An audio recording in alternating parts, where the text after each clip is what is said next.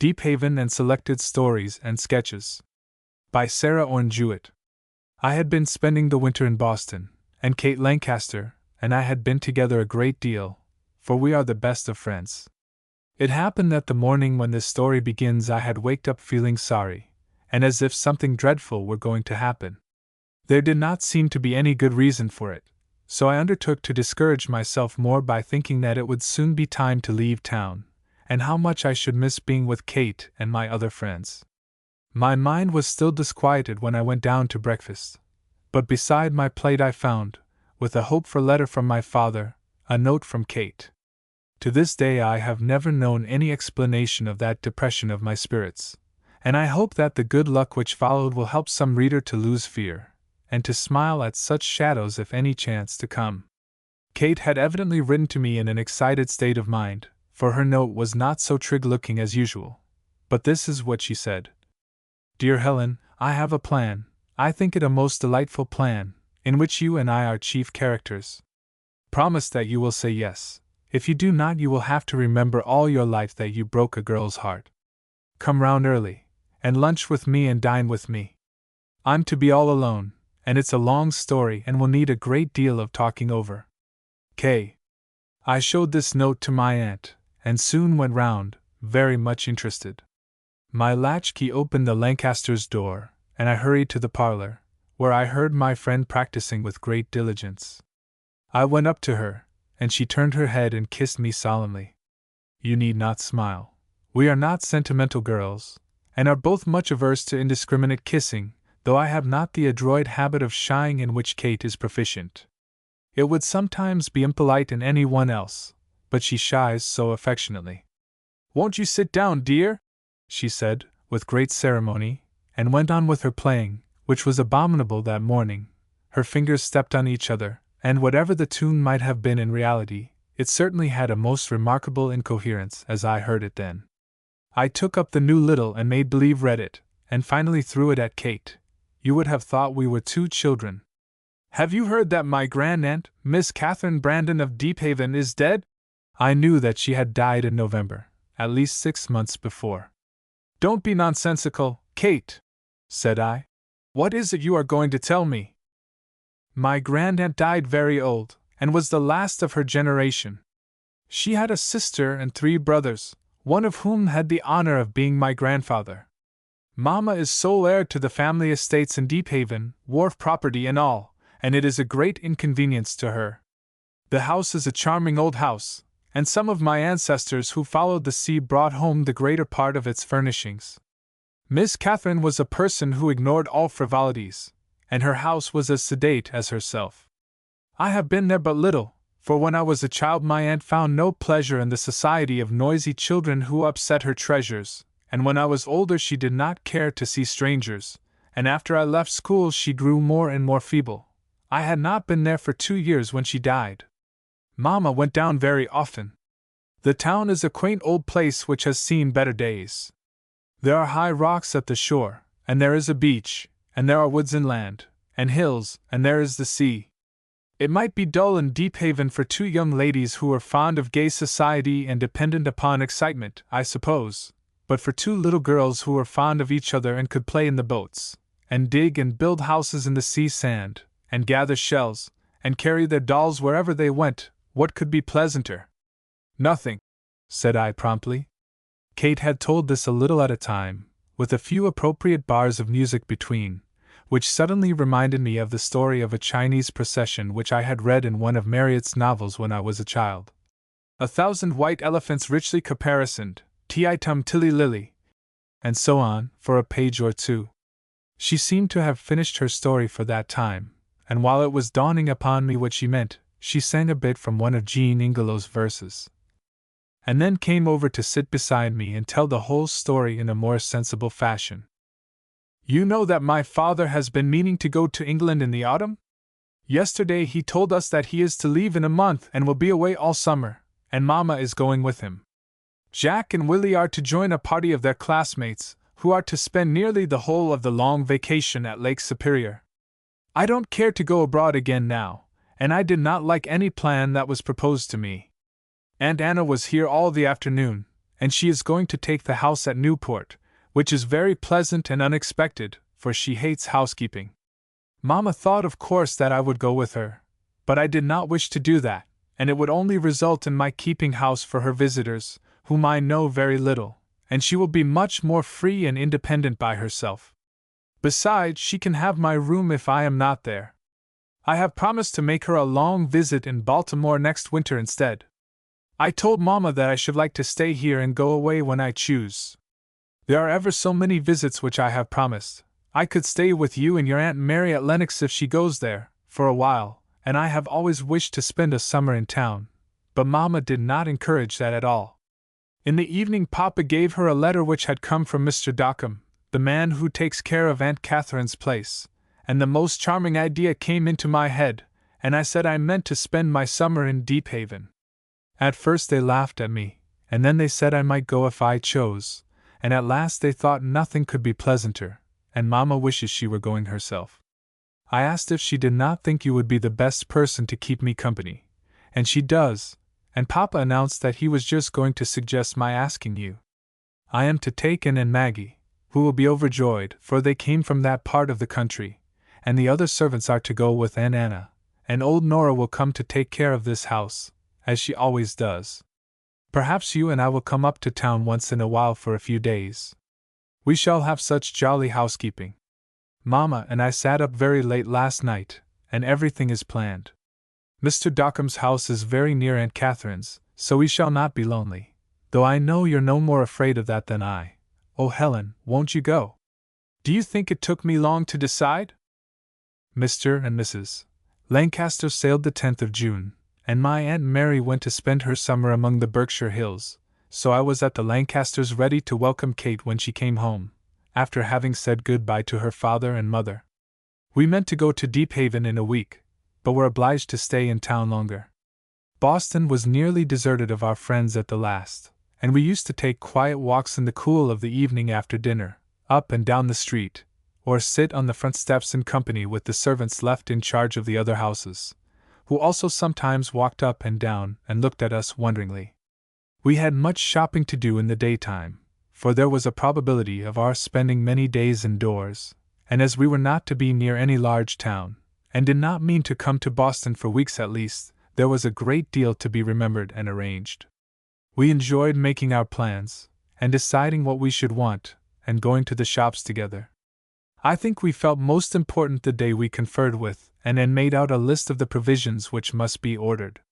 This was being housekeepers in earnest. Mr. Dockham happened to come to town, and we sent Anne and Maggie, with most of our boxes, to Deephaven in his company a day or two before we were ready to go ourselves, and when we reached there the house was opened and in order for us. On our journey to Deephaven we left the railway 12 miles from that place, and took passage in a stagecoach. There was only one passenger beside ourselves. She was a very large, thin, weather-beaten woman, and looked so tired and lonesome and good-natured that I could not help saying it was very dusty, and she was apparently delighted to answer that she should think everybody was sweeping, and she always felt, after being in the cars a while, as if she had been taken all to pieces and left in the different places. And this was the beginning of our friendship with Mrs. Q. After this conversation we looked industriously out of the window into the pastures and pine woods. I had given up my seat to her, for I do not mind riding backward in the least, and you would have thought I had done her the greatest favor of her life. I think she was the most grateful of women, and I was often reminded of a remark one of my friends once made about someone. If you give Bessie a half sheet of letter paper, she behaves to you as if it were the most exquisite of presents. Kate and I had some fruit left in our lunch basket, and divided it with Mrs. Q, but after the first mouthful we looked at each other in dismay. "Lemons with oranges clothes on, aren't they?"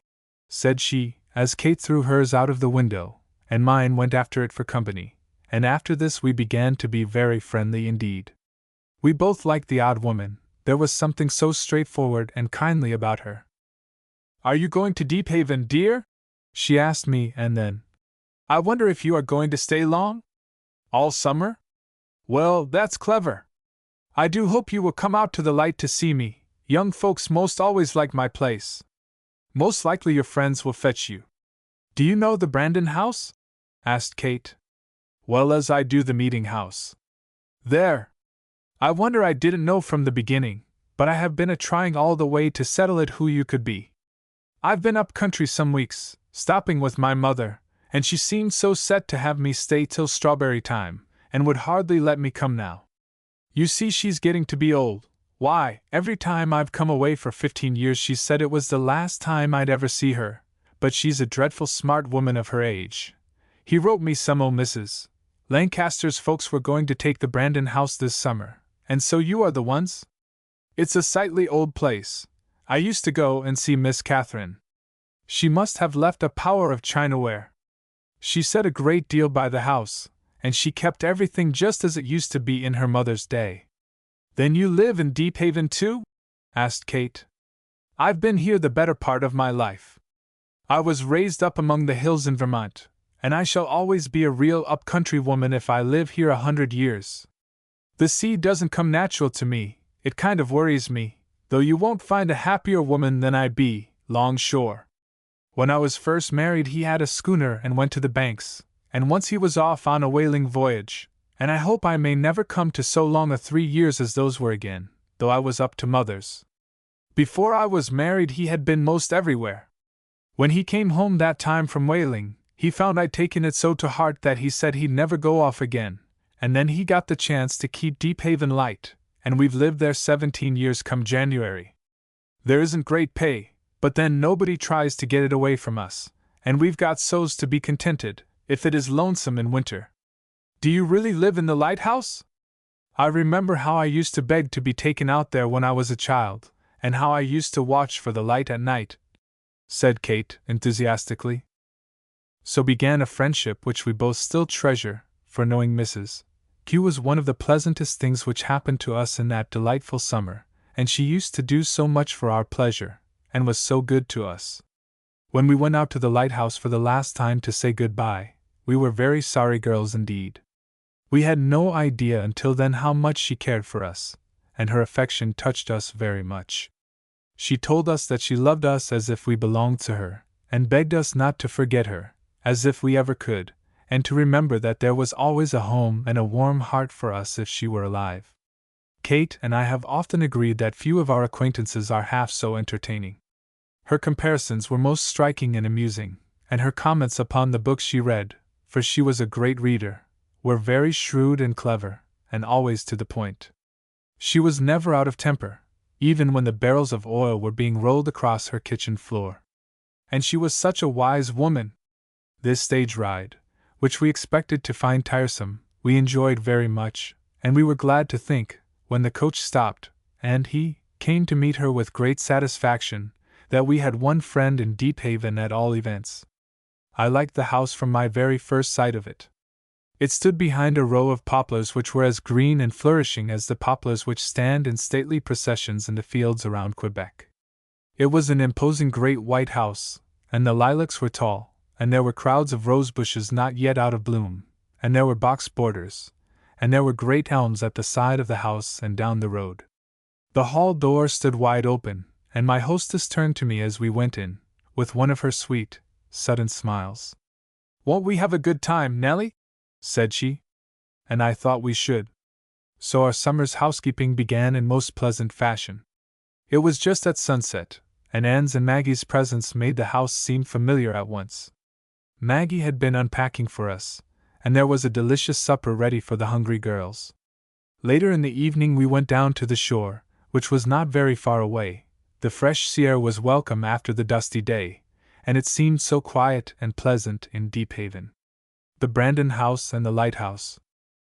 I do not know that the Brandon House is really very remarkable, but I never have been in one that interested me in the same way. Kate used to recount to select audiences at school some of her experiences with her Aunt Catherine, and it was popularly believed that she once carried down some indestructible picture books when they were first in fashion, and the old lady basted them for her to hem round the edges at the rate of 2 a day. It may have been fabulous. It was impossible to imagine any children in the old place. Everything was for grown people. Even the stair railing was too high to slide down on. The chairs looked as if they had been put, at the furnishing of the house, in their places, and there they meant to remain. The carpets were particularly interesting, and I remember Kate's pointing out to me one day a great square figure in one, and telling me she used to keep house there with her dolls for lack of a better playhouse, and if one of them chanced to fall outside the boundary stripe, it was immediately put to bed with a cold. It is a house with great possibilities. It might easily be made charming.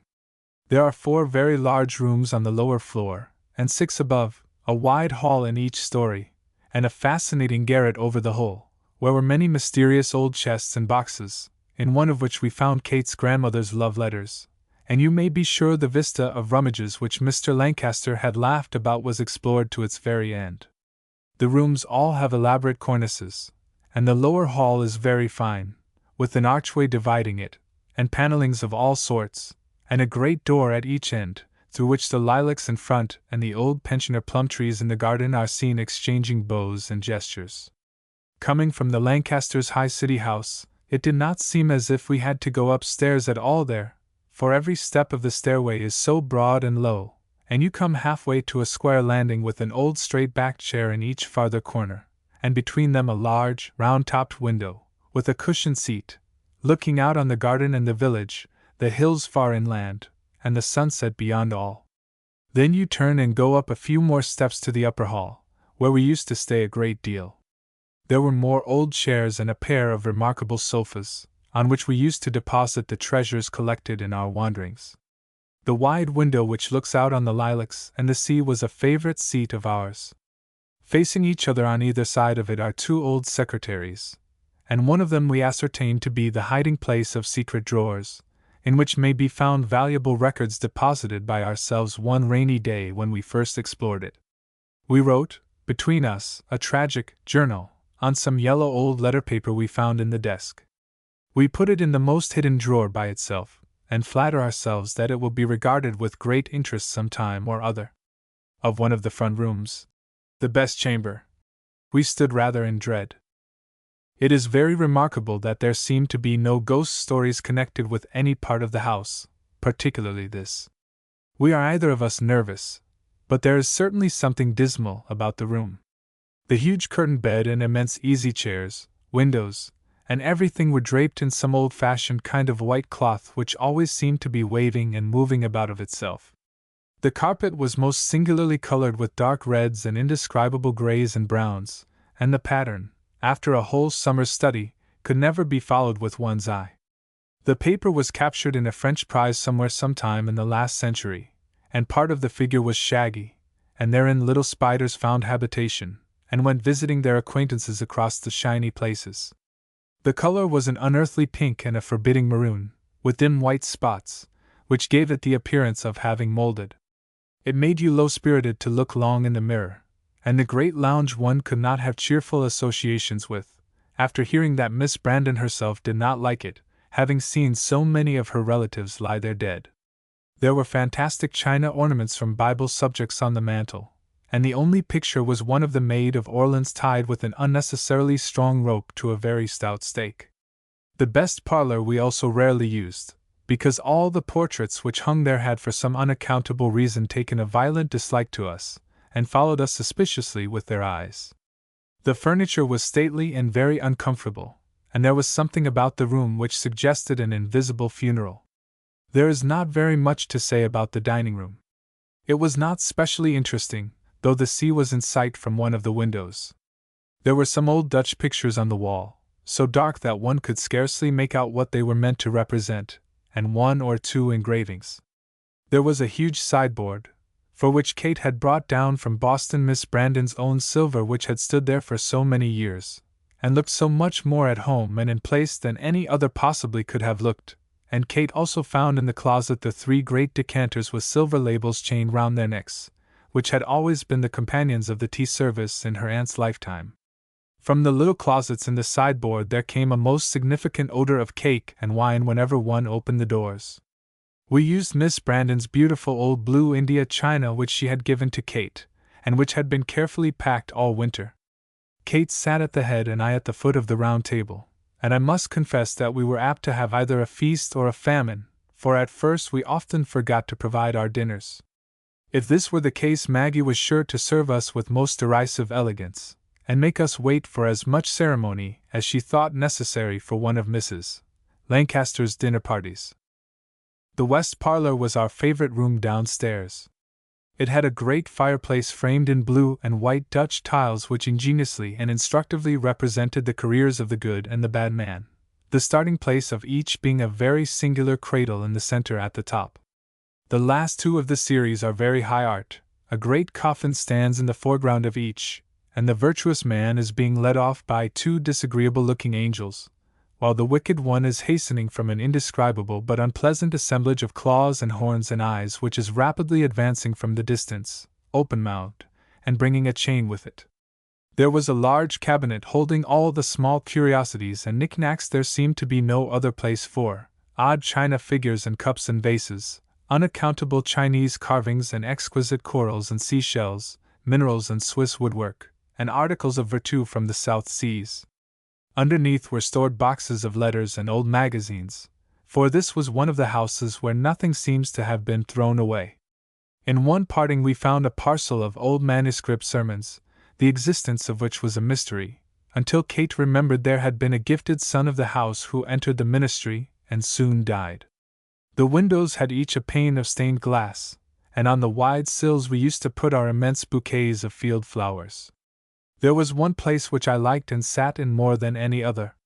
The chimney filled nearly the whole side of the room, all but this little corner, where there was just room for a very comfortable high-backed cushioned chair, and a narrow window where I always had a bunch of fresh green ferns in a tall champagne glass. I used to write there often, and always sat there when Kate sang and played. She sent for a tuner, and used to successfully coax the long-imprisoned music from the antiquated piano, and sing for her visitors by the hour. She almost always sang her oldest songs, for they seemed most in keeping with everything about us. I used to fancy that the portraits liked our being there. There was one young girl who seemed solitary and forlorn among the rest in the room, who were all middle-aged. For their part they looked amiable, but rather unhappy, as if she had come in and interrupted their conversation.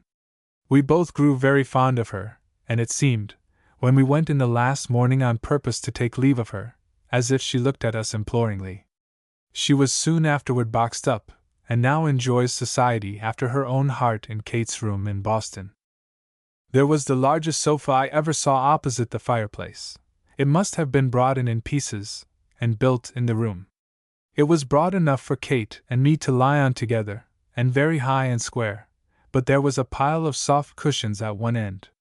We used to enjoy it greatly in September, when the evenings were long and cool, and we had many candles, and a fire, and crickets too, on the hearth, and the dear dog lying on the rug.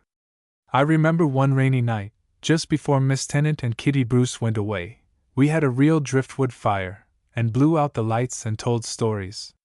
Miss Margaret knows so many and tells them so well. Kate and I were unusually entertaining, for we became familiar with the family record of the town, and could recount marvelous adventures by land and sea, and ghost stories by the dozen. We had never either of us been in a society consisting of so many traveled people. Hardly a man but had been the most of his life at sea. Speaking of ghost stories, I must tell you that once in the summer 2 Cambridge girls who were spending a week with us unwisely enticed us into giving some thrilling recitals, which nearly frightened them out of their wits, and Kate and I were finally in terror ourselves. We had all been on the sofa in the dark, singing and talking, and were waiting in great suspense after I had finished one of such particular horror that I declared it should be the last, when we heard footsteps on the hall stairs. There were lights in the dining room which shone faintly through the half-closed door, and we saw something white and shapeless come slowly down, and clutched each other's gowns in agony. It was only Kate's dog, who came in and laid his head in her lap and slept peacefully. We thought we could not sleep a wink after this, and I bravely went alone out to the light to see my watch, and finding it was past 12, we concluded to sit up all night and to go down to the shore at sunrise. It would be so much easier than getting up early some morning. We had been out rowing and had taken a long walk the day before, and were obliged to dance and make other slight exertions to keep ourselves awake at one time. We lunched at 2, and I never shall forget the sunrise that morning, but we were singularly quiet and abstracted that day, and indeed for several days after Deephaven was a land in which it seemed always afternoon. We breakfasted so late. As Mrs. Q had said, there was a power of China. Kate and I were convinced that the lives of her grandmothers must have been spent in giving tea parties. We counted 10 sets of cups, beside quantities of stray ones, and some member of the family had evidently devoted her time to making a collection of pictures. There was an escritoire in Miss Brandon's own room, which we looked over one day.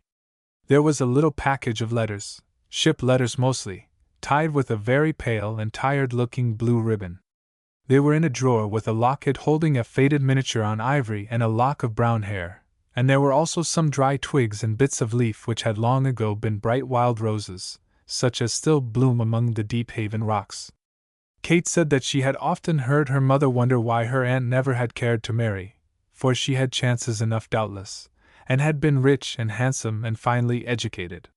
So there was a sailor lover after all, and perhaps he had been lost at sea and she faithfully kept the secret, never mourning outwardly. "And I always thought her the most matter-of-fact old lady," said Kate. "Yet here's her romance, after all." We put the letters outside on a chair to read, but afterwards carefully replaced them, without untying them. I'm glad we did. There were other letters which we did read, and which interested us very much, letters from her girl friends written in the boarding school vacations, and just after she finished school. Those in one of the smaller packages were charming. It must have been such a bright, nice girl who wrote them. They were very few, and were tied with black ribbon, and marked on the outside in girlish writing. "My dearest friend, Dolly McAllister, died September 3, 1809, aged 18. The ribbon had evidently been untied and the letters read many times. One began, "My dear, delightful kitten, I am quite overjoyed to find my father has business which will force him to go to Deephaven next week, and he kindly says if there be no more rain I may ride with him to see you. I will surely come, for if there is danger of spattering my gown, and he bids me stay at home, I shall go galloping after him and overtake him when it is too late to send me back. I have so much to tell you. I wish I knew more about the visit. Per Miss Catherine." It made us sad to look over these treasures of her girlhood. There were her compositions and exercise books, some samplers and queer little keepsakes, withered flowers and some pebbles and other things of like value, with which there was probably some pleasant association. "Only think of her keeping them all her days," said I to Kate. "I am continually throwing some relic of the kind away, because I forget why I have it." There was a box in the lower part which Kate was glad to find, for she had heard her mother wonder if some such things were not in existence. It held a crucifix and a mass book and some rosaries, and Kate told me Miss Catherine's youngest and favorite brother had become a Roman Catholic while studying in Europe. It was a dreadful blow to the family, for in those days there could have been few deeper disgraces to the Brandon family than to have one of its sons go over to popery. Only Miss Catherine treated him with kindness, and after a time he disappeared without telling even her where he was going, and was only heard from indirectly once or twice afterward. It was a great grief to her. "And Mamma knows," said Kate, "that she always had a lingering hope of his return, for one of the last times she saw Aunt Catherine before she was ill she spoke of soon going to be with all the rest, and said, 'Though your Uncle Henry, dear,' and stopped and smiled sadly. 'You'll think me a very foolish old woman, but I never quite gave up thinking he might come home.'" Mrs. Q did the honors of the lighthouse thoroughly on our first visit, but I think we rarely went to see her that we did not make some entertaining discovery. Mr. Q's nephew, a guileless youth of 40, lived with them, and the two men were of a mechanical turn and had invented numerous aids to housekeeping, appendages to the stove, and fixtures on the walls for everything that could be hung up, catches in the floor to hold the doors open, an ingenious apparatus to close them, but, above all, a system of barring and bolting for the wide fore door, which would have disconcerted an energetic battering ram. After all this work being expended, Mrs. Q informed us that it was usually wide open all night in summer weather. On the back of this door I discovered one day a row of marks, and asked their significance. It seemed that Mrs. Q had attempted one summer to keep count of the number of people who inquired about the depredations of the neighbors' chickens. Mrs. Q's bedroom was partly devoted to the fine arts. There was a large collection of likenesses of her relatives and friends on the wall, which was interesting in the extreme. Mrs. Q was always much pleased to tell their names, and her remarks about any feature not exactly perfect were very searching and critical. "That's my oldest brother's wife, Cloranthe Adams that was. She's well featured, if it were not for her nose, and that looks as if it had been thrown at her, and she wasn't particular about having it on firm, in hopes of getting a better one. She sets by her looks, though." There were often sailing parties that came there from up and down the coast. One day Kate and I were spending the afternoon at the light.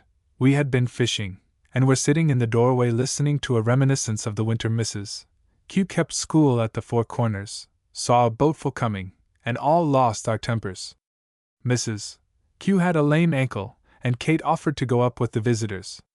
There were some girls and young men who stood on the rocks a while, and then asked us, with much better manners than the people who usually came, if they could see the lighthouse, and Kate led the way. She was dressed that day in a costume we both frequently wore, of gray skirts and blue sailor jacket, and her boots were much the worse for wear. The celebrated Lancaster complexion was rather darkened by the sun. Mrs. Q expressed a wish to know what questions they would ask her, and I followed after a few minutes. They seemed to have finished asking about the lantern, and to have become personal. "Don't you get tired staying here?" "No, indeed," said Kate. "Is that your sister downstairs?" "No, I have no sister." "I should think you would wish she was. Aren't you ever lonesome?" "Everybody is sometimes," said Kate. "But it's such a lonesome place," said one of the girls. "I should think you would get work away." "I live in Boston." "Why, it's so awful quiet. Nothing but the water, and the wind, when it blows, and I think either of them is worse than nothing. And only this little bit of a rocky place. I should want to go to walk." I heard Kate pleasantly refuse the offer of pay for her services, and then they began to come down the steep stairs laughing and chattering with each other. Kate stayed behind to close the doors and leave everything all right, and the girl who had talked the most waited too, and when they were on the stairs just above me, and the others out of hearing, she said, "You're real good to show us the things. I guess you'll think I'm silly, but I do like you ever so much. I wish you would come to Boston. I'm in a real nice store HS on Winter Street, and they will want new saleswomen in October. Perhaps you could be at my counter. I'd teach you, and you could board with me. I've got a real comfortable room, and I suppose I might have more things, for I get good pay, but I like to send money home to Mother. I'm at my aunt's now, but I am going back next Monday, and if you will tell me what your name is, I'll find out for certain about the place, and write you. My name's Mary Wendell." I knew by Kate's voice that this had touched her. "You are very kind, thank you heartily," said she. "But I cannot go and work with you. I should like to know more about you. I live in Boston too. My friend and I are staying over in Deephaven for the summer only." And she held out her hand to the girl, whose face had changed from its first expression of earnest good humor to a very startled one. And when she noticed Kate's hand, and a ring of hers, which had been turned round, she looked really frightened. "Oh, will you please excuse me?" said she, blushing. "I ought to have known better, but you showed us round so willing, and I never thought of your not living here. I didn't mean to be rude." "Of course you did not, and you were not. I am very glad you said it, and glad you like me," said Kate, and just then the party called the girl, and she hurried away, and I joined Kate. "Then you heard it all.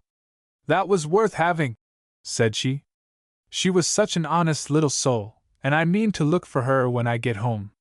Sometimes we used to go out to the light early in the morning with the fishermen who went that way to the fishing grounds, but we usually made the voyage early in the afternoon if it were not too hot, and we went fishing off the rocks or sat in the house with Mrs.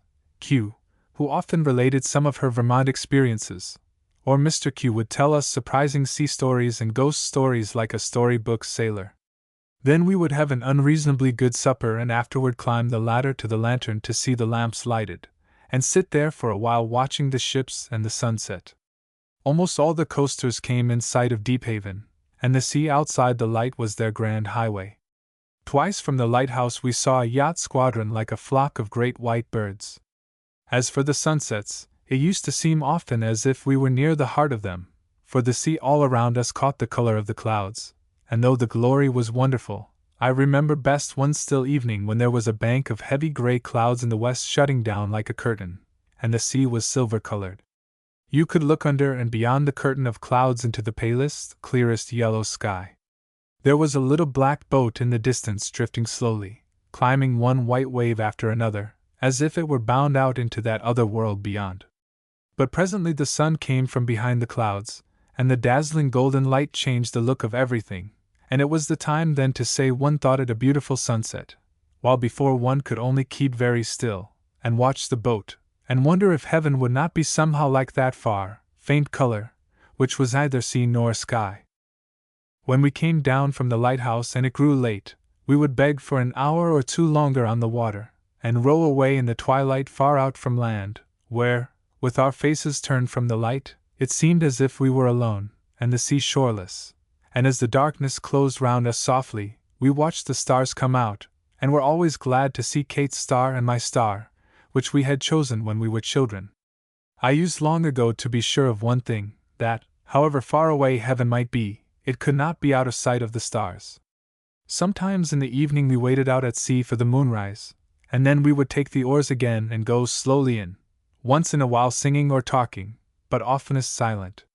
My Lady Brandon and the widow Jim.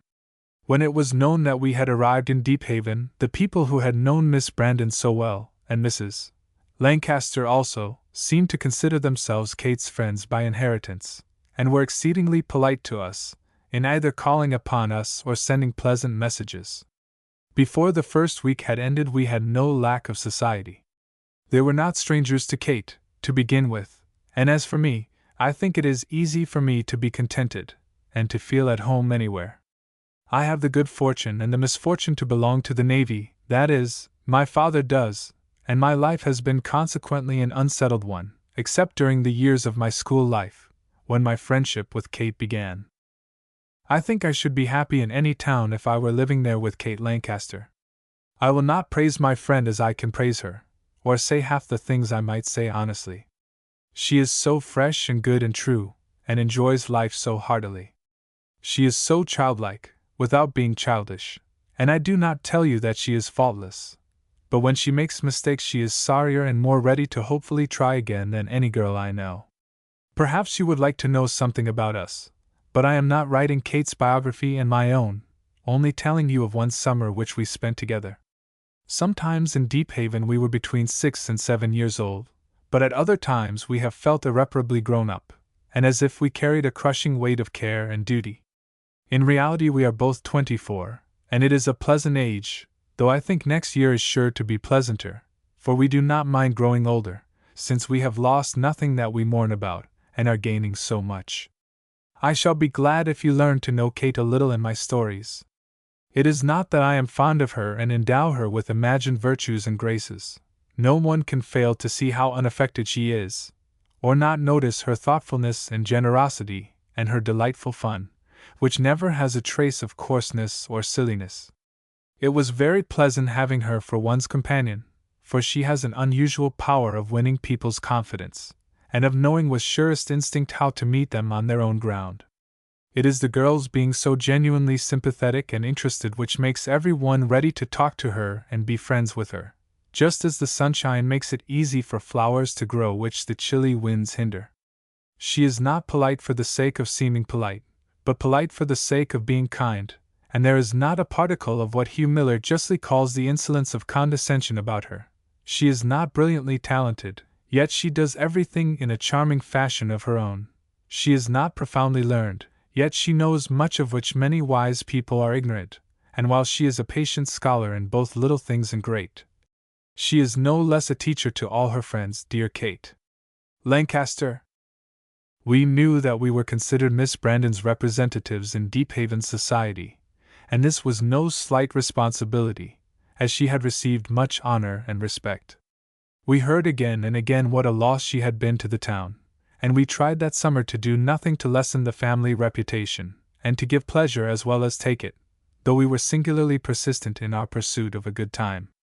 I grew much interested in what I heard of Miss Brandon, and it seems to me that it is a great privilege to have an elderly person in one's neighborhood, in town or country, who is proud and conservative, and who lives in stately fashion, who is intolerant of sham and of useless novelties, and clings to the old ways of living and behaving as if it were part of her religion. There is something immensely respectable about the gentlewomen of the old school. They ignore all bustle and flashiness, and the conceit of the younger people, who act as if at last it had been time for them to appear and manage this world as it ought to have been managed before. Their position in modern society is much like that of the King's Chapel in its busy street in Boston. It perhaps might not have been easy to approach Miss Brandon, but I am sure that if I had visited in Deephaven during her lifetime I should have been very proud if I had been asked to take tea at her house, and should have liked to speak afterward of my acquaintance with her. It would have been impossible not to pay her great deference. It is a pleasure to think that she must have found this world a most polite world, and have had the highest opinion of its good manners. Noblesse oblige, that is true in more ways than one. I cannot help wondering if those of us who will be left by and by to represent our own generation will seem to have such superior elegance of behavior, if we shall receive so much respect and be so much valued. It is hard to imagine it. We know that the world gains new refinements and a better culture, but to us there never will be such imposing ladies and gentlemen as these who belong to the old school. The morning after we reached Deephaven we were busy upstairs, and there was a determined blow at the knocker of the front door. I went down to see who was there, and had the pleasure of receiving our first caller. She was a prim little old woman who looked pleased and expectant, who wore a neat cap in front, and whose eyes were as bright as black beads. She wore no bonnet, and had thrown a little three-cornered shawl, with palm-leaf figures, over her shoulders, and it was evident that she was a near neighbor. She was very short and straight and thin, and so quick that she darted like a pickerel when she moved about. It occurred to me at once that she was a very capable person, and had faculty. And dear me, how fast she talked! She hesitated a moment when she saw me, and dropped a fragment of a courtesy. "Miss Lancaster?" said she doubtfully. "No," said I. "I'm Miss Dennis. Miss Lancaster is at home, though. Come in, won't you?" "Oh, Mrs. Patton," said Kate, who came down just then. "How very kind of you to come over so soon! I should have gone to see you today. I was asking Mrs. Q last night if you were here." "Land o' compassion," said Mrs. Patton, as she shook Kate's hand delightedly. "Where d'ye suppose I'd be, dear? I ain't like to move away from Deephaven now, after I've held by the place so long. I've got as many roots as the Big Ellum. Well, I should know you were a Brandon, no matter where I see you. You've got a real Brandon look, tall and straight, ain't you? It's 4 or 5 years since I saw you, except once at church, and once you went by down to the shore, I suppose. It was a windy day in the spring of the year." "I remember it very well," said Kate. "Those were both visits of only a day or two, and I was here at Aunt Catherine's funeral, and went away that same evening. Do you remember once I was here in the summer for a longer visit, 5 or 6 years ago, and I helped you pick currants in the garden? You had a very old mug. Now, whoever would ha' thought o' your recollecting that?" said Mrs. Patton. "Yes. I had that mug because it was handy to carry about among the bushes, and then I'd empty it into the basket as fast as I got it full. Your aunt always told me to pick all I wanted. She couldn't use 'em, but they used to make sights o' currant wine in old times. I s'pose that mug would be considerable of a curiosity to anybody that wasn't used to seeing it round. My granda Joseph Toggerson, my mother was a Toggerson, picked it up on the long sands in a wad of seaweed. Strange it wasn't broke, but it's tough. I've dropped it on the floor, many's the time, and it ain't even chipped. There's some Dutch reading on it, and it's marked 1732. Now I shouldn't ha' thought you'd remembered that old mug, I declare. Your aunt, she had a monstrous sight of chiny. She's told me where most all of it come from, but I expect I've forgot. My memory fails me a good deal by spells. If you hadn't come down, I suppose your mother would have had the chiny packed up this spring, what she didn't take with her after your aunt died. Suppose she hasn't made up her mind what to do with the house. No, said Kate. She wishes she could. It is a great puzzle to us. I hope you will find it in middling order, said Mrs. Patton humbly. Me and Ms. Dockham have done the best we knew, opened the windows and let in the air and tried to keep it from getting damp. I fixed all the woolens with fresh campfire and tobacco the last o' the winter. You have to be dreadful careful in one o' these old houses, lest everything gets creaking with moths in no time. Miss Catherine, how she did hate the sight of a moth miller! There's something I'll speak about before I forget it. The mice have eat the backs of a pile o' old books that's stored away in the west chamber closet next to Miss Catherine's room, and I set a trap there, but it was older 'n the 10 Commandments, that trap was, and the spring's rusty. I guess you'd better get some new ones and set round in different places, lest the mice'll pester you. There ain't been no chance for 'em to get much of a living long through the winter, but they'll be sure to come back quick as they find there's likely to be good board. I see your aunt's cat setting out on the front steps. She never was no great of a mouser, but it went to my heart to see how pleased she looks. Come right back, didn't she? How they do hold to their old haunts. Was that Miss Brandon's cat? I asked, with great interest. She has been upstairs with us, but I suppose she belonged to some neighbor, and had strayed in. She behaved as if she felt at home, poor old pussy. We must keep her here, said Kate. Miss Dockham took her after your mother went off, and Miss Catherine's maids, said Mrs. Patton. But she told me that it was a long spell before she seemed to feel contented. She used to sit on the steps and cry by the hour together, and try to get in, to first one door and then another. I used to think how bad Miss Catherine would feel. She said a great deal by a cat, and she took notice of this as long as she did of anything. Her mind failed her, you know. Great loss to Deephaven she was. Proud woman, and some folks were scared of her. But I always got along with her, and I wouldn't ask for no kinder friend nor neighbor. I've had my troubles, and I've seen the day I was suffering poor, and I couldn't have brought myself to ask town help nohow, but I wish ye'd ha heard her scold me when she found it out, and she come marching into my kitchen one morning, like a grenadier, and says she, "Why didn't you send and tell me how sick and poor you are," says she. And she said she'd ha been so glad to help me all along, but she thought I had means, everybody did, and I see the tears in her eyes, but she was scolding me and speaking as if she was dreadful mad. She made me comfortable, and she sent over one o' her maids to see to me, and got the doctor, and a load o' stuff come up from the store, so I didn't have to buy anything for a good many weeks.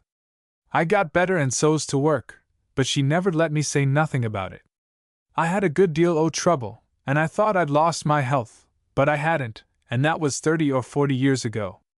There never was nothing going on at the great house that she didn't have me over, sewing or cleaning or company, and I got so that I knew how she liked to have things done. I felt as if it was my own sister, though I never had one, when I was going over to help lay her out.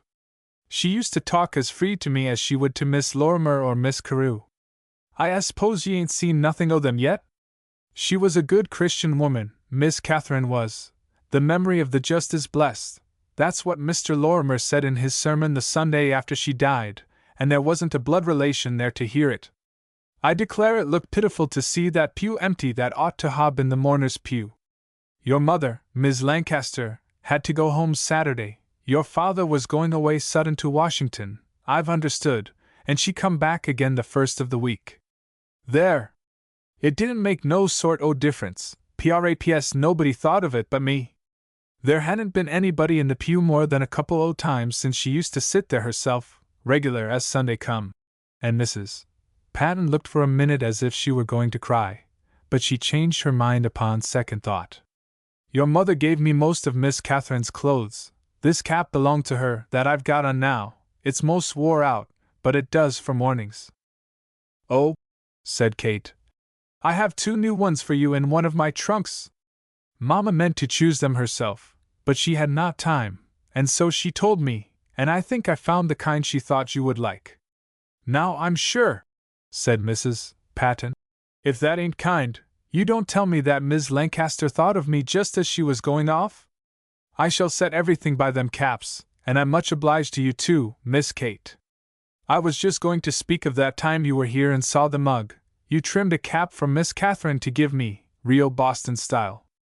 I guess that box of cap fixings is up on the top shelf of Miss Catherine's closet now, to the left hand," said Mrs. Patton, with wistful certainty. "She used to make her everyday caps herself, and she had some beautiful materials laid away that she never used. Some folks has laughed at me for being so particular about wearing caps except for best, but I don't know it's presuming beyond my station, and somehow I feel more respect for myself when I have a good cap on. I can't get over your mother's recollecting about me, and she sent me a handsome present o' money this spring for looking after the house. I never should have asked for a cent. It's a pleasure to me to keep an eye on it, out o' respect to your aunt. I was so pleased when I heard you were coming along o' your friend. I liked to see the old place open. It was about as bad as having no meeting. I miss seeing the lights, and your aunt was a great hand for lighting up bright. The big hall lantern was lit every night, and she put it out when she went upstairs. She liked to go round same's if it was day. You see, I forget all the time she was sick, and go back to the days when she was well and about the house. When her mind was failing her, and she was upstairs in her room, her eyesight seemed to be lost part of the time, and sometimes she'd tell us to get the lamp and a couple o' candles in the middle o' the day, and then she'd be as satisfied. But she used to take a notion to set in the dark, some nights, and think, I suppose, I should have 40 fits if I undertook it. That was a good while ago, and do you recollect how she used to play the piano? She used to be a great hand to play when she was young." "Indeed, I remember it," said Kate, who told me afterward how her aunt used to sit at the piano in the twilight and play to herself. "She was formerly a skillful musician," said my friend, "though one would not have imagined she cared for music. When I was a child she used to play in company of an evening, and once when I was here one of her old friends asked for a tune, and she laughingly said that her day was over and her fingers were stiff, though I believe she might have played as well as ever then, if she had cared to try. But once in a while when she had been quiet all day and rather sad, I am ashamed that I used to think she was cross, she would open the piano and sit there until late, while I used to be enchanted by her memories of dancing tunes, and old psalms, and marches and songs. There was one tune which I am sure had a history. There was a sweet wild cadence in it, and she would come back to it again and again, always going through with it in the same measured way. I have remembered so many things about my aunt since I have been here," said Kate, "which I hardly noticed and did not understand when they happened. I was afraid of her when I was a little girl, but I think if I had grown up sooner, I should have enjoyed her heartily. It never used to occur to me that she had a spark of tenderness or of sentiment, until just before she was ill, but I have been growing more fond of her ever since. I might have given her a great deal more pleasure. It was not long after I was through school that she became so feeble, and of course she liked best having Mamma come to see her. One of us had to be at home. I have thought lately how careful one ought to be kind and thoughtful to one's old friends. It is so soon too late to be good to them, and then one is always so sorry. I must tell you more of Mrs. Patton. Of course it was not long before we returned her call, and we were much entertained. We always liked to see our friends in their own houses. Her house was a little way down the road, unpainted and gambrel-roofed, but so low that the old lilac bushes which clustered round it were as tall as the eaves. The widow Jim, as nearly every one called her in distinction to the widow Jack Patton, who was a tailoress and lived at the other end of the town, was a very useful person. I suppose there must be her counterpart in all old New England villages. She sewed, and she made elaborate rugs, and she had a decided talent for making carpets, if there were one to be made, which must have happened seldom. But there were a great many to be turned and made over in Deephaven, and she went to the Carews and Lormers at house-cleaning time or in seasons of great festivity. She had no equal in sickness, and knew how to brew every old-fashioned dose and to make every variety of herb tea, and when her nursing was put to an end by her patient's death, she was commander-in-chief at the funeral, and stood near the doorway to direct the mourning friends to their seats, and I have no reason to doubt that she sometimes even had the immense responsibility of making out the order of the procession, since she had all genealogy and relationship at her tongue's end. It was an awful thing in Deephaven, we found, if the precedence was wrongly assigned, and once we chanced to hear some bitter remarks because the cousins of the departed wife had been placed after the husband's relatives. The blood relations right in behind them that was only kin by marriage. I don't wonder they felt hurt, said the person who spoke, a most unselfish and unassuming soul, ordinarily. Mrs. Patton knew everybody's secrets, but she told them judiciously if at all. She chattered all day to you as a sparrow twitters, and you did not tire of her, and Kate and I were never more agreeably entertained than when she told us of old times and of Kate's ancestors and their contemporaries, for her memory was wonderful, and she had either seen everything that had happened in Deephaven for a long time, or had received the particulars from reliable witnesses. She had known much trouble. Her husband had been but small satisfaction to her, and it was not to be wondered at if she looked upon all proposed marriages with compassion. She was always early at church, and she wore the same bonnet that she had when Kate was a child. It was such a well-preserved, proper black straw bonnet, with discreet bows of ribbon, and a useful lace veil to protect it from the weather. She showed us into the best room the first time we went to see her. It was the plainest little room, and very dull, and there was an exact sufficiency about its furnishings. Yet there was a certain dignity about it. It was unmistakably a best room, and not a place where one might make a litter or carry one's everyday work.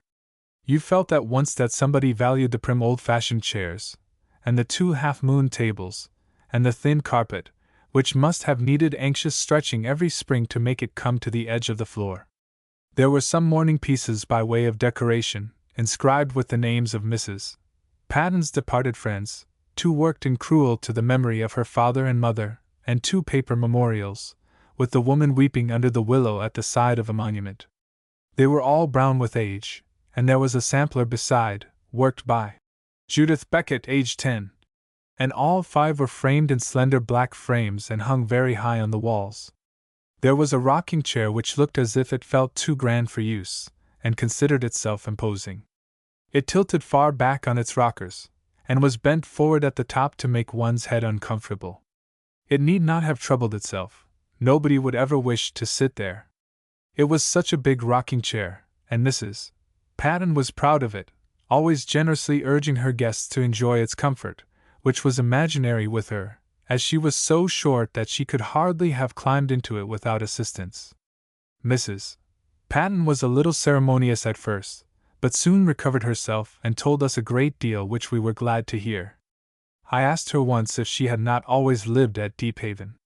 Here and beyond East Parish, said she. Mr. Patton, that was my husband. He owned a good farm there when I married him, but I come back here again after he died. Place was all mortgaged. I never got a cent, and I was poorer than when I started. I worked harder than ever I did before or since to keep things together, but tea wasn't any kind o' use. Your mother knows all about it, Miss Kate. As if we might not be willing to believe it on her authority. I come back here a widow and destitute, and I tell you the world looked fair to me when I left this house first to go over there. Don't you run no risks, you're better off as you be, dears. But land sakes alive, he didn't mean no hurt. And he set everything by me when he was himself.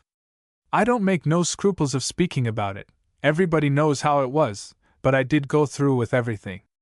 I never knew what the day would bring forth, said the widow, as if this were the first time she had had a chance to tell her sorrows to a sympathizing audience.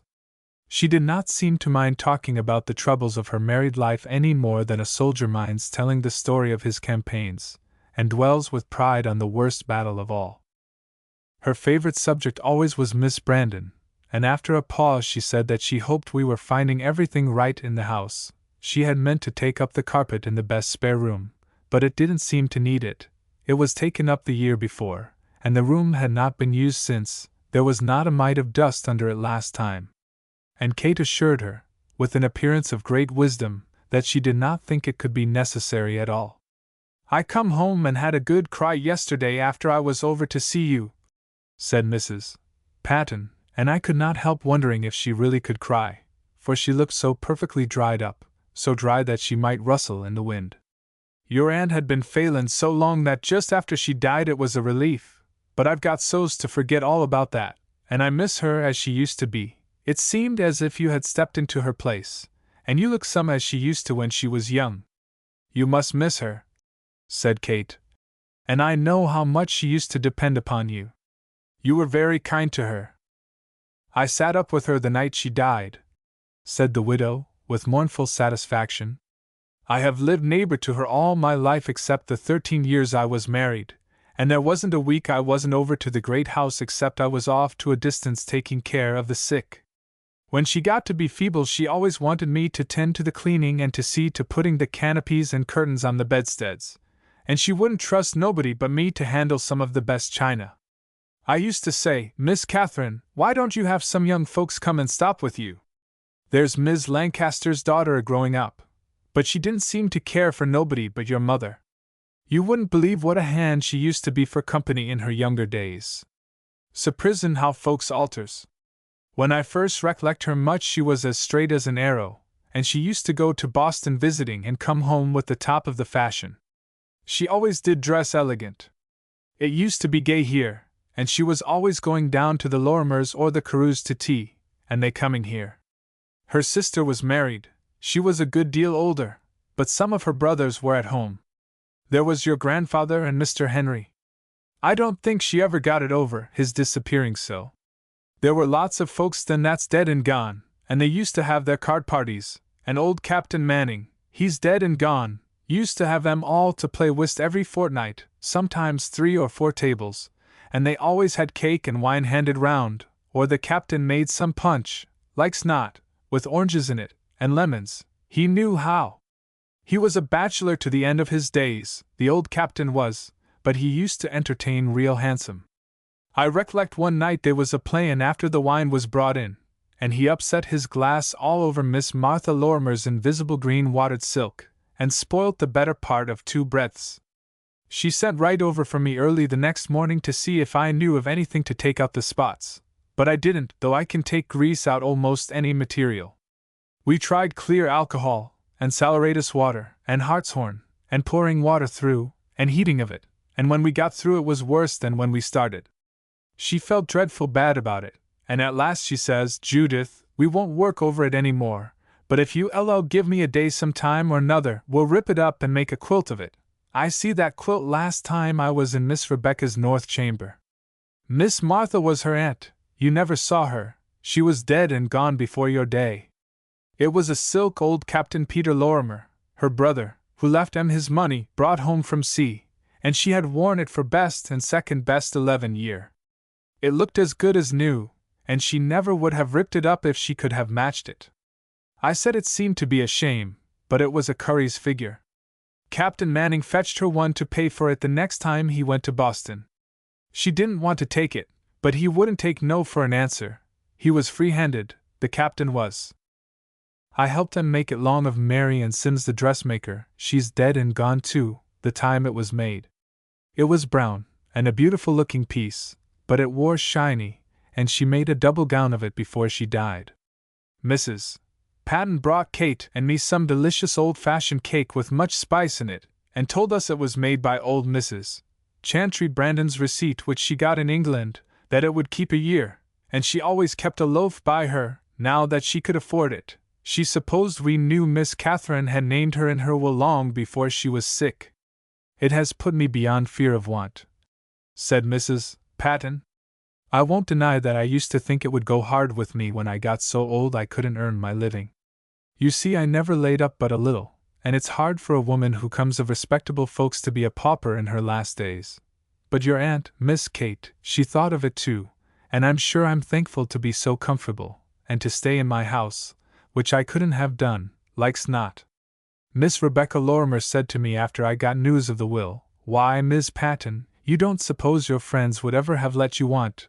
And I says, 'My friends are kind, the Lord bless 'em, but I feel better to be able to do for myself than to be beholden.'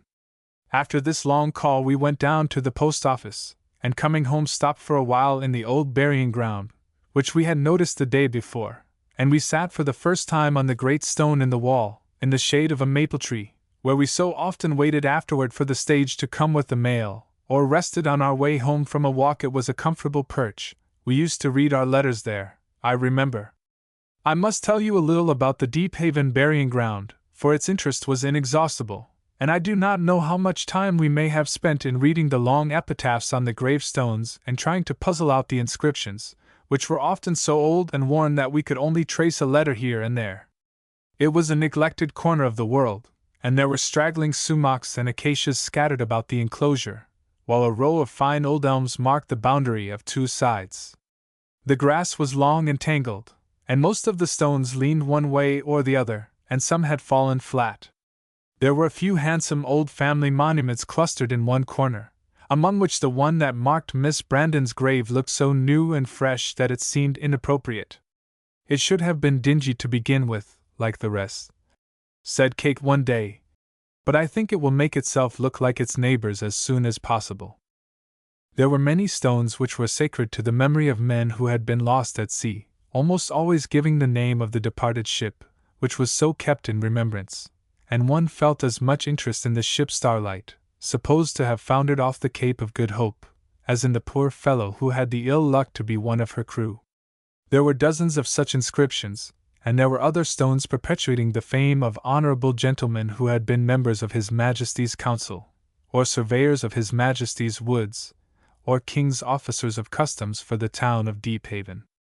Some of the epitaphs were beautiful, showing that tenderness for the friends who had died, that longing to do them justice, to fully acknowledge their virtues and dearness, which is so touching, and so unmistakable even under the stiff, quaint expressions and formal words which were thought suitable to be chiseled on the stones, so soon to be looked at carelessly by the tearless eyes of strangers.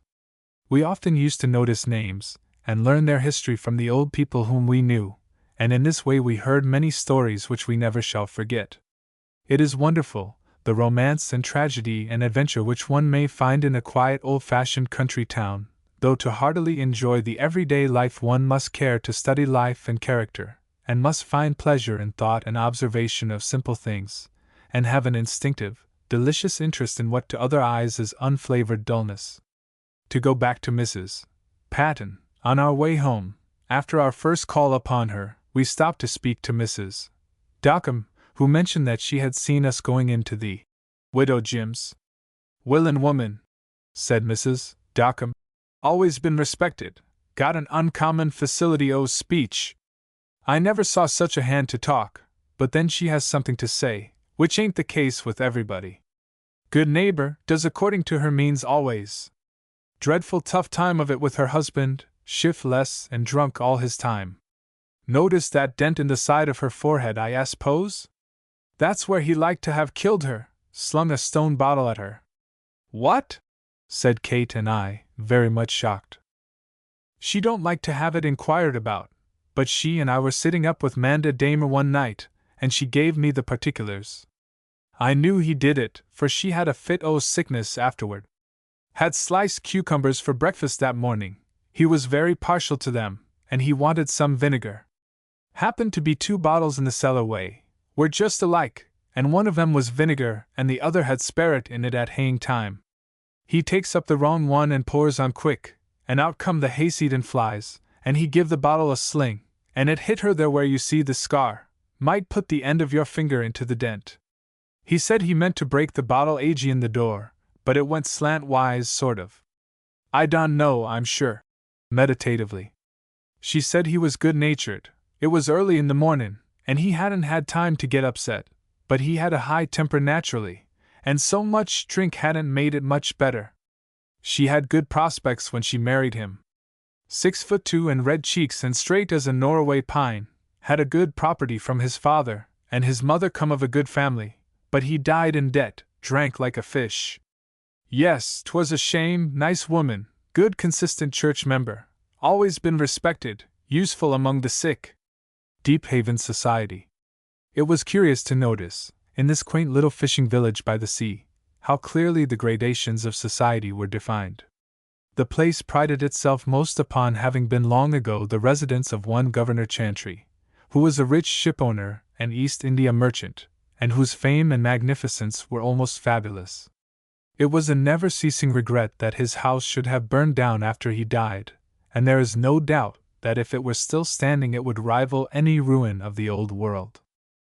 The elderly people, though laying claim to no slight degree of present consequence, modestly ignored it, and spoke with pride of the grand way in which life was carried on by their ancestors, the Deephaven families of old times. I think Kate and I were assured at least 100 times that Governor Chantry kept a valet, and his wife, Lady Chantry, kept a maid, and that the governor had an uncle in England who was a baronet, and I believe this must have been why our friends felt so deep an interest in the affairs of the English nobility. They no doubt felt themselves entitled to seats near the throne itself. There were formerly 5 families who kept their coaches in Deephaven. There were balls at the governor's, and regal entertainments at other of the grand mansions.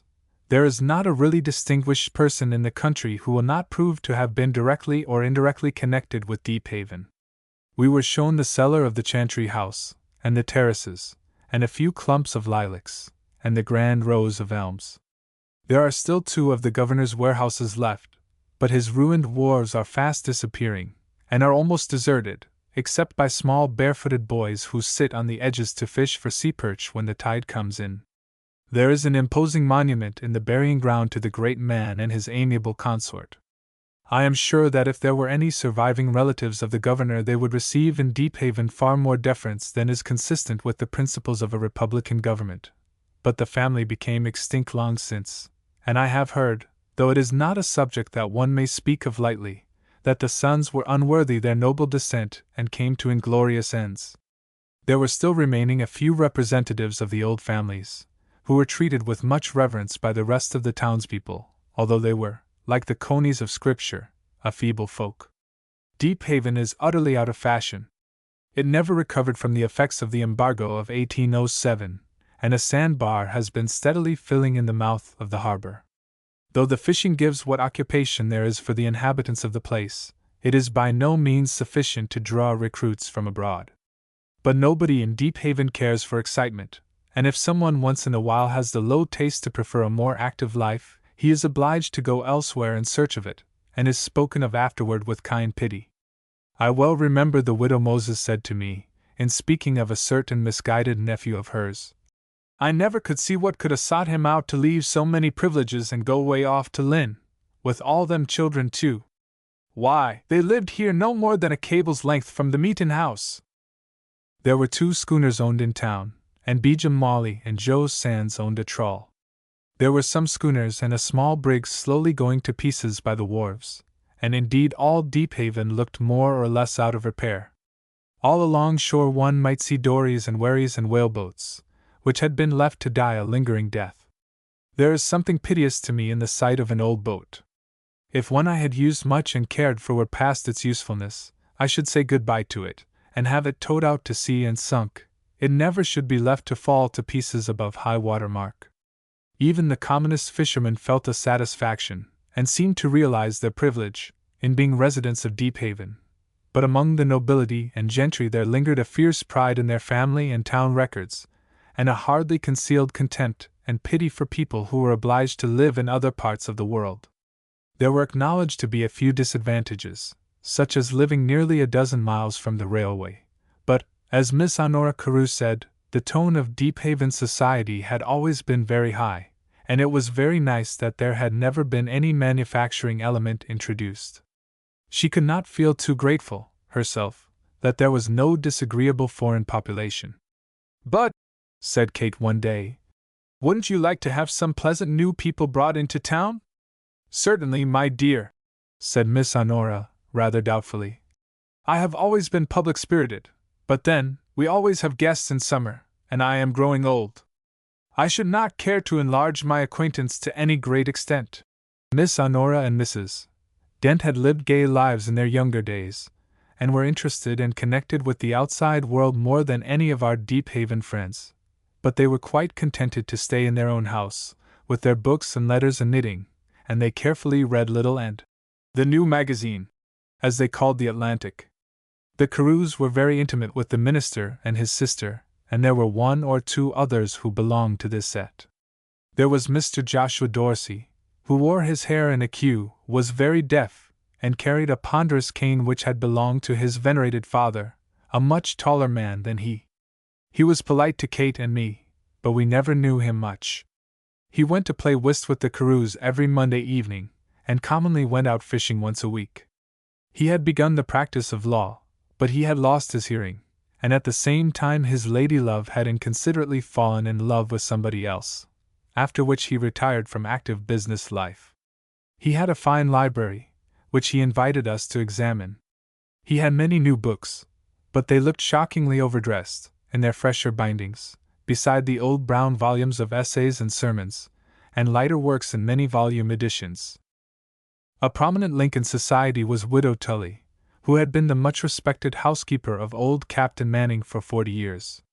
When he died he left her the use of his house and family pew, besides an annuity. The existence of Mr. Tully seemed to be a myth. During the first of his widow's residence in town she had been much affected when obliged to speak of him, and always represented herself as having seen better days and as being highly connected. But she was apt to be ungrammatical when excited, and there was a whispered tradition that she used to keep a toll bridge in a town in Connecticut, though the mystery of her previous state of existence will probably never be solved. She wore mourning for the captain which would have befitted his widow, and patronized the townspeople conspicuously, while she herself was treated with much condescension by the Carews and Lorimers. She occupied, on the whole, much the same position that Mrs. Betty Barker did in Cranford. And indeed Kate and I were often reminded of that estimable town. We heard that Kate's aunt, Miss Brandon, had never been appreciative of Mrs. Tully's merits, and that since her death the others had received Mrs. Tully into their society rather more. It seemed as if all the clocks in Deephaven, and all the people with them, had stopped years ago, and the people had been doing over and over what they had been busy about during the last week of their unambitious progress. Their clothes had lasted wonderfully well, and they had no need to earn money when there was so little chance to spend it. Indeed, there were several families who seemed to have no more visible means of support than a balloon. There were no young people whom we knew, though a number used to come to church on Sunday from the inland farms, or the country, as we learned to say. There were children among the fishermen's families at the shore, but a few years will see Deephaven possessed by 2 classes instead of the time-honored 3. As for our first Sunday at church, it must be in vain to ask you to imagine our delight when we heard the tuning of a bass viol in the gallery just before service. We pressed each other's hands most tenderly, looked up at the singers' seats, and then trusted ourselves to look at each other. It was more than we had hoped for. There were also a violin and sometimes a flute, and a choir of men and women singers, though the congregation were expected to join in the psalm singing. The first hymn was to the tune of St. Anne's. It was all so delightfully old-fashioned. Our pew was a square pew, and was by an open window looking seaward. We also had a view of the entire congregation, and as we were somewhat early, we watched the people come in, with great interest. The Deephaven aristocracy came with stately step up the aisle. This was all the chance there was for displaying their unquestioned dignity in public. Many of the people drove to church in wagons that were low and old and creaky, with worn buffalo robes over the seat, and some hay tucked underneath for the sleepy, undecided old horse. Some of the younger farmers and their wives had high, shiny wagons, with tall horsewhips, which they sometimes brought into church, and they drove up to the steps with the consciousness of being conspicuous and enviable. They had a bashful look when they came in, and for a few minutes after they took their seats they evidently felt that all eyes were fixed upon them, but after a little while they were quite at their ease, and looked critically at the new arrivals. The old folks interested us most. "Do you notice how many more old women there are than old men?" whispered Kate to me. And we wondered if the husbands and brothers had been drowned, and if it must not be sad to look at the blue, sunshiny sea beyond the marshes, if the faraway white sails reminded them of some ships that had never sailed home into Deephaven harbor, or of fishing boats that had never come back to land. The girls and young men adorned themselves in what they believed to be the latest fashion, but the elderly women were usually relics of old times in manner and dress. They wore to church thin, soft silk gowns that must have been brought from over the seas years upon years before, and wide collars fastened with mourning pins holding a lock of hair. They had big black bonnets, some of them with stiff capes, such as Kate and I had not seen before since our childhood. They treasured large rusty lace veils of scraggly pattern, and wore sometimes, on pleasant Sundays, white china crepe shawls with attenuated fringes, and there were 2 or 3 of these shawls in the congregation which had been dyed black, and gave an aspect of meekness and general unworthiness to the aged wearer. They clung and drooped about the figure in such a hopeless way. We used to notice often the most interesting scarfs, without which no Deephaven woman considered herself in full dress. Sometimes there were red India scarfs in spite of its being hot weather, but our favorite ones were long strips of silk, embroidered along the edges and at the ends with dismal-colored floss in odd patterns. I think there must have been a fashion once, in Deephaven, of working these scarfs, and I should not be surprised to find that it was many years before the fashion of working samplers came about. Our friends always wore black mitts on warm Sundays, and many of them carried neat little bags of various designs on their arms, containing a precisely folded pocket handkerchief, and a frugal lunch of caraway seeds or red and white peppermints. I should like you to see, with your own eyes, Widow Ware and Miss Experance Hall, 2 old sisters whose personal appearance we delighted in, and whom we saw feebly approaching down the street this first Sunday morning under the shadow of the 2 last members of an otherwise extinct race of parasols.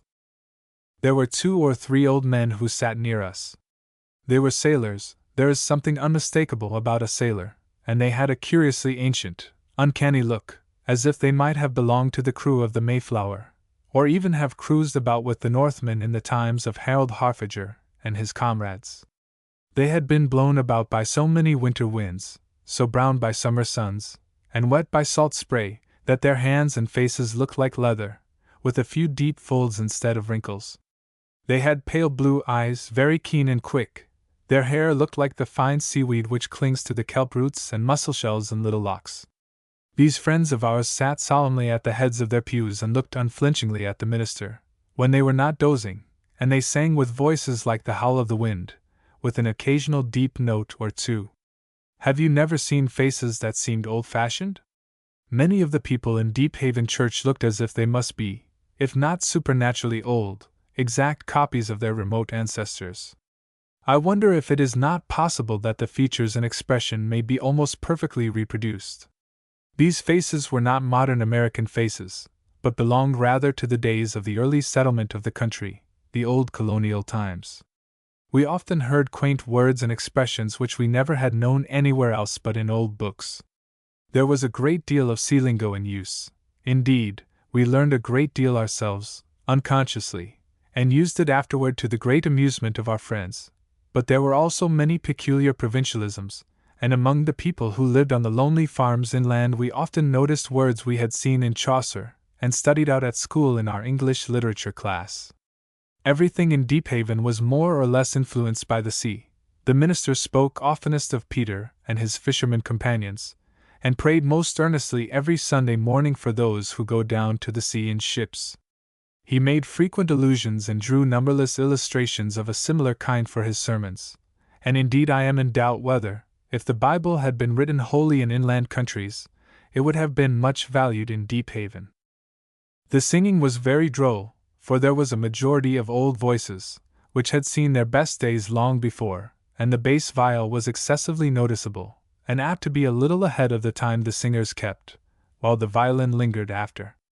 Somewhere on the other side of the church we heard an acute voice which rose high above all the rest of the congregation, sharp as a needle, and slightly cracked, with a limitless supply of breath.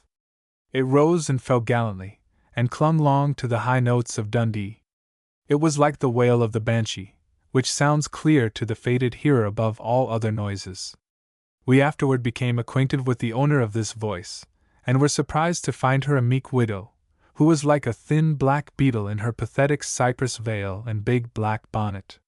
She looked as if she had forgotten who she was, and spoke with an apologetic whine, but we heard she had a temper as high as her voice, and as much to be dreaded as the equinoctial gale. Near the church was the parsonage, where Mr. Lorimer lived, and the old Lorimer house not far beyond was occupied by Miss Rebecca Lorimer. Some stranger might ask the question why the minister and his sister did not live together, but you would have understood it at once after you had lived for a little while in town. They were very fond of each other, and the minister dined with Miss Rebecca on Sundays, and she passed the day with him on Wednesdays, and they ruled their separate households with decision and dignity.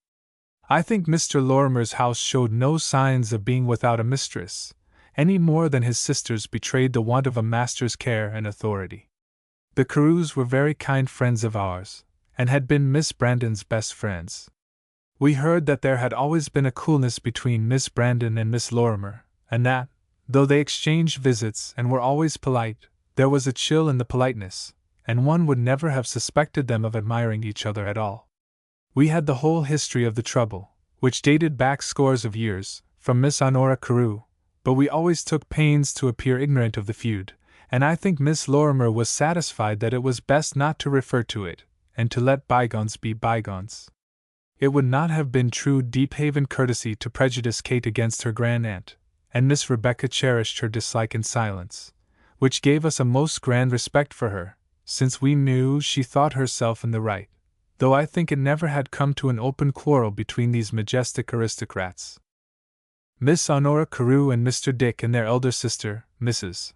Dent, had a charmingly sedate and quiet home in the old Carew house. Mrs.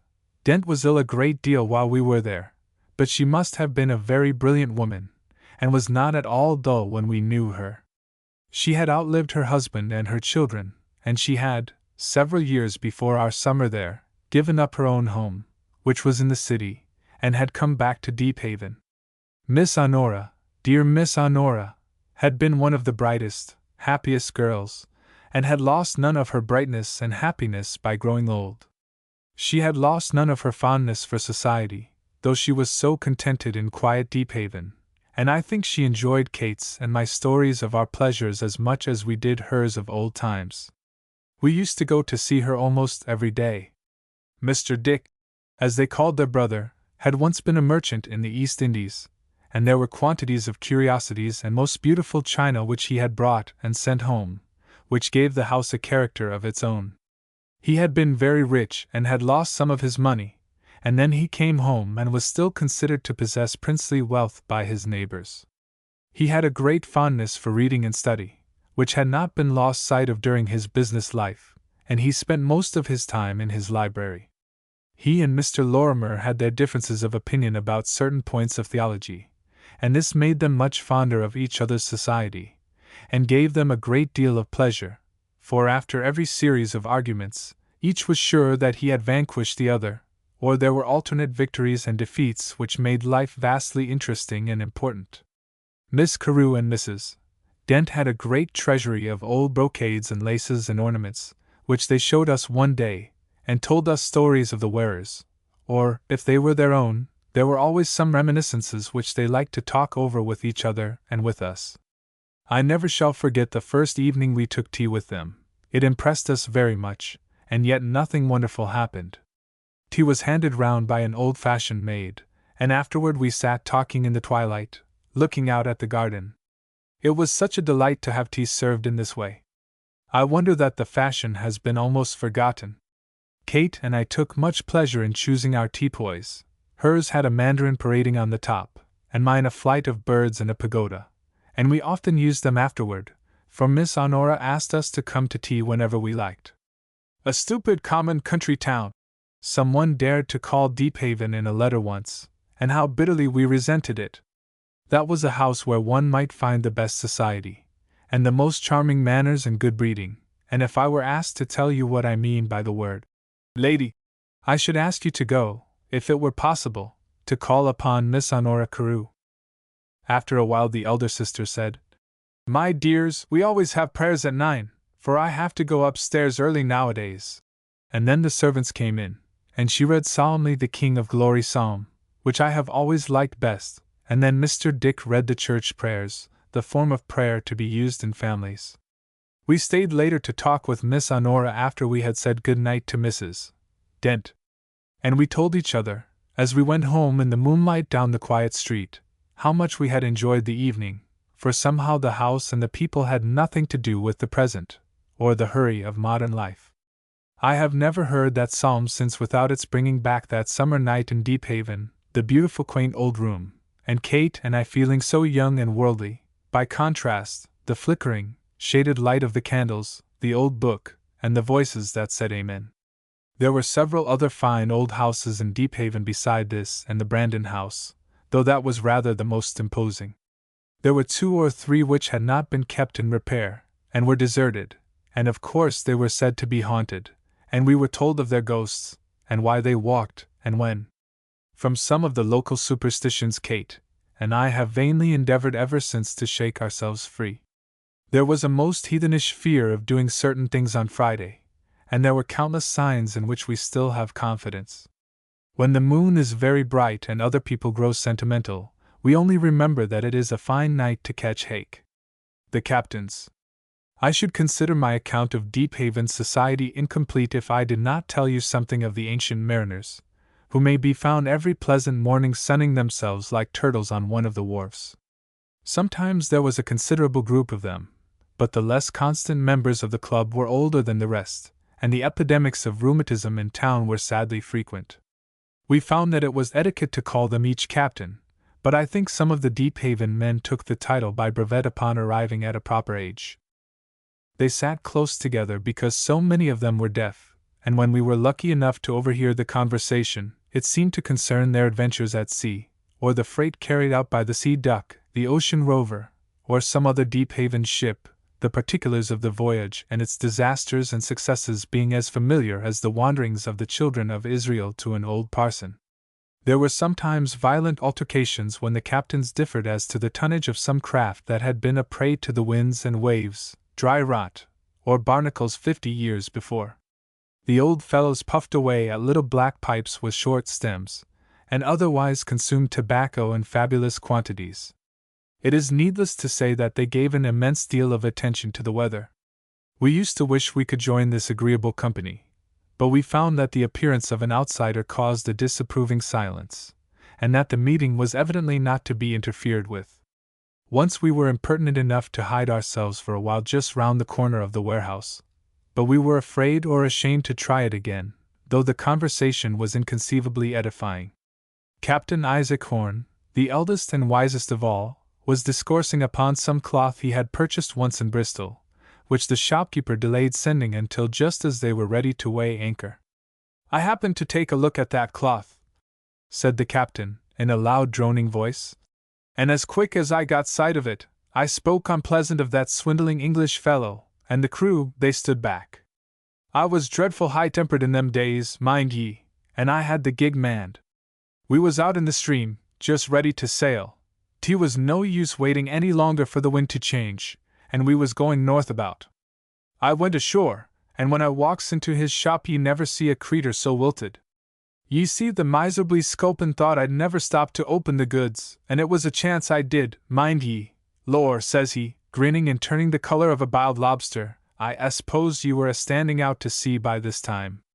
No, says I, and I've got my men out here on the quay a-landing that cloth o' yourn, and if you don't send just what I bought and paid for down there to go back in the gig within 15 minutes, I'll take ye by the collar and drop ye into the dock. I was twice the size of him, mind ye, and master strong. Don't ye like it, says he, edging round. I'll change it for ye then. Turbly perlite he was. Like it, says I. It looks as if it were built of dog's hair and divil's wool kicked together by spiders, and it's coarser than Irish frieze, 3 threads to an armful, says I. This was evidently one of the captain's favorite stories, for we heard an approving grumble from the audience. In the course of a walk inland we made a new acquaintance, Captain Lant, whom we had noticed at church, and who sometimes joined the company on the wharf. We had been walking through the woods, and coming out to his fields we went on to the house for some water.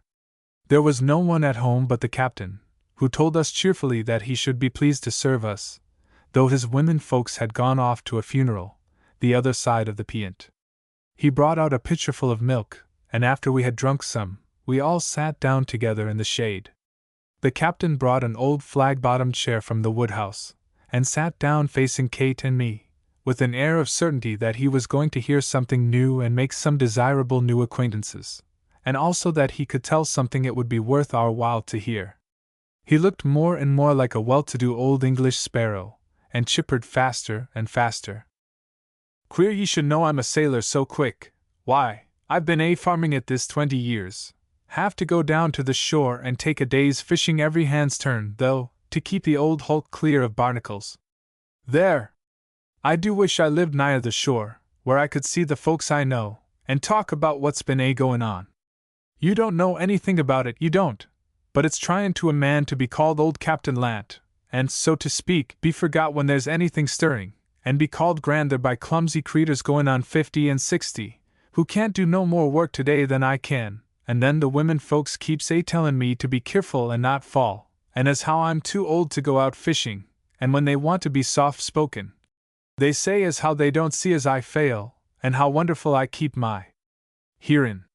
I never did want to farm it, but she always took it to heart when I was off on a VYG, and this farm and some considerably means beside come to her from her brother, and they all sought to and give me no peace of mind till I sold out my share of the Eliza and come ashore for good. I did keep 1/8 of the Pactolus, and I was ship's husband for a long spell, but she never was heard from on her last voyage to Singapore. I was the lonesomest man, when I first come ashore, that ever you see. Well, you are master hands to walk if you come way up from the Brandon house. I wish the women was at home. No Miss Brandon? Why, yes, and I remember all her brothers and sisters, and her father and mother. I can see 'em now coming into meeting, proud as Lucifer and straight as a mast, every one of 'em. Miss Catherine, she always had her butter from this very farm. Some of the folks used to go down every Saturday, and my wife, she's been in the house 100 times, I suppose. So you are Hathaway Brandon's granddaughter? To Kate. Why, he and I have been out fishing together many's the time, he and Chantry, his next younger brother. Henry, he was a disappointment. He went to foreign parts and turned out a Catholic priest, I suppose you've heard? I never was so set agin Mr. Henry as some folks was. He was the pleasantest spoken of the whole on 'em. You do look like the Brandons, you really favor 'em considerably. Well, I'm pleased to see ye, I'm sure. We asked him many questions about the old people, and found he knew all the family histories and told them with great satisfaction. We found he had his pet stories, and it must have been gratifying to have an entirely new and fresh audience. He was adroit in leading the conversation around to a point where the stories would come in appropriately, and we helped him as much as possible. In a small neighborhood all the people know each other's stories and experiences by heart, and I have no doubt the old captain had been snubbed many times on beginning a favorite anecdote. There was a story which he told us that first day, which he assured us was strictly true, and it is certainly a remarkable instance of the influence of one mind upon another at a distance. It seems to me worth preserving, at any rate, and as we heard it from the old man, with his solemn voice and serious expression and quaint gestures, it was singularly impressive. When I was a youngster, said Captain Lant, I was an orphan, and I was bound out to old Mr. Peletiah Dawes' folks, over on the Ridge Road. It was in the time of the last war, and he had a nephew, Ben Dighton, a dreadful high-strung, wild fellow, who had gone off on a privateer. The old man, he set everything by Ben. He would disoblige his own boys any day to please him. This was in his latter days, and he used to have spells of wandering and being out of his head, and he used to call for Ben and talk sort of foolish about him, till they would tell him to stop. Ben never did a stroke of work for him, either, but he was a handsome fellow, and had a way with him when he was good-natured. One night old Peletiah had been very bad all day and was getting quieted down, and it was after supper. We sat round in the kitchen, and he lay in the bedroom opening out. There were some pitch knots blazing, and the light shone in on the bed, and all of a sudden something made me look up and look in, and there was the old man setting up straight, with his eyes shining at me like a cat's. "Stop 'em," says he, "stop 'em," and his 2 sons run in then to catch hold of him, for they thought he was beginning with one of his wild spells. But he fell back on the bed and began to cry like a baby. "Oh dear me," says he. "They've hung him right up to the yard arm. Oh, they oughtn't to have done it, cut him down quick. He didn't think, he means well, Ben does, he was hasty. Oh my God, I can't bear to see him swing round by the neck. It's poor Ben hung up to the yardarm. Let me alone, I say." Andrew and Moses, they were holding him with all their might, and they were both hearty men, but he most got away from them once or twice, and he screeched and howled like a mad creetur, and then he would cry again like a child. He was worn out after a while and lay back quiet, and said over and over, "Poor Ben," and hung at the yardarm, and he told the neighbors next day, but nobody noticed him much, and he seemed to forget it as his mind come back. All that summer he was miserly, and towards cold weather he failed right along, though he had been a master strong man in his day, and his timbers held together well. Along late in the fall he had taken to his bed, and one day there came to the house a fellow named Sim Decker, a reckless fellow he was too, who had gone out in the same ship with Ben. He pulled a long face when he came in, and said he had brought bad news. They had been taken prisoner and carried into port and put in jail, and Ben Dighton had got a fever there and died. "You lie," says the old man from the bedroom, speaking as loud and efforts as ever you heard. "They hung him to the yardarm." "Don't mind him," says Andrew. "He's wandering like, and he had a bad dream along back in the spring. I supposed he'd forgotten it." But the Decker fellow he turned pale, and kept talking crooked while he listened to old Peletiah scolding to himself. He answered the questions the women folks asked him. They took on a good deal, but pretty soon he got up and winked to me and Andrew, and we went out in the yard. He began to swear, and then says he, "When did the old man have his dream?" Andrew couldn't remember, but I knew it was the night before he sold the gray colt, and that was the 24th of April. "Well," says Sim Decker, "on the 23rd day of April Ben Dighton was hung to the yardarm, and I see him do it, Lord help him. I didn't mean to tell the women, and I supposed you'd never know, for I'm all the one of the ship's company you're ever likely to see. We were taken prisoner, and Ben was mad as fire, and they were scared of him and chained him to the deck, and while he was sulking there, a little parrot of a midshipman come up and grinned at him, and snapped his fingers in his face, and Ben lifted his hands with the heavy irons and sprung at him like a tiger, and the boy dropped dead as a stone, and they put the bight of a rope round Ben's neck and slung him right up to the yardarm. And there he swung back and forth until as soon as we dared. One of us climb up and cut the rope and let him go over the ship's side, and they put us in irons for that, curse 'em. How did that old man in there know, and he bettered in here, nigh upon 3,000 miles off," says he. "But I guess there wasn't any of us could tell him," said Captain Lant in conclusion. "It's something I never could account for, but it's true as truth. I've known more such cases. Some folks laughs at me for believing 'em, the captain's yarns, they calls 'em, but if you'll notice, everybody's got some yarn of that kind they do believe, if they won't believe yours. And there's a good deal happens in the world that's mister us. Now there was Widder Oliver Pinkham, over to the Pient, told me with her own lips that she—" But just here we saw the captain's expression alter suddenly, and looked around to see a wagon coming up the lane. We immediately said we must go home, for it was growing late, but asked permission to come again and hear the widow Oliver Pinkham's story. We stopped, however, to see the women folks, and afterward became so intimate with them that we were invited to spend the afternoon and take tea, which invitation we accepted with great pride. We went out fishing, also, with the captain and Danny, of whom I will tell you presently. I often think of Captain Lant in the winter, for he told Kate once that he felt master old in winter to what he did in summer. He likes reading, fortunately, and we had a letter from him, not long ago, acknowledging the receipt of some books of travel by land and water which we had luckily thought to send him. He gave the latitude and longitude of Deephaven at the beginning of his letter, and signed himself, "Respectfully yours with esteem, Jacob Lant, condemned as unseaworthy. Danny." Deephaven seemed more like one of the lazy little English seaside towns than any other. It was not in the least American. There was no excitement about anything. There were no manufactories. Nobody seemed in the least hurry. The only foreigners were a few stranded sailors. I do not know when a house or a new building of any kind had been built. The men were farmers, or went outward in boats, or inward in fish wagons, or sometimes mackerel and halibut fishing in schooners for the city markets. Sometimes a schooner came to one of the wharves to load with hay or firewood, but Deephaven used to be a town of note, rich and busy, as its forsaken warehouses show. We knew almost all the fisher people at the shore, even old Dinnet, who lived an apparently desolate life by himself in a hut, and was reputed to have been a bloodthirsty pirate in his youth. He was consequently feared by all the children, and for misdemeanors in his latter days avoided generally.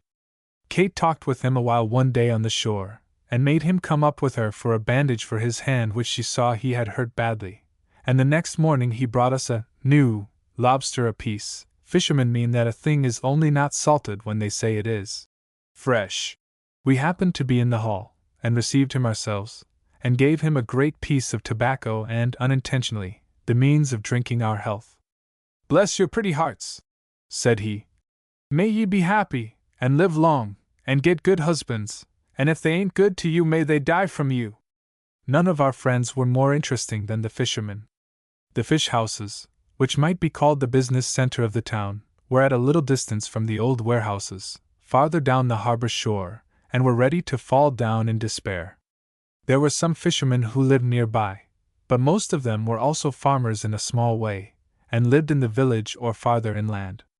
From our eastern windows we could see the moorings, and we always liked to watch the boats go out or come straying in, one after the other, ripping and skimming under the square little sails, and we often went down to the fish houses to see what kind of a catch there had been. I should have imagined that the sea would become very commonplace to men whose business was carried on in boats, and who had spent night after night and day after day from their boyhood on the water, but that is a mistake. They have an awe of the sea and of its mysteries, and of what it hides away from us. They are childish in their wonder at any strange creature which they find. If they have not seen the sea serpent, they believe, I am sure, that other people have, and when a great shark or blackfish or swordfish was taken and brought in shore, everybody went to see it, and we talked about it, and how brave its conqueror was, and what a fight there had been, for a long time afterward. I said that we liked to see the boats go out, but I must not give you the impression that we saw them often, for they weighed anchor at an early hour in the morning.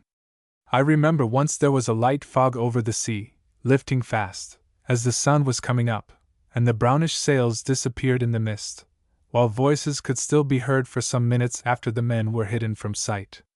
This gave one a curious feeling, but afterward, when the sun had risen, everything looked much the same as usual. The fog had gone, and the dories and even the larger boats were distant specks on the sparkling sea. One afternoon we made a new acquaintance in this wise. We went down to the shore to see if we could hire a conveyance to the lighthouse the next morning. We often went out early in one of the fishing boats, and after we had stayed as long as we pleased, Mr. Q would bring us home. It was quiet enough that day, for not a single boat had come in, and there were no men to be seen alongshore. There was a solemn company of lobster coops or cages which had been brought in to be mended. They always amused Kate. She said they seemed to her like droll old women telling each other secrets. These were scattered about in different attitudes, and looked more confidential than usual. Just as we were going away we happened to see a man at work in one of the sheds. He was the fisherman whom we knew least of all, an odd-looking, silent sort of man, more sunburnt and weather-beaten than any of the others. We had learned to know him by the bright red flannel shirt he always wore, and besides he was lame. Someone told us he had had a bad fall once, on board ship. Kate and I had always wished we could find a chance to talk with him. He looked up at us pleasantly, and when we nodded and smiled he said good day, in a gruff, hearty voice, and went on with his work, cleaning mackerel. "Do you mind our watching you?" asked Kate. "No, ma'am," said the fisherman emphatically. So there we stood. Those fish houses were curious places, so different from any other kind of workshop. In this there was a seine, or part of one, festooned among the cross beams overhead, and there were snarled fishing lines, and barrows to carry fish in, like wheelbarrows without wheels. There were the queer round lobster nets, and kits, of salt mackerel, tubs of bait, and piles of clams, and some queer bones, and parts of remarkable fish, and lobster claws of surprising size fastened on the walls for ornament. There was a pile of rubbish down at the end. I dare say it was all useful, however, there is such mystery about the business. Kate and I were never tired of hearing of the fish that come at different times of the year, and go away again, like the birds, or of the actions of the dogfish, which the longshoremen hate so bitterly, and then there are such curious legends and traditions, of which almost all fishermen have a store. "I think mackerel are the prettiest fish that swim," said I presently. So do I, miss, said the man. Not to say but I've seen more fancy-looking fish down in southern waters, bright as any flower you ever see, but a mackerel, holding up one admiringly. Why, they're so clean-built and trig-looking. Put a cod alongside, and he looks as lumbering as an old-fashioned Dutch brig aside a yacht. Those are good-looking fish, but they ain't made much account of, continued our friend, as he pushed aside the mackerel and took another tub. They're hake, I suppose you know. But I forgot, I can't stop to bother with them now. And he pulled forward a barrel full of small fish, flat and hard, with pointed, bony heads. Those are porgies, aren't they? Asked Kate. Yes, said the man, and I'm going to sliver them for the trawls. We knew what the trawls were, and supposed that the porgies were to be used for bait, and we soon found out what slivering meant by seeing him take them by the head and cut a slice from first one side and then the other in such a way that the pieces looked not unlike smaller fish. It seems to me, said I, that fishermen always have sharper knives than other people. Yes, we do like a sharp knife in our trade, and then we are mostly strong-handed. He was throwing the porgies' heads and backbones, all that was left of them after slivering, in a heap, and now several cats walked in as if they felt at home, and began a hearty lunch. What a troop of pussies there is round here, said I. I wonder what will become of them in the winter, though, to be sure, the fishing goes on just the same. The better part of them don't get through the cold weather, said Danny. 2 or 3 of the old ones have been here for years, and are as much belonging to Deephaven as the meeting house, but the rest of them ain't to be depended on. You'll miss the young ones by the dozen, come spring. I don't know myself, but they move inland in the fall of the year. They're knowing enough, if that's all. Kate and I stood in the wide doorway, arm in arm, looking sometimes at the queer fishermen and the porgies, and sometimes out to sea. It was low tide, the wind had risen a little, and the heavy salt air blew toward us from the wet brown ledges in the rocky harbor. The sea was bright blue, and the sun was shining. 2 gulls were swinging lazily to and fro. There was a flock of sandpipers down by the water's edge, in a great hurry, as usual. Presently the fisherman spoke again, beginning with an odd laugh. I was scared last winter. Jack Scudder and me, we were up in the Captain Manning's storehouse hunting for a half-barrel of salt the skipper said was there. It was an awful blustering kind of day, with a thin icy rain blowing from all points at once, sea roaring as if it wished it could come ashore and put a stop to everything. Bad days at sea, them are, rigging all froze up. As I was saying, we were hunting for a half-barrel of salt, and I laid hold of a barrel that had something heavy in the bottom, and tilted it up, and my eye! There was a stir and a scratch and a squeal, and out went some kind of a creetur, and I jumped back, not looking for anything live, but I see in a minute it was a cat, and perhaps you think it is a big story, but there were 8 more in there, hived in together to keep warm. I carved 'em up some new fish that night. They seemed short of provisions. We hadn't been out fishing as much as common, and they hadn't dared to be round the fish houses much, for a fellow who came in on a coaster had a dog, and he used to chase 'em. Hard chance they had, and lots of 'em died, I guess, but there seemed to be some survivin' relatives, and allies just so hungry. I used to feed them some when I was ashore. I think likely you've heard that a cat will fetch you bad luck, but I don't know's that made much difference to me. I kind of like to keep on the right side of 'em too. If ever I have a bad dream there's sure to be a cat in it, but I was brought up to be clever to dumb beasts, and I guess it's my nature. Except fish, said Danny after a minute's thought. But then it never seems like they had feelin's like creeturs that live ashore. And we all laughed heartily and felt well acquainted. I suppose you missus will laugh if I tell ye I kept a kitty once myself. This was said rather shyly, and there was evidently a story, so we were much interested, and Kate said, Please tell us about it. Was it at sea?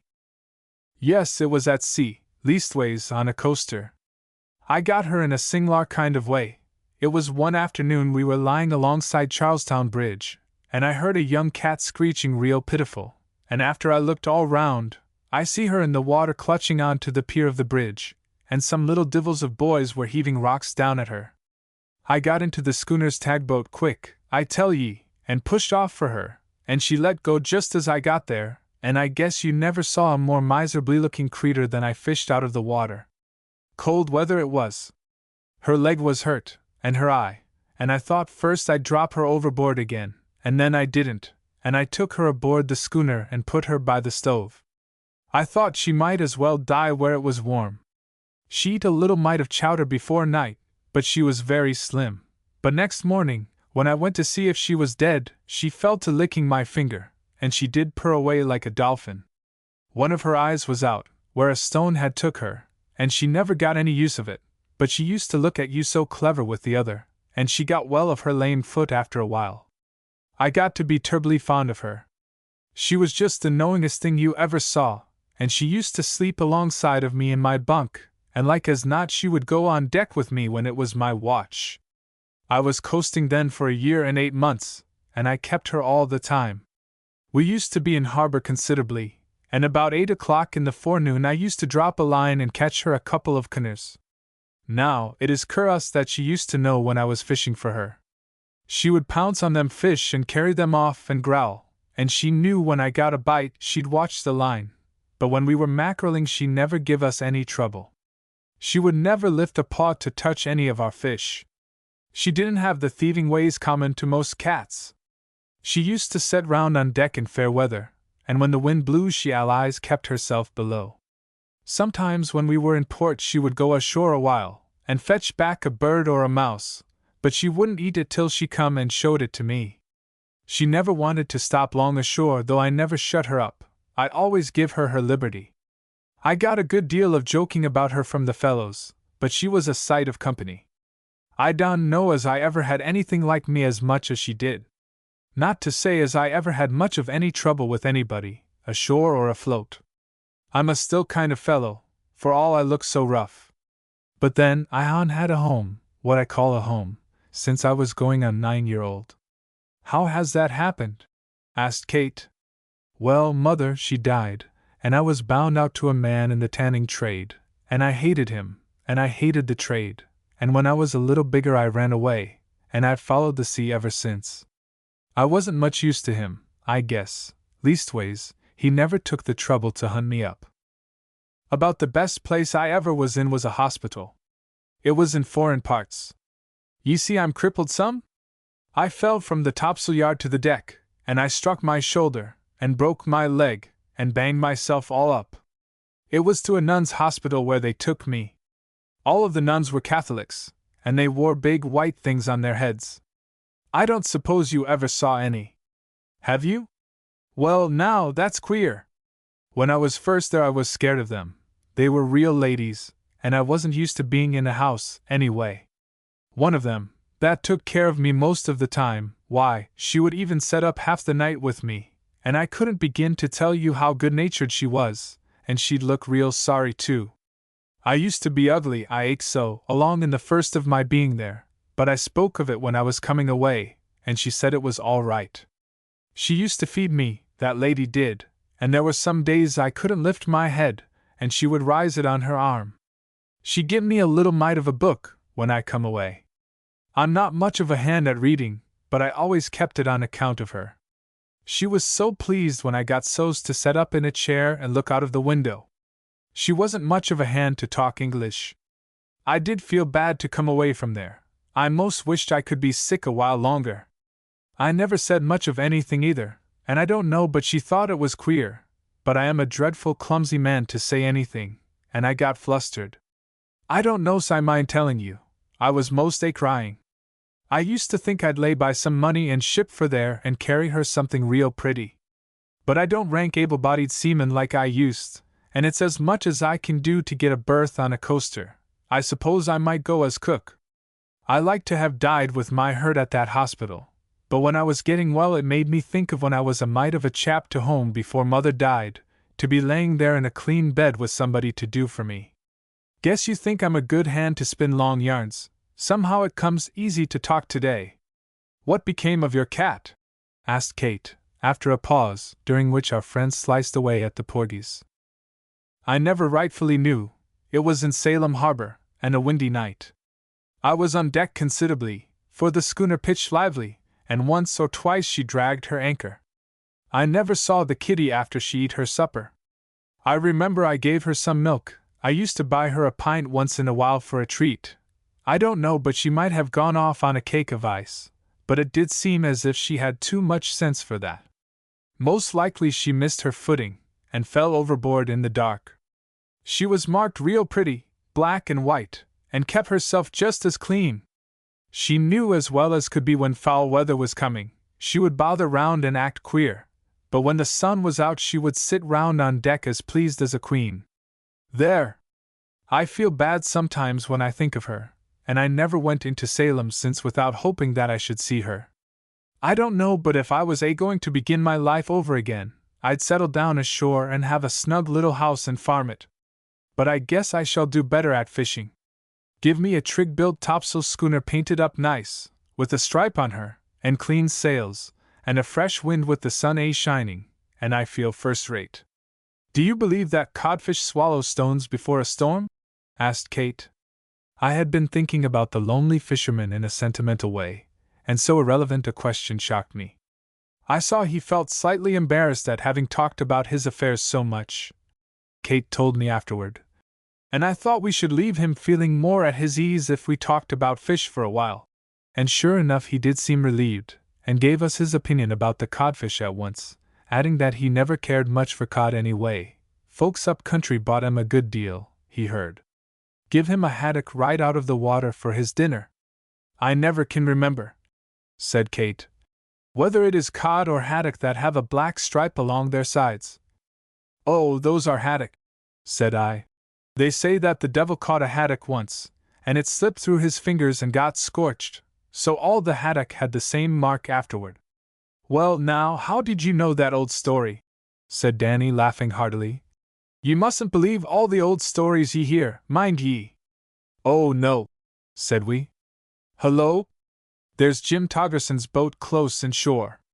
She sets low in the water, so he's done well. He and Skipper Scudder have been out deep-sea fishing since yesterday.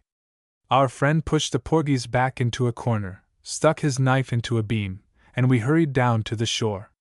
Kate and I sat on the pebbles, and he went out to the moorings in a dirty dory to help unload the fish.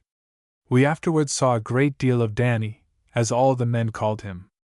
But though Kate and I tried our best and used our utmost skill and tact to make him tell us more about himself, he never did. But perhaps there was nothing more to be told. The day we left Deephaven we went down to the shore to say goodbye to him and to some other friends, and he said, "Goin', are ye? Well, I'm sorry, ye've treated me first-rate, the Lord bless ye," and then was so much mortified at the way he had said farewell that he turned and fled round the corner of the fish house. Captain Sands? Old Captain Sands was one of the most prominent citizens of Deephaven, and a very good friend of Kate's and mine. We often met him, and grew much interested in him before we knew him well.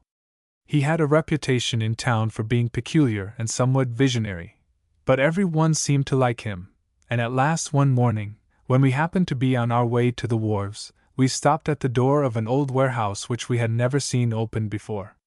Captain Sands sat just inside, smoking his pipe, and we said good morning, and asked him if he did not think there was a fog coming in by and by. We had thought a little of going out to the lighthouse. The captain rose slowly, and came out so that he could see farther round to the east. "There's some scud coming in already," said he. "None to speak of yet, I don't know's you can see it. Yes, you're right. There's a heavy bank of fog lying off, but it won't be in under 2 or 3 hours yet, unless the wind backs round more and freshens up. Weren't thinking of going out, were ye?" "A little," said Kate. "But we had nearly given it up. We are getting to be very weather-wise, and we pride ourselves on being quick at seeing fogs." At which the captain smiled and said we were considerably young to know much about weather, but it looked well that we took some interest in it. Most young people were fools about weather, and would just as soon set off to go anywhere right under the edge of a thunder shower. "Come in and set down, won't ye?" he added. "It ain't much of a place. I've got a lot of old stuff stowed away here that the women folks don't want up to the house. I'm a great hand for keeping things." And he looked round fondly at the contents of the wide low room. "I come down here once in a while and let in the sun, and sometimes I want to hunt up something or 'nother," kind of stowaway place, ye see. And then he laughed apologetically, rubbing his hands together, and looking out to sea again as if he wished to appear unconcerned. Yet we saw that he wondered if we thought it ridiculous for a man of his age to have treasured up so much trumpery in that cobwebby place. There were some whole oars in the sail of his boat, and 2 or 3 killocks and painters, not to forget a heap of worn-out oars and sails in one corner, and a sailor's hammock slung across the beam overhead, and there were some sailors' chests, and the capstan of a ship and innumerable boxes which all seemed to be stuffed full, besides no end of things lying on the floor and packed away on shelves and hanging to rusty big-headed nails in the wall. I saw some great lumps of coral, and large, rough shells, a great hornet's nest, and a monstrous lobster shell. The captain had cobbled and tied up some remarkable old chairs for the accommodation of himself and his friends. "What a nice place!" said Kate in a frank, delighted way which could not have failed to be gratifying. "Well, no," said the captain, with his slow smile. "It ain't what you'd rightly call nice, as I know of. It ain't never been cleared out all at once since I began putting in. There's nothing that's worth anything, either, to anybody but me. Wife, she's said to me 100 times, why don't you overhaul them old things and burn 'em? She's allies at me about letting the property, as if it were a corner lot in Broadway. That's all women folks know about business." And here the captain caught himself tripping, and looked uneasy for a minute. "I suppose I might have let it for a fish house, but it's most too far from the shore to be handy, and well, there are some things here that I set a good deal by." "Isn't that a swordfish's sword in that piece of wood?" Kate asked presently, and was answered that it was found broken off as we saw it, in the hull of a wreck that went ashore on Blue Peant when the captain was a young man, and he had sawed it out and kept it ever since, 59 years. Of course we went closer to look at it, and we both felt a great sympathy for this friend of ours, because we have the same fashion of keeping worthless treasures, and we understood perfectly how dear such things may be. "Do you mind if we look round a little?" I asked doubtfully, for I knew how I should hate having strangers look over my own treasury. But Captain Sands looked pleased at our interest, and said cheerfully that we might overhaul as much as we chose. Kate discovered first an old battered wooden figurehead of a ship, a woman's head with long curly hair falling over the shoulders. The paint was almost gone, and the dust covered most of what was left, still there was a wonderful spirit and grace, and a wild, weird beauty which attracted us exceedingly. But the captain could only tell us that it had belonged to the wreck of a Danish brig which had been driven on the reef where the lighthouse stands now, and his father had found this on the long sands a day or 2 afterward. "That was a dreadful storm," said the captain. "I've heard the old folks tell about it. It was when I was only a year or 2 old. There were 3 merchantmen wrecked within 5 miles of Deephaven. This one was all stove to splinters, and they used to say she had treasure aboard. When I was small I used to have a great idea of going out there to the rocks at low water and trying to find some gold, but I never made out no great." And he smiled indulgently at the thought of his youthful dream. "Kate," said I, "do you see what beauties these Turk's Head knots are?" We had been taking a course of first lessons in knots from Danny, and had followed by learning some charmingly intricate ones from Captain Lant, the stranded mariner who lived on a farm 2 miles or so inland. Kate came over to look at the Turk's heads, which were at either end of the rope handles of a little dark blue chest. Captain Sands turned in his chair and nodded approval.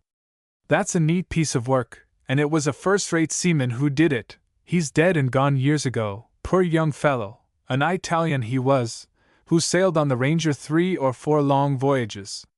He fell from the masthead on the voyage home from Callao. Captain Manning and old Mr. Lorimer, they owned the Ranger, and when she come into port and they got the news they took it as much to heart as if he'd been some relation. He was smart as a whip, and had a way with him, and the pleasantest kind of a voice. You couldn't help liking him. They found out that he had a mother alive in Port Mahon, and they sent his pay and some money he had in the bank at Riverport out to her by a ship that was going to the Mediterranean. He had some clothes in his chest, and they sold those and sent her the money, all but some trinkets they supposed he was keeping for her. I recollect he used to speak considerably about his mother. I shipped 1 VYG with him before the mast, before I went out mate of the Daylight. I happened to be in port the time the Ranger got in, and I see this chist lying round in Captain Manning's storehouse, and I offered to give him what it was worth, but we was good friends, and he told me take it if I wanted it. It was no use to him, and I've kept it ever since. There are some of his traps in it now, I believe. Ye can look. And we took off some tangled cod lines and opened the chest. There was only a round wooden box in the till, and in some idle hour at sea the young sailor had carved his initials and an anchor and the date on the cover. We found some sail needles and a palm in this kit, as the sailors call it, and a little string of buttons with some needles and yarn and thread in a neat little bag, which perhaps his mother had made for him when he started off on his first voyage. Besides these things there was only a fanciful little broken buckle, green and gilt, which he might have picked up in some foreign street, and his protection paper carefully folded, wherein he was certified as being a citizen of the United States, with dark complexion and dark hair. He was one of the pleasantest fellows that ever I shipped with, said the captain, with a gruff tenderness in his voice. Always willin' to do his work himself, and likes not when the other fellows up the rigging were cold, or ugly about something or nother. He'd say something that would set them all laughing, and somehow it made you good-natured to see him round. He was brought up a Catholic, I suppose. Anyway, he had some beads, and sometimes they would joke him about 'em on board ship, but he would blaze up in a minute, ugly as a tiger. I never saw him mad about anything else, though he wouldn't stand it if anybody tried to crowd him. He fell from the main topgallant yard to the deck, and was dead when they picked him up. They were off the Bermudas. I suppose he lost his balance, but I never could see how.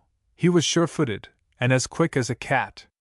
They said they saw him try to catch at the stay, but there was a heavy sea running, and the ship rolled just so's to let him through between the rigging, and he struck the deck like a stone. I don't know's that chest has been open these 10 years. I declare it carries me back to look at those poor little traps of his. Well, it's the way of the world. We think we're somebody, and we have our day, but it isn't long afore we're forgotten. The captain reached over for the paper, and taking out a clumsy pair of steel-bowed spectacles, read it through carefully. I'll warrant he took good care of this, said he. He was an Italian, and no more of an American citizen than a Chinese. I wonder he hadn't called himself John Jones. That's the name most of the foreigners used to take when they got their papers. I remember once I was sick with a fever in Chelsea Hospital, and one morning they came bringing in the mate of a Portuguese brig on a stretcher, and the surgeon asked what his name was. John Jones, says he. Oh, say something else, says the surgeon. We've got 5 John Joneses here already, and it's getting to be no name at all. Sailors are great hands for false names. They have a trick of using them when they have any money to leave ashore, for fear their shipmates will go and draw it out. I suppose there are thousands of dollars unclaimed in New York banks, where men have left it charged to their false names. Then they get lost at sea or something, and never go to get it, and nobody knows whose it is. They're curious folks, take 'em altogether, sailors is, 'specially these foreign fellows that wander about from ship to ship. They're getting to be a dreadful low set, too, of late years. It's the last thing I'd want a boy of mine to do, ship before the mast with one of these mixed crews. It's a dog's life, anyway, and the risks and the chances against you are awful. It's a good while before you can lay up anything, unless you are part owner. I saw all the P.I.N.Ts a good deal plainer after I quit following the sea myself, though I've always been more or less into navigation until this last war come on. I know when I was ship's husband of the Polly and Susan there was a young man went out captain of her last voyage, and she never was heard from. He had a wife and 2 or 3 little children, and for all he was so smart, they would have been about the same as beggars, if I hadn't happened to have his life insured the day I was having the papers made out for the ship. I happened to think of it. $5,000 there was, and I sent it to the widow along with his primage. She hadn't expected nothing, or next to nothing, and she was pleased, I tell ye. I think it was very kind in you to think of that, Captain Sands, said Kate. And the old man said, flushing a little, Well, I'm not so smart as some of the men who started when I did, and some of 'em went ahead of me, but some of 'em didn't, after all. I've tried to be honest, and to do just about as nigh right as I could, and you know there's an old saying that a cripple in the right road will beat a racer in the wrong. The circus at Denby. Kate and I looked forward to a certain Saturday with as much eagerness as if we had been little schoolboys, for on that day we were to go to a circus at Denby, a town perhaps 8 miles inland. There had not been a circus so near Deephaven for a long time, and nobody had dared to believe the first rumor of it, until 2 dashing young men had deigned to come themselves to put up the big posters on the end of Bija Molly's barn. All the boys in town came as soon as possible to see these amazing pictures, and some were wretched in their secret hearts at the thought that they might not see the show itself. Tommy Dockham was more interested than anyone else, and mentioned the subject so frequently one day when he went blackberrying with us, that we grew enthusiastic, and told each other what fun it would be to go, for everybody would be there, and it would be the greatest loss to us if we were absent. I thought I had lost my childish fondness for circuses, but it came back redoubled, and Kate may contradict me if she chooses, but I am sure she never looked forward to the Easter oratorio with half the pleasure she did to this caravan, as most of the people called it. We felt that it was a great pity that any of the boys and girls should be left lamenting at home, and finding that there were some of our acquaintances and Tommy's who saw no chance of going, we engaged Joe Sands and Leander Dockham to carry them to Denby in 2 fish wagons, with boards laid across for the extra seats. We saw them join the straggling train of carriages which had begun to go through the village from all along shore, soon after daylight, and they started on their journey shouting and carousing, with their pockets crammed with early apples and other provisions. We thought it would have been fun enough to see the people go by, for we had had no idea until then how many inhabitants that country held. We had asked Mrs. Q to go with us, but she was half an hour later than she had promised, for, since there was no wind, she could not come ashore in the sailboat, and Mr. Q had to row her in the dory. We saw the boat at last nearly inshore, and drove down to meet it. Even the horse seemed to realize what a great day it was, and showed a disposition to friskiness, evidently as surprising to himself as to us.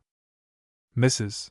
Q was funnier that day than we had ever known her, which is saying a great deal, and we should not have had half so good a time if she had not been with us, although she lived in the lighthouse, and had no chance to see passing, which a woman prizes so highly in the country. She had a wonderful memory for faces, and could tell us the names of all Deephaveners, and of most of the people we met outside its limits.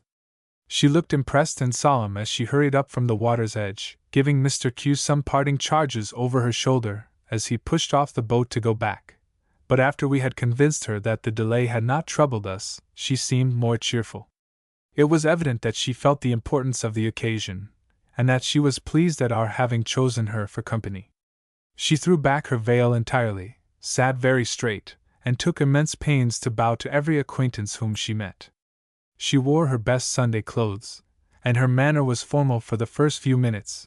It was evident that she felt we were meeting under unusual circumstances, and that, although we had often met before on the friendliest terms, our having asked her to make this excursion in public required a different sort of behavior at her hands, and a due amount of ceremony and propriety.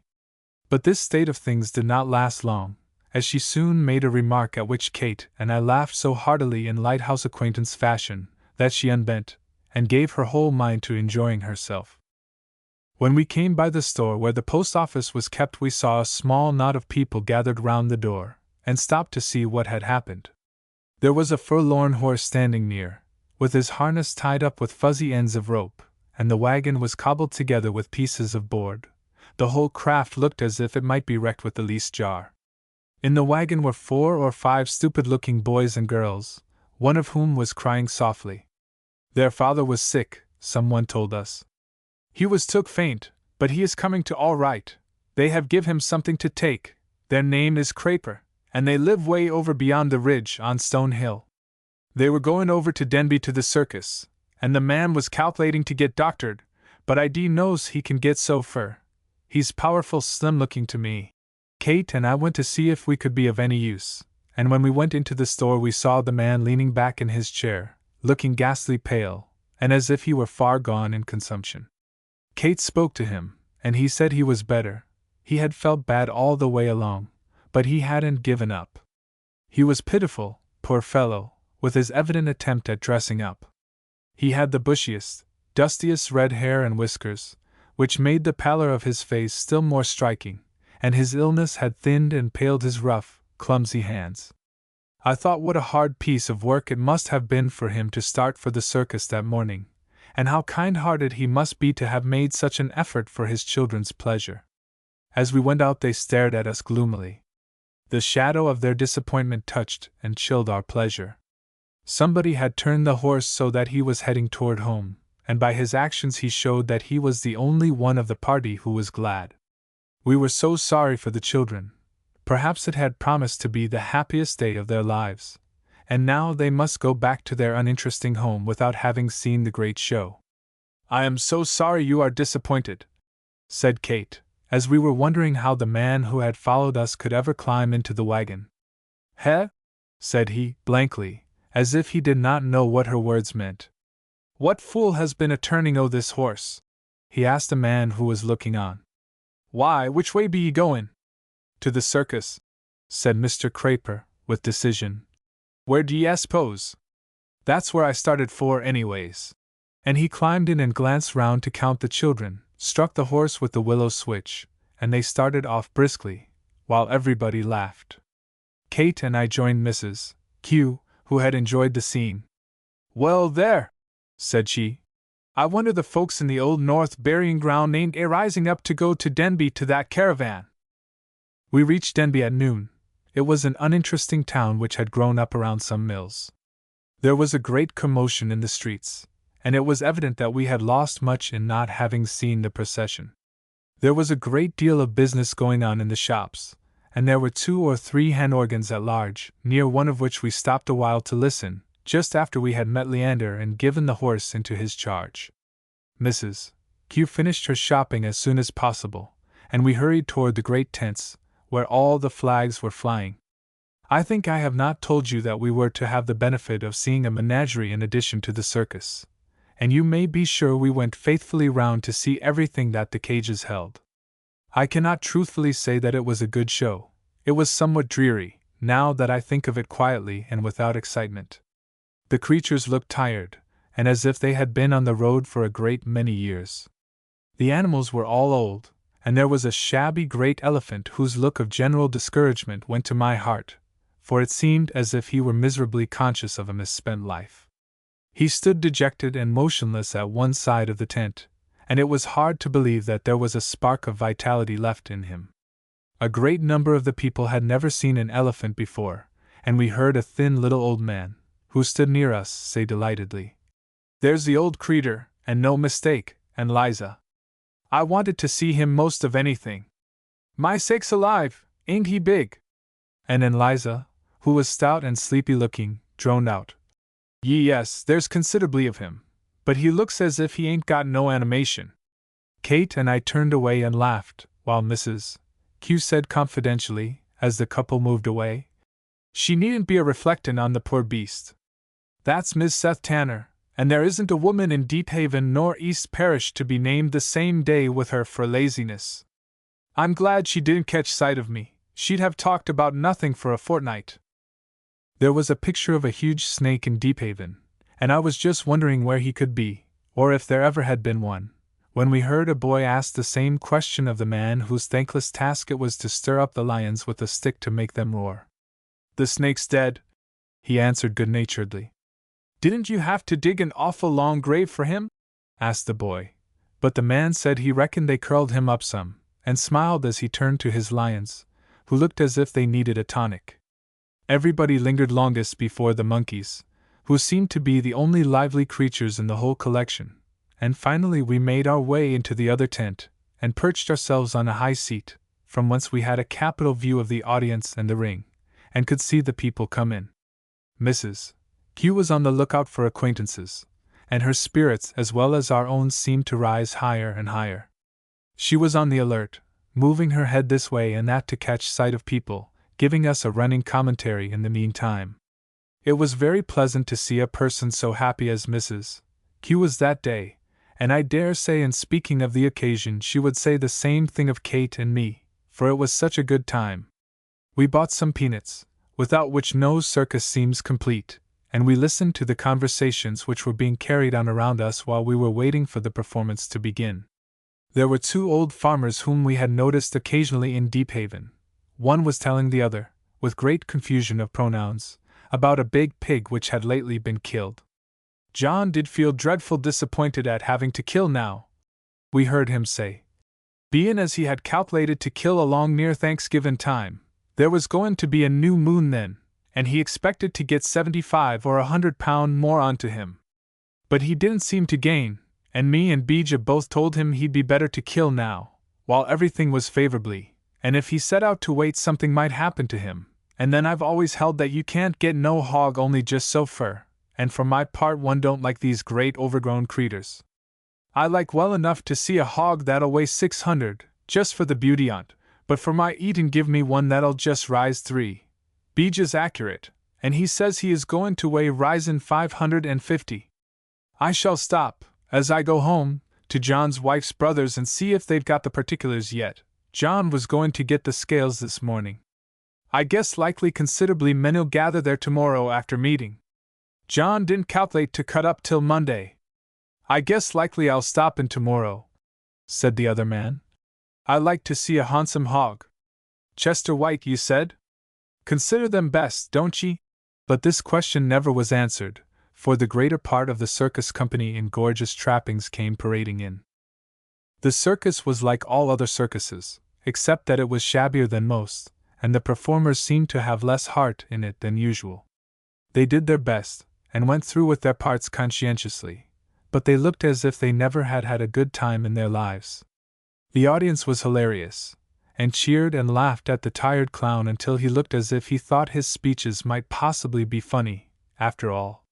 We were so glad we had pleased the poor thing, and when he sang a song our satisfaction was still greater, and so he sang it all over again. Perhaps he had been associating with people who were used to circuses. The afternoon was hot, and the boys with Japanese fans and trays of lemonade did a remarkable business for so late in the season. The brass band on the other side of the tent shrieked its very best, and all the young men of the region had brought their girls, and some of these countless pairs of country lovers we watched a great deal, as they kept company, with more or less depth of satisfaction in each other. We had a grand chance to see the fashions, and there were many old people and a great number of little children, and some families had evidently locked their house door behind them, since they had brought both the dog and the baby. "Doesn't it seem as if you were a child again?" Kate asked me. "I am sure this is just the same as the first circus I ever saw. It grows more and more familiar, and it puzzles me to think they should not have altered in the least while I have changed so much, and have even had time to grow up. You don't know how it is making me remember other things of which I have not thought for years. I was 7 years old when I went that first time. Uncle Jack invited me. I had a new parasol, and he laughed because I would hold it over my shoulder when the sun was in my face. He took me into the sideshows and bought me everything I asked for on the way home, and we did not get home until twilight. The rest of the family had dined at 4 o'clock and gone out for a long drive, and it was such fun to have our dinner by ourselves. I sat at the head of the table in Mama's place, and when Bridget came down and insisted that I must go to bed, Uncle Jack came softly upstairs and sat by the window, smoking and telling me stories. He ran and hid in the closet when we heard Mama coming up, and when she found him out by the cigar smoke, and made believe scold him, I thought she was in earnest, and begged him off. Yes, and I remember that Bridget sat in the next room, making her new dress so she could wear it to church next day. I thought it was a beautiful dress, and besought Mama to have one like it. It was bright green with yellow spots all over it," said Kate. "Ah, poor Uncle Jack! He was so good to me. We were always telling stories of what we would do when I was grown up.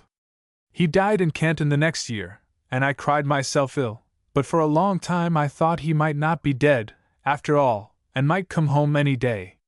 He used to seem so old to me, and he really was just out of college and not so old as I am now. That day at the circus he had a pink rosebud in his buttonhole, and when have I ever thought of this before? A woman sat before us who had a stiff little cape on her bonnet like a shelf, and I carefully put peanuts round the edge of it, and when she moved her head they would fall. I thought it was the best fun in the world, and I wished Uncle Jack to ride the donkey. I was sure he could keep on, because his horse had capered about with him one day on Beacon Street, and I thought him a perfect rider, since nothing had happened to him then. I remember, said Mrs. Q presently, that just before I was married he took me over to Wareham Corners to a caravan. My sister Hannah and the young man who was keeping company with her went too. I haven't been to one since till today, and it does carry me back same's it does you, Miss Kate. It doesn't seem more than 5 years ago, and what would I have thought if I had known he and I were going to keep a lighthouse and be contented there, what's more, and sometimes not get ashore for a fortnight, settled, grey-headed old folks. We were gay enough in those days.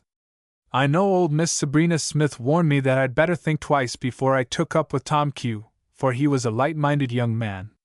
I speak o' that to him in the winter-time, when he sets reading the almanac half asleep and I'm knitting, and the wind's a-howling and the waves coming ashore on those rocks as if they wished they could put out the light and blow down the lighthouse. We were reflected on a good deal for going to that caravan. Some of the old folks didn't think it was improvin'. Well, I should think that man was a-trying to break his neck. Coming out of the great tent was disagreeable enough, and we seemed to have chosen the worst time, for the crowd pushed fiercely, though I suppose nobody was in the least hurry, and we were all severely jammed, while from somewhere underneath came the wails of a deserted dog. We had not meant to see the sideshows, and went carelessly past 2 or 3 tents, but when we came in sight of the picture of the Kentucky giantess, we noticed that Mrs. Q looked at it wistfully, and we immediately asked if she cared anything about going to see the wonder, whereupon she confessed that she never heard of such a thing as a woman's weighing 650 pounds, so we all 3 went in. There were only 2 or 3 persons inside the tent, beside a little boy who played the hand organ. The Kentucky giantess sat in 2 chairs on a platform, and there was a large cage of monkeys just beyond, toward which Kate and I went at once. Why, she isn't more than 2/3 as big as the picture, said Mrs. Q in a regretful whisper. But I guess she's big enough. Doesn't she look discouraged, poor creetur? Kate and I felt ashamed of ourselves for being there. No matter if she had consented to be carried round for a show, it must have been horrible to be stared at and joked about day after day, and we gravely looked at the monkeys, and in a few minutes turned to see if Mrs. Q were not ready to come away, when to our surprise we saw that she was talking to the giantess with great interest, and we went nearer. I thought your face looked natural the minute I set foot inside the door, said Mrs. Q. But you've altered some since I saw you, and I couldn't place you till I heard you speak. Why, you used to be spare. I am amazed, merrily. Where are your folks? I don't wonder you are surprised, said the giantess. I was a good ways from this when you knew me, wasn't I? But father he run through with every cent he had before he died, and he took to drink and it killed him after a while, and then I begun to grow worse and worse, till I couldn't do nothing to earn $1, and everybody was a-coming to see me, till at last I used to ask 'em 10 cents apiece, and I scratched along somehow till this man came round and heard of me, and he offered me my keep and good pay to go along with him. He had another giantess before me, but she had begun to fall away considerably, so he paid her off and let her go. This other giantess was an awful expense to him, she was such an eater. Now I don't have no great of an appetite. This was said plaintively. And he's raised my pay since I've been with him because we did so well. I took up with his offer because I was nothing but a drag and never will be. I'm as comfortable as I can be, but it's a pretty hard business. My oldest boy is able to do for himself, but he's married this last year, and his wife don't want me. I don't know's I blame her either. It would be something like if I had a daughter now, but there, I'm getting to like traveling first rate, it gives anybody a good deal to think of. I was asking the folks about you when I was up home the early part of the summer, said Mrs. Q, but all they knew was that you were living out in New York State. Have you been living in Kentucky long? I saw it on the picture outside. No, said the giantess. That was a picture the man bought cheap from another show that broke up last year.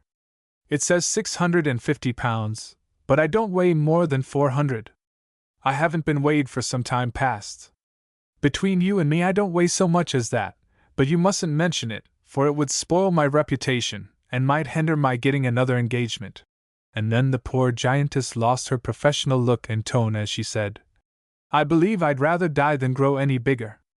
I do lose heart sometimes, and wish I was a smart woman and could keep house. I'd be smarter than ever I was when I had the chance, I tell you that. Is Tom along with you?" "No, I came with these young ladies, Miss Lancaster and Miss Dennis, who are stopping over to Deephaven for the summer."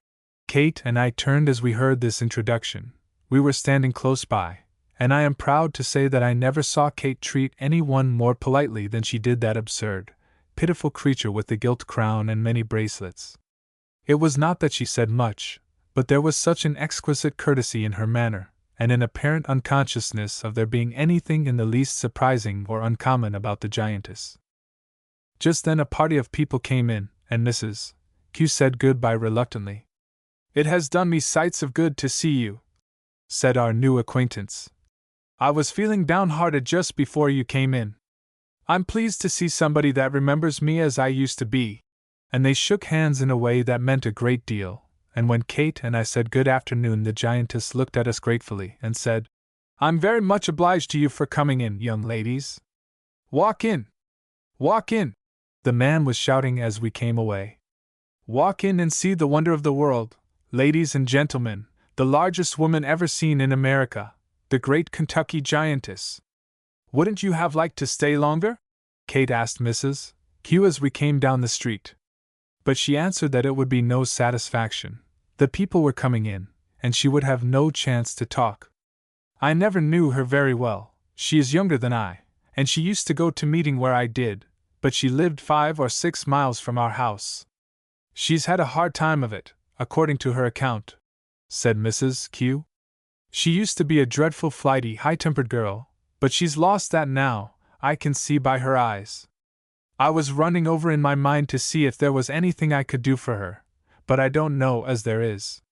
She said the man who hired her was kind. I guess your treating her so polite did her as much good as anything. She used to be real ambitious. I had it on my tongue's end to ask her if she couldn't get a few days' leave and come out to stop with me, but I thought just in time that she'd sink the dory in a minute.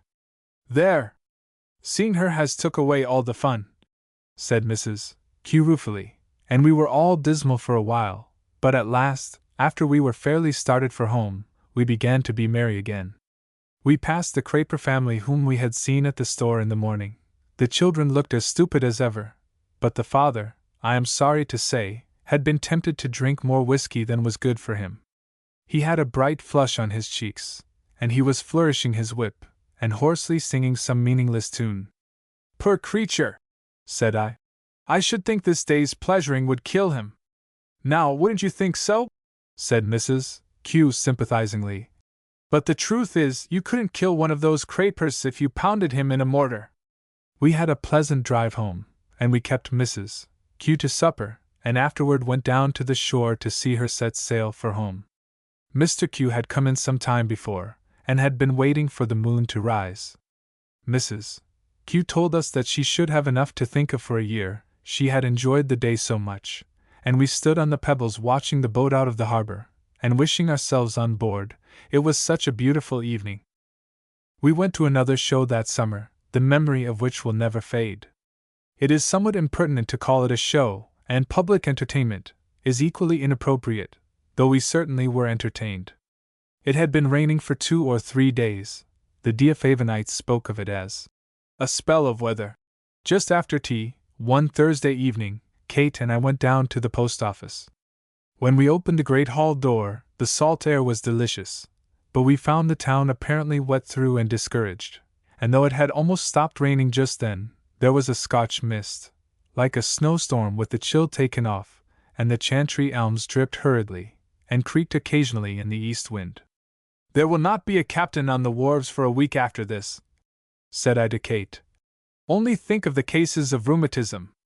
We stopped for a few minutes at the Carews, who were as much surprised to see us as if we had been mermaids out of the sea, and begged us to give ourselves something warm to drink, and to change our boots the moment we got home.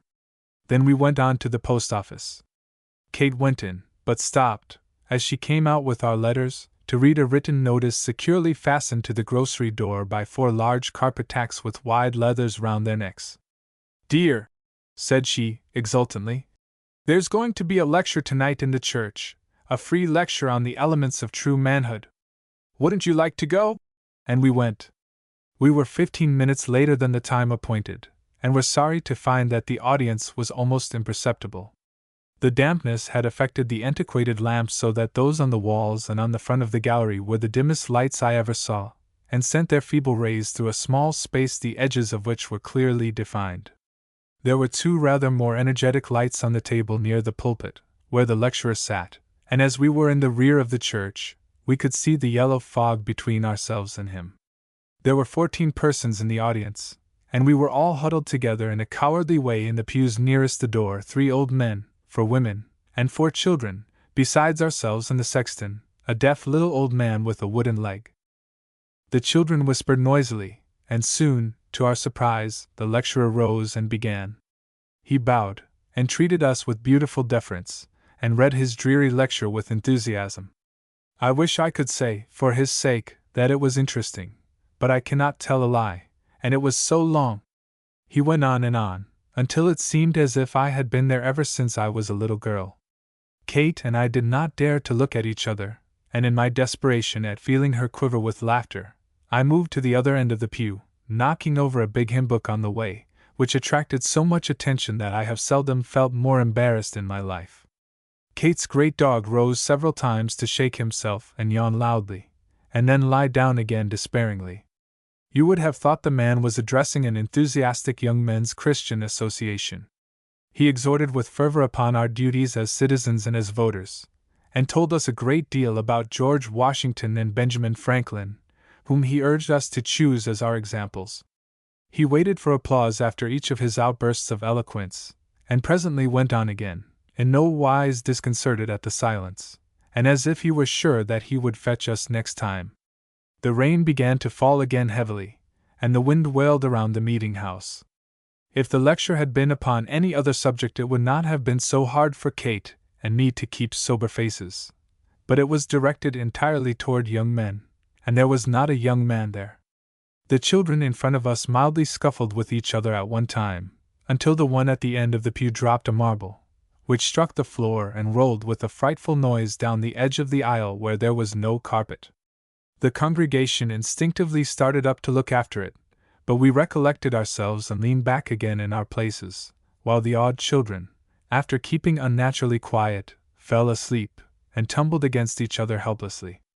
After a time the man sat down and wiped his forehead, looking well satisfied, and when we were wondering whether we might with propriety come away, he rose again, and said it was a free lecture, and he thanked us for our kind patronage on that inclement night. But in other places which he had visited there had been a contribution taken up for the cause. It would, perhaps, do no harm, would the sexton, but the sexton could not have heard the sound of a cannon at that distance, and slumbered on. Neither Kate nor I had any money, except a $20 bill in my purse, and some coppers in the pocket of her waterproof cloak which she assured me she was prepared to give, but we saw no signs of the sexton's waking, and as one of the women kindly went forward to wake the children, we all rose and came away. After we had made as much fun and laughed as long as we pleased that night, we became suddenly conscious of the pitiful side of it all, and being anxious that every one should have the highest opinion of Deephaven, we sent Tom Dockham early in the morning with an anonymous note to the lecturer, whom he found without much trouble. But afterward we were disturbed at hearing that he was going to repeat his lecture that evening, the wind having gone round to the northwest, and I have no doubt there were a good many women able to be out, and that he harvested enough 10-cent pieces to pay his expenses without our help, though he had particularly told us it was for the cause the evening before, and that ought to have been a consolation. Cunner fishing. One of the chief pleasures in Deephaven was our housekeeping. Going to market was apt to use up a whole morning, especially if we went to the fish houses. We depended somewhat upon supplies from Boston, but sometimes we used to chase a butcher who took a drive in his old canvas-topped cart when he felt like it, and as for fish, there were always enough to be caught, even if we could not buy any. Our acquaintances would often ask if we had anything for dinner that day, and would kindly suggest that somebody had been boiling lobsters, or that a boat had just come in with some nice mackerel, or that somebody over on the ridge was calculating to kill a lamb, and we had better speak for a quarter in good season. I am afraid we were looked upon as being in danger of becoming epicures, which we certainly are not, and we undoubtedly roused a great deal of interest because we used to eat mushrooms, which grew in the suburbs of the town in wild luxuriance. One morning Maggie told us that there was nothing in the house for dinner, and taking an early start, we went at once down to the store to ask if the butcher had been seen, but finding that he had gone out deep-sea fishing for 2 days, and that when he came back he had planned to kill a veal, we left word for a sufficient piece of the doomed animal to be set apart for our family, and strolled down to the shore to see if we could find some mackerel. But there was not a fisherman in sight, and, after going to all the fish houses, we concluded that we had better provide for ourselves. We had not brought our own lines, but we knew where Danny kept his, and after finding a basket of suitable size, and taking some clams from Danny's bait tub, we went over to the hull of an old schooner which was going to pieces alongside one of the ruined wharves. We looked down the hatchway into the hold, and could see the flounders and sculpins swimming about lazily, and once in a while a little pollock scooted down among them impertinently, and then disappeared. "There is that same big flounder that we saw day before yesterday," said I. "I know him because one of his fins is half gone. I don't believe he can get out, for the hole in the side of the schooner isn't very wide, and it is higher up than flounders ever swim. Perhaps he came in when he was young, and was too lazy to go out until he was so large he couldn't. Flounders always look so lazy, and as if they thought a great deal of themselves. I hope they will think enough of themselves to keep away from my hook this morning," said Kate philosophically. "And the sculpin too. I am going to fish for cunners alone, and keep my line short." And she perched herself on the quarter, baited her hook carefully, and threw it over, with a clamshell to call attention. I went to the rail at the side, and we were presently much encouraged by pulling up 2 small cunners, and felt that our prospects for dinner were excellent. Then I unhappily caught so large a sculpin that it was like pulling up an open umbrella, and after I had thrown him into the hold to keep company with the flounder, our usual good luck seemed to desert us. It was one of the days when, in spite of twitching the line and using all the tricks we could think of, the cunners would either eat our bait or keep away altogether. Kate at last said we must starve unless we could catch the big flounder, and asked me to drop my hook down the hatchway, but it seemed almost too bad to destroy his innocent happiness. Just then we heard the noise of oars, and to our delight saw Captain Sands in his dory just beyond the next wharf. "Any luck?" said he. "I suppose you don't care anything about going out this morning?" "We are not amusing ourselves. We are trying to catch some fish for dinner," said Kate. "Could you wait out by the red buoy while we get a few more, and then should you be back by noon, or are you going for a longer voyage, Captain Sands?" "I was going out to Black Rock for cunners myself," said the captain. "I should be pleased to take ye, if ye'd like to go." So we wound up our lines, and took our basket and clams and went round to meet the boat. I felt like rowing, and took the oars while Kate was mending her sinker and the captain was busy with a snarled line. "It's pretty hot," said he presently, "but I see a breeze coming in, and the clouds seem to be thickening. I guess we shall have it cooler long towards noon. It looked last night as if we were going to have foul weather, but the scud seemed to blow off, and it was as pretty a morning as ever I see. A growing moon chaws up the clouds, my granda used to say. He was as knowing about the weather as anybody I ever come across. Most always hit it just about right. Some folks lay all the weather to the moon, according to where she quarters, and when she's in perigee we're going to have this kind of weather, and when she's in apogee she's got to do so and so for sartain. But grander he used to laugh at all them things. He said it never made no kind of difference, and he went by the looks of the clouds and the feel of the air, and he thought folks couldn't make no kind of rules that held good, that had to do with the moon. Well, he did used to depend on the moon some. Everybody knows we aren't so likely to have foul weather in a growing moon as we be when she's waning. But some folks I could name, they can't do nothing without having the moon's opinion on it. When I went my second voyage afore the mast we was in port 10 days at Cadiz, and the ship she needed salting dreadful. The mate kept telling the captain how low the salt was in her, and we was going a long voyage from there. But no, he wouldn't have her salted nohow, because it was the wane of the moon. He was an amazing set kind of man, the captain was, and would have his own way on sea or shore. The mate was his own brother, and they used to fight like a cat and dog. They owned most of the ship between 'em. I was slushing the mizzen mast, and heard 'em a disputin' about the salt. The captain was a first-rate seaman and died rich, but he was dreadful notional. I know one time we were a-lyin' out in the stream all ready to weigh anchor, and everything was in trim. The men were up in the rigging and a fresh breeze going out, just what we'd been waiting for, and the word was passed to take in sail and make everything fast. The men swore, and everybody said the captain had had some kind of a warning. But that night it began to blow, and I tell you afore morning we were glad enough we were in harbor. The old Victor she dragged her anchor, and the fore-t'gallant sail and Ariel got loose somehow and was blown out of the bolt ropes. Most of the canvas and rigging was old, but we had first-rate weather after that, and didn't bend near all the new sail we had aboard, though the captain was most afraid we'd come short when we left Boston. That was most 60 year ago, said the captain, reflectively. How time does slip away! You young folks haven't any idea. She was a first-rate ship, the old Victor was, though I suppose she wouldn't cut much of a dash now alongside of some of the new clippers. There used to be some strange-looking crafts in those days. There was the old brig Hannah. They used to say she would sail backwards as fast as forwards, and she was so square in the bows, they used to call her the sugar box. She was master old, the Hannah was, and there wasn't a port from here to New Orleans where she wasn't known. She used to carry a master cargo for her size, more than some ships that ranked 250 ton, and she was put down for 200. She used to make good voyages, the Hannah did, and then there was the Pactolus. She was just about such another, you would have laughed to see her. She sailed out of this port for a good many years. Captain Wall he told me that if he had her before the wind with a cargo of cotton, she would make a middling good run, but load her deep with salt, and you might as well try to sail a stick of oak timber with a handkerchief. She was a stout-built ship. I shouldn't wonder if her timbers were afloat somewhere yet.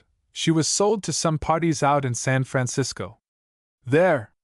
Everything's changed from what it was when I used to follow the sea. I wonder sometimes if the sailors have as queer works aboard ship as they used. Bless ye! Deephaven used to be a different place to what it is now. There was hardly a day in the year that you didn't hear the shipwrights' hammers, and there was always something going on at the wharves.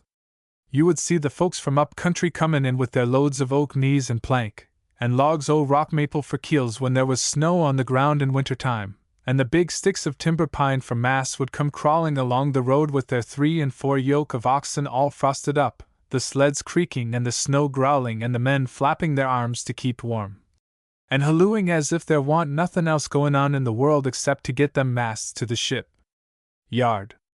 Bless ye! 2 o' them teams together would stretch from here most up to the Widow Jim's place. No such timber pines nowadays. I suppose the sailors are very jolly together sometimes, said Kate meditatively, with the least flicker of a smile at me. The captain did not answer for a minute, as he was battling with an obstinate snarl in his line, but when he had found the right loop he said, I've had the best times and the hardest times of my life at sea, that's certain. I was just thinking it over when you spoke. I'll tell you some stories one day or another that'll please you. Land! You've no idea what tricks some of those wild fellows will be up to. Now, saying they fetch home a cargo of wines and they want a drink, they've got a trick so they can get it. Saying it's champagne, they'll fetch up a basket, and how do you suppose they'll get into it? Of course we didn't know. Well, every basket will be counted, and they're fastened up particular, so they can tell in a minute if they've been tampered with, and neither must you draw the corks if you could get the basket open. I suppose you may have seen champagne, how it's all wired and waxed. Now, they take a clean tub, them fellows do, and just shake the basket and jounce it up and down till they break the bottles and let the wine drain out. Then they take it down in the hold and put it back with the rest, and when the cargo is delivered there's only 1 or 2 whole bottles in that basket, and there's a dreadful fuss about its being stowed so foolish. The captain told this with an air of great satisfaction, but we did not show the least suspicion that he might have assisted at some such festivity. Then they have a way of breaking into a cask. It won't do to start the bung, and it won't do to bore a hole where it can be seen, but they're up to that. They slip back one of the end hoops and bore 2 holes underneath it, one for the air to go in and one for the liquor to come out, and after they get all out they put in some spigots and cut them down close to the stave, knock back the hoop again, and there ye are, all trig. I never should have thought of it, said Kate admiringly. There isn't nothing, Captain Sands went on. That'll hinder some masters from cheating the owners a little. Get them off in a foreign port, and there's nobody to watch, and they most of them have a feeling that they ain't getting full pay, and they'll charge things to the ship that she never seen nor heard of. There were 2 shipmasters that sailed out of Salem. I heard one of them tell the story. They had both come into port from Liverpool nigh the same time, and one of them, he was dressed up in a handsome suit of clothes, and the other looked kind of poverty-struck. Where did you get them clothes? Says he. Why, to Liverpool, says the other. You don't mean to say you come away without none, cheap as cloth was there? Why, yes, says the other captain, I can't afford to wear such clothes as those be, and I don't see how you can either. Charge 'em to the ship, bless ye, the owners expect it. So the next voyage the poor captain he had a nice rig for himself made to the best tailors in Bristol, and charged it, say £10, in the ship's account. And when he came home the ship's husband he was looking over the papers. And what's this? Says he, how come the ship to run up a tailor's bill? Why, them's mine, says the captain, very meeching. I understood that there wouldn't be no objection made. Well, you made a mistake, says the other, laughing. Guess I'd better scratch this out. And it wasn't long before the captain met the one who had put him up to doing it, and he give him a blowing up for getting him into such a fix. Land sakes alive, says he, were you fool enough to set it down in the account? Why, I put mine in, so many bolts of Russia duck. Captain Sands seemed to enjoy this reminiscence, and to our satisfaction, in a few minutes, after he had offered to take the oars, he went on to tell us another story. Why, as for cheating, there's plenty of that all over the world. The first voyage I went into Havana as master of the Deerhound, she had never been in the port before and had to be measured and recorded, and then pay her tonnage duties every time she went into port thereafterward, according to what she was registered on the custom house books. The inspector he come aboard, and he went below and looked round, and he measured her between decks, but he never offered to set down any figures, and when we came back into the cabin, says he, yes, good ship. You put one blown front of this eye, so, says he, and I not see with him, and you put one more doubloon front of other eye, and how you think I see at all what figure you write? So I took his book and I set down her measurements and made her out 20 tons short, and he took his doubloons and shoved them into his pocket. There, it isn't what you call straight dealing, but everybody done it that dared, and you'd eat up all the profits of a VYG and the owners would just as soon you try a little up-country air, if you paid all those dues according to law. Tonnage was dreadful high and wharfage too, in some ports, and they'd get your last cent some way or another if ye weren't sharp. Old Captain Carew, uncle to them ye see to meeting, did a smart thing in the time of the embargo. Folks got tired of it, and it was dreadful hard times, ships rotting at the wharves, and Deephaven never was quite the same afterward, though the old place held out for a good while before she let go as ye see her now. You'd a had a hard grip on when I was a young man to make me believe it would ever be so dull here. Well, Captain Carew he bought an old brig that was lying over by East Parish, and he began fitting her up and loading her for the West Indies, and the farmers they'd come in there by night from all round the country, to sell salt fish and lumber and potatoes, and glad enough they were, I tell ye. The rigging was put in order, and it wasn't long before she was ready to sail, and it was all kept mighty quiet. She lay up to an old wharf in a cove where she wouldn't be much noticed, and they took care not to paint her any or to attract any attention. One day Captain Carew was over in Riverport dining out with some gentlemen, and the revenue officer sat next to him, and by says he, "Why won't ye take a ride with me this afternoon? I've had warning that there's a brig loading for the West Indies over beyond Deephaven somewheres, and I'm going over to seize her," and he laughed to himself as if he expected fun, and something in his pocket beside. Well, the first minute that Captain Carew dared, after dinner, he slipped out, and he hired the swiftest horse in Riverport and rode for dear life, and told the folks who were in the secret, and some who weren't, what was the matter, and every soul turned to and helped finish loading her and getting the rigging ready and the water aboard. But just as they were leaving the cove, the wind was blowing just right. Along came the revenue officer with 2 or 3 men, and they come off in a boat and boarded her as important as could be. "Won't ye step into the cabin, gentlemen, and take a glass o' wine," says Captain Carew, very polite, and the wind came in fresher, something like a squall for a few minutes, and the men had the sails spread before you could say Jack Robison, and before those fellows knew what they were about the old brig was a-standing out to sea, and the folks on the wharves cheered and yelled. The captain gave the officers a good scare and offered 'em a free passage to the West Indies, and finally they said they wouldn't report at headquarters if he'd let 'em go ashore. So he told the sailors to lower their boat about 2 miles off Deephaven, and they pulled ashore meek enough.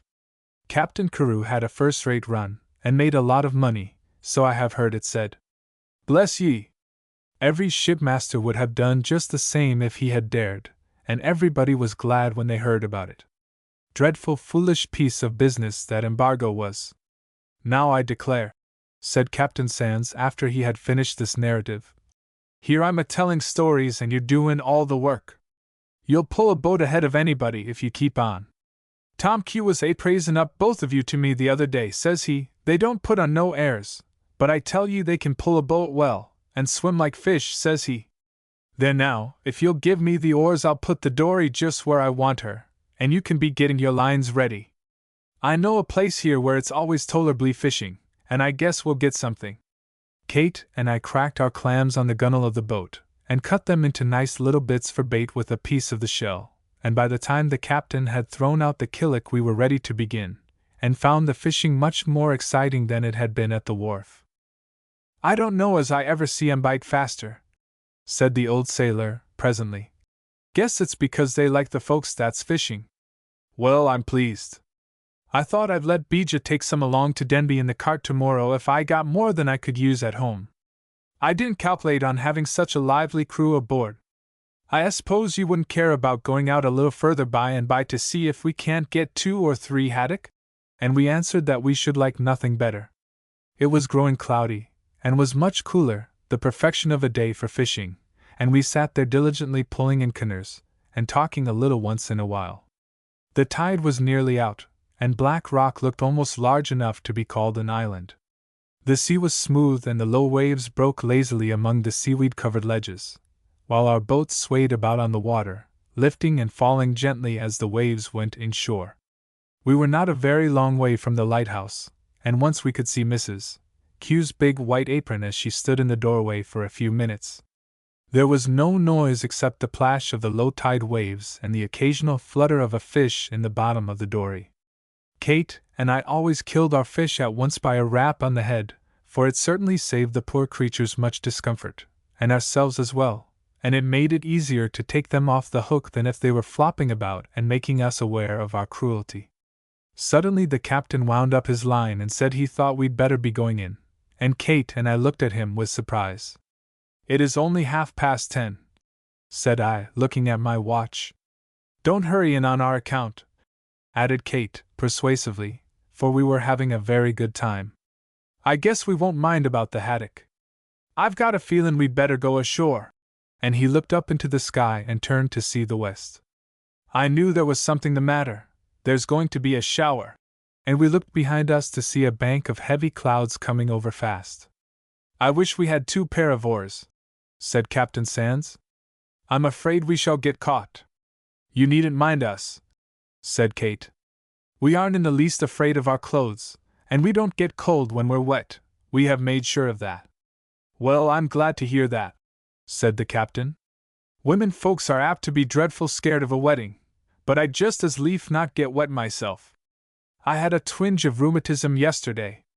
I guess we'll get ashore fast enough. No, I feel well enough today, but you can row if you want to, and I'll take the oars the last part of the way. When we reached the moorings the clouds were black, and the thunder rattled and boomed over the sea, while heavy spatters of rain were already falling. We did not go to the wharves, but stopped down the shore at the fish houses, the nearer place of shelter. You just select some of those canoes, said the captain, who was beginning to be a little out of breath. And then you can run right up and get under cover, and I'll put a bit of old sail over the rest of the fish to keep the fresh water off. By the time the boat touched the shore and we had pulled it up on the pebbles, the rain had begun in good earnest.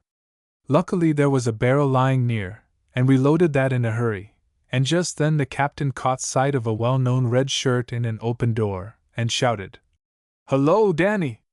Lend us a hand with these fish, for we're nigh on to being shipwrecked." And then we ran up to the fish house and waited a while, though we stood in the doorway watching the lightning, and there were so many leaks in the roof that we might almost as well have been out of doors. It was one of Danny's quietest days, and he silently beheaded hake, only winking at us once very gravely at something our other companion said. "There," said Captain Sands, "folks may say what they have a mind to. I didn't see that shower coming up, and I know as well as I want to that my wife did, and impressed it on my mind. Our house sets high, and she watches the sky and is allies a-worrying when I go out fishing for fear something's going to happen to me, 'specially since I've got to be along in years." This was just what Kate and I wished to hear, for we had been told that Captain Sands had most decided opinions on dreams and other mysteries, and could tell some stories which were considered incredible by even a Deephaven audience, to whom the marvelous was of everyday occurrence. "Then it has happened before?" asked Kate. "I wondered why you started so suddenly to come in." "Happened?" said the captain. "Bless ye, yes. I'll tell you my views about these PINTs one o' those days. I've thought a good deal about 'em by spells. Not that I can explain 'em, nor anybody else, but it's no use to laugh at 'em as some folks do. Captain Lant, you know Captain Lant, he and I have talked it over considerably, and he says to me, everybody's got some story of the kind they will believe in spite of everything, and yet they won't believe yourn." The shower seemed to be over now, and we felt compelled to go home, as the captain did not go on with his remarks. I hope he did not see Danny's wink. Skipper Scudder, who was Danny's friend and partner, came up just then and asked us if we knew what the sign was when the sun came out through the rain. I said that I had always heard it would rain again next day. "Oh no," said Skipper Scudder. "The devil is whipping his wife." After dinner Kate and I went for a walk through some pine woods which were beautiful after the rain. The mosses and lichens which had been dried up were all freshened and blooming out in the dampness. The smell of the wet pitch pines was unusually sweet, and we wandered about for an hour or two there, to find some ferns we wanted, and then walked over toward East Parish, and home by the long beach late in the afternoon. We came as far as the boat landing, meaning to go home through the lane, but to our delight we saw Captain Sands sitting alone on an old overturned whaleboat, whittling busily at a piece of dried kelp. "Good evening," said our friend cheerfully. And we explained that we had taken a long walk and thought we would rest a while before we went home to supper. Kate perched herself on the boat, and I sat down on a ship's knee which lay on the pebbles. "Didn't get any hurt from being out in the shower, I hope?" "No, indeed," laughed Kate. "And we had such a good time. I hope you won't mind taking us out again sometime." "Bless ye! No," said the captain. "My girl Louisa, that's Miss Winslow over to Riverport, used to go out with me a good deal, and it seemed natural to have you aboard. I miss Louisa after she got married, for she was allies ready to go anywhere long a father. She's had slim health of late years. I tell 'em she's been too much shut up out of the fresh air, and Sunday when she was young her mother never could prevail on her to set in the house stiddy and sew, and she used to have great misgivings that Louisa never was going to be capable. How about those fish you caught this morning? Good, were they? Miss Sands had dinner on the stocks when I got home, and she said she wouldn't fry any till supper time, but I calculated to have 'em this noon. I like 'em best right out o' the water. Little more and we should have got them wet. That's one of my whims, I can't bear to let fish get rained on." "Oh, Captain Sands," said I, there being a convenient pause, "you were speaking of your wife just now. Did you ask her if she saw the shower?" "First thing she spoke of when I got into the house. There, says she, I was afraid you wouldn't see the rain coming in time, and I had my heart in my mouth when it began to thunder. I thought you'd get soaked through, and be laid up for a fortnight, says she. I guess a summer's shower won't hurt an old sailor like me, says I. And the captain reached for another piece of his kelp stalk, and whittled away more busily than ever. Kate took out her knife and also began to cut kelp, and I threw pebbles in the hope of hitting a spider which sat complacently on a stone not far away, and when he suddenly vanished there was nothing for me to do but to whittle kelp also. Do you suppose, said Kate, that Mrs. Sands really made you know about that shower? The captain put on his most serious look, coughed slowly, and moved himself a few inches nearer us, along the boat. I think he fully understood the importance and solemnity of the subject. It ain't for us to say what we do know or don't, for there's nothing sartain, but I made up my mind long ago that there's something about these PINTs that's Mr. Us. My wife and me will be sitting there to home, and there won't be no word between us for an hour, and then of a sudden we'll speak up about the same thing.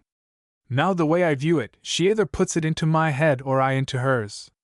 I've spoke up lots of times about something, when I didn't know what I was going to say when I began, and she'll say she was just thinking of that. Like as not you have noticed it sometimes? There was something my mind was dwellin' on yesterday, and she come right out with it, and I'd a good deal rather she hadn't, said the captain, ruefully. I didn't want to rake it all over Aegean, I'm sure. And then he recollected himself, and was silent, which his audience must confess to have regretted for a moment. I used to think a good deal about such things when I was younger, and I'm free to say I took more stock in dreams and such like than I do now. I recollect old Parson Lorimer, this Parson Lorimer's father who was settled here first, spoke to me once about it, and said it was a tempting of Providence, and that we hadn't no right to pry into secrets. I know I had a dream book then that I picked up in a shop in Bristol once when I was there on the Ranger, and all the young folks were beset to get sight of it. I see what fools it made of folks, bothering their heads about such things, and I pretty much let them go. All this stuff about spirit rappings is enough to make a man crazy. You don't get no good by it. I come across a paper once with a lot of letters in it from spirits, and I cast my eye over 'em, and I says to myself, well, I always was given to understand that when we come to a future state we was going to have more wisdom than we can get afore, but them letters hadn't any more sense to 'em, nor so much, as a man could write here without schooling, and I should think that if the letters be all straight, if the folks who wrote 'em had any kind of ambition they'd want to be moving back here again. But as for one person's having something to do with another any distance off, why, that's another thing. There ain't any nonsense about that. I know it's true just as well as I want to, said the captain, warming up. I'll tell ye how I was led to make up my mind about it. One time I waked a man up out of a sound sleep looking at him, and it set me to thinking. First, there wasn't any noise, and then Aegean there wasn't any touch so he could feel it, and I says to myself, why couldn't I ha' done it the width of 2 rooms as well as one, and why couldn't I ha' done it with my back turned? It couldn't have been the looking so much as the thinking. And then I carted further, and I says, why ain't a mile as good as a yard? And it's the thinking that does it, says I, and we've got some faculty or other that we don't know much about. We've got some way of sending our thought like a bullet goes out of a gun, and it hits. We don't know nothing except what we see. And some folks is scared, and some more thinks it is all nonsense and laughs. But there's something we haven't got the hang of. It makes me think o' them little black pollywogs that turns into frogs in the fresh water puddles in the Maasai. There's a time before their tails drop off and their legs have sprouted out, when they don't get any use o' their legs, and I dare say they're in their way considerably. But after they get to be frogs they find out what they're for without no kind of trouble. I guess we shall turn these faculties to account some time or nother. Seems to me, though, that we might depend on 'em now more than we do. The captain was under full sail on what we had heard was his pet subject, and it was a great satisfaction to listen to what he had to say. It loses a great deal in being written, for the old sailor's voice and gestures and thorough earnestness all carried no little persuasion. And it was impossible not to be sure that he knew more than people usually do about these mysteries in which he delighted. Now, how can you account for this? Said he. I remember not more than 10 years ago my son's wife was stopping at our house, and she had left her child at home while she come away for a rest. And after she had been there 2 or 3 days, one morning she was sitting in the kitchen long o' the folks, and all of a sudden she jumped out of her chair and ran into the bedroom, and next minute she come out laughing, and looking kind of scared.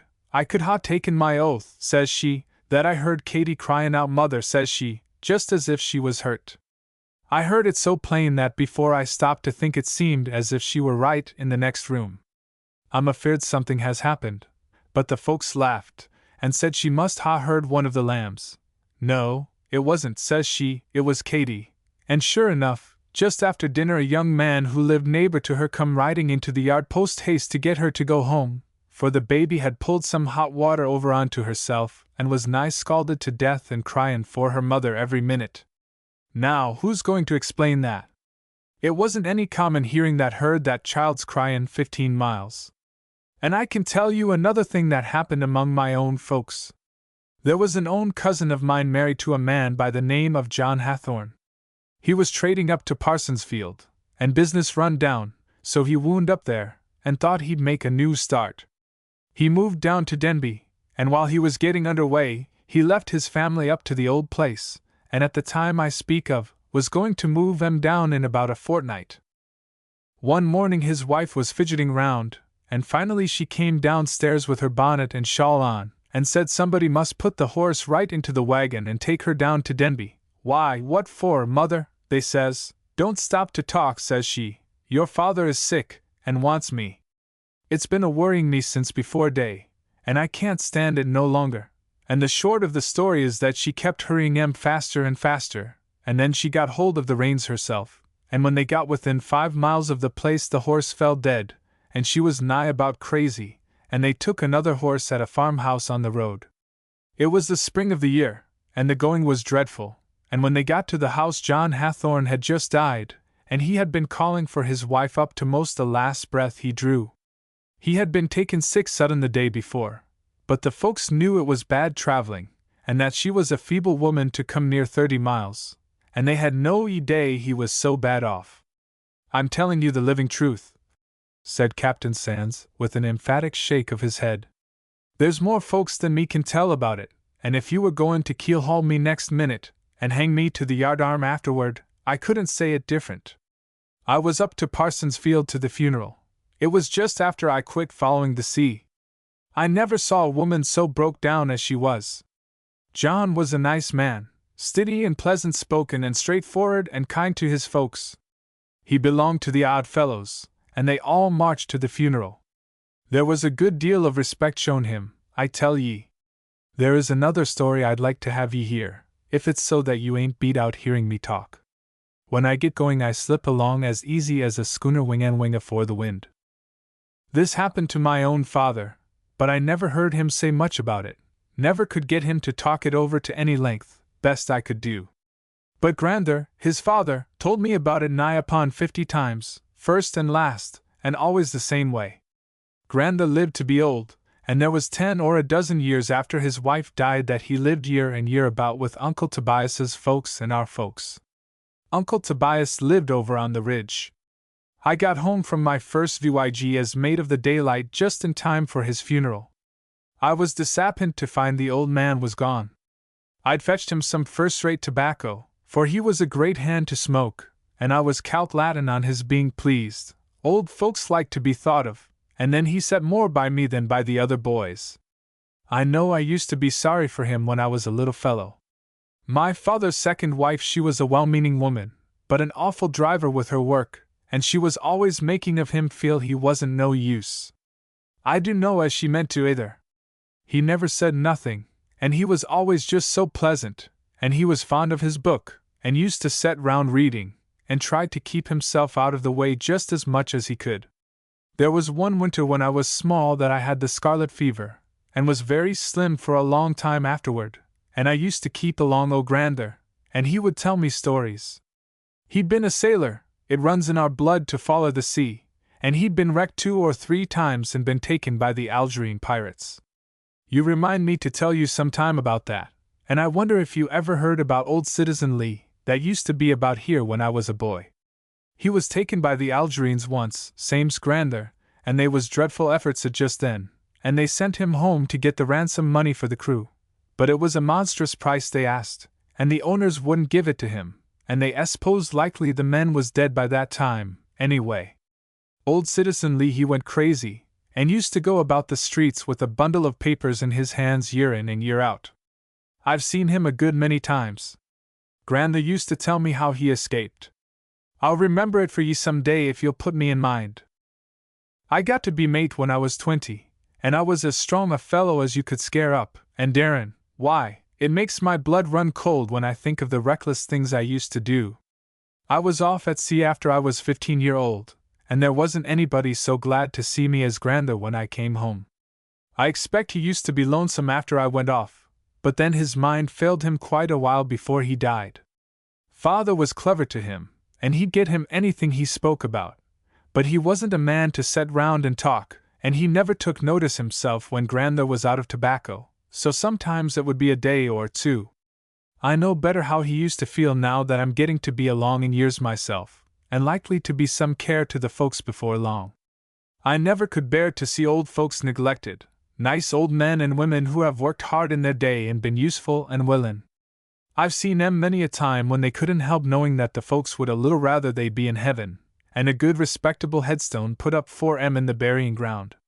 Well, now, I'm sure I forgot what I was going to tell you. Oh, yes, about grandmother dreaming about father when he come home from sea. Well, to go back to the first of it, Grandpa never was rugged.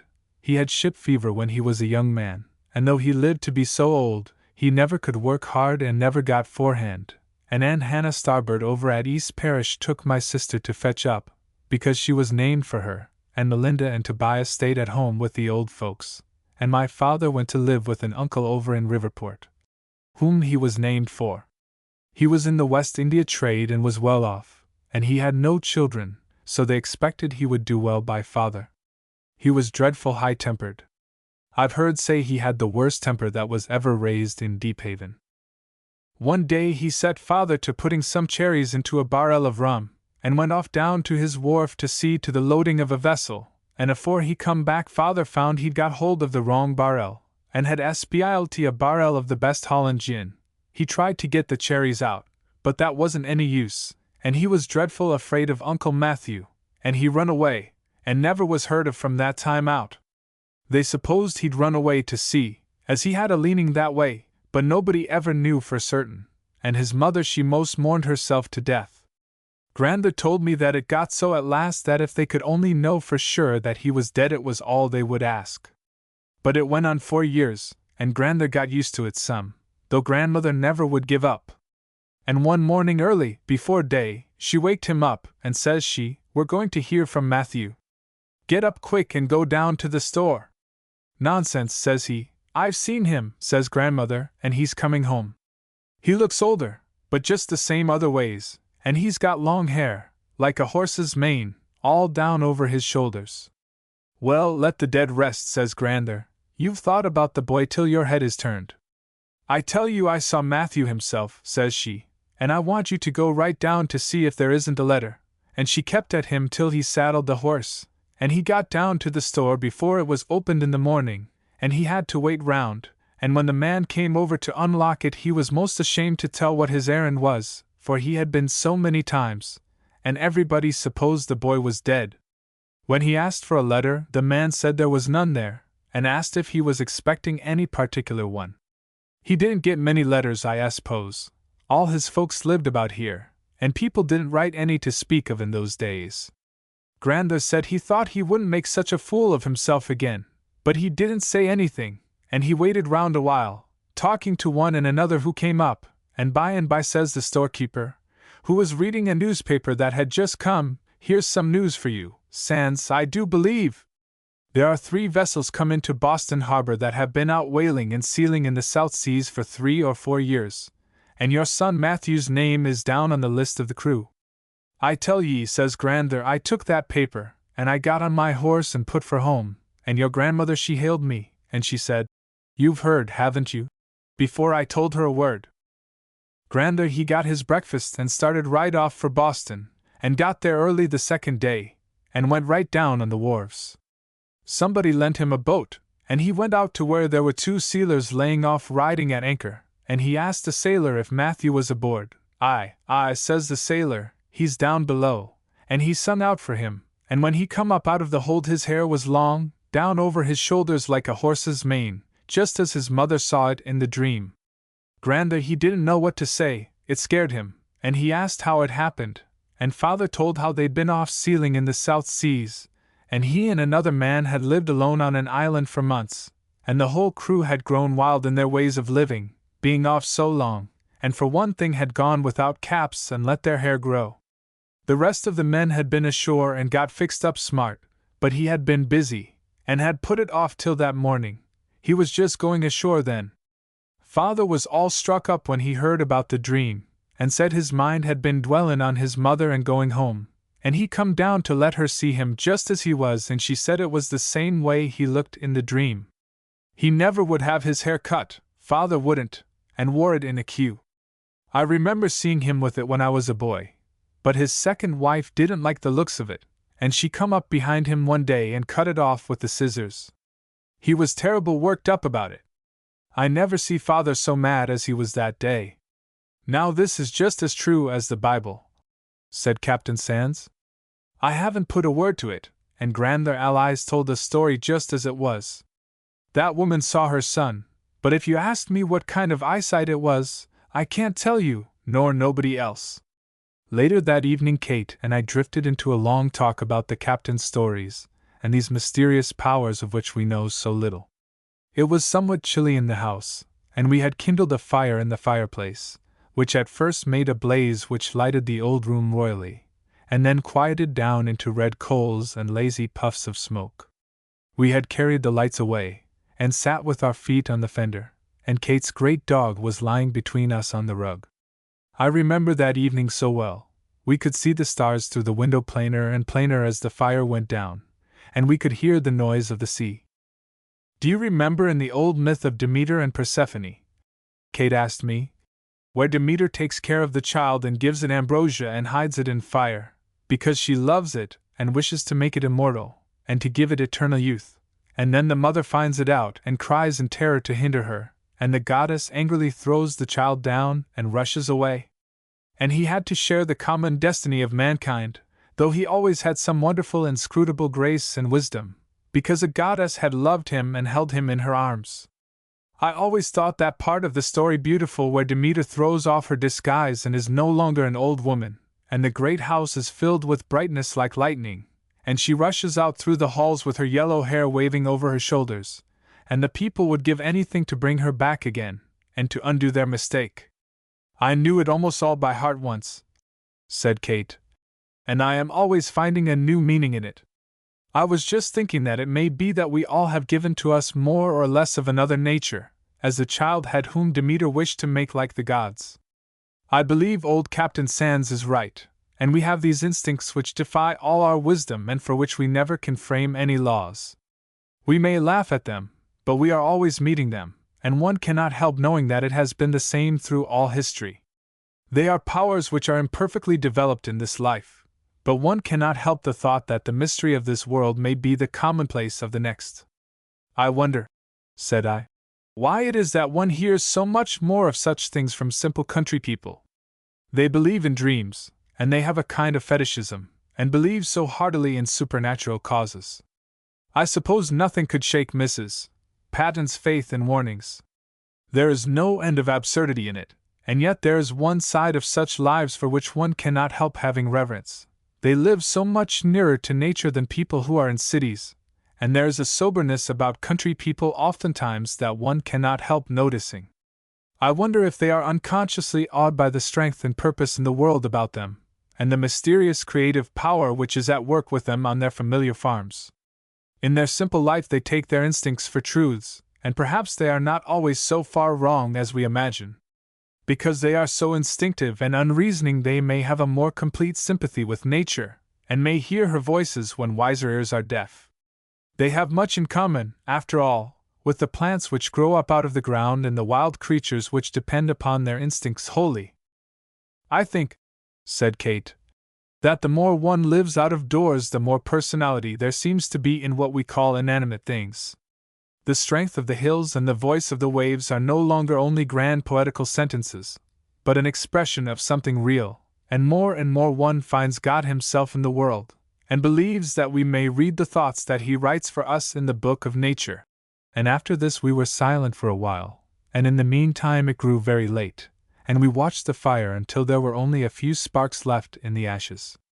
The stars faded away and the moon came up out of the sea, and we barred the great hall door and went upstairs to bed.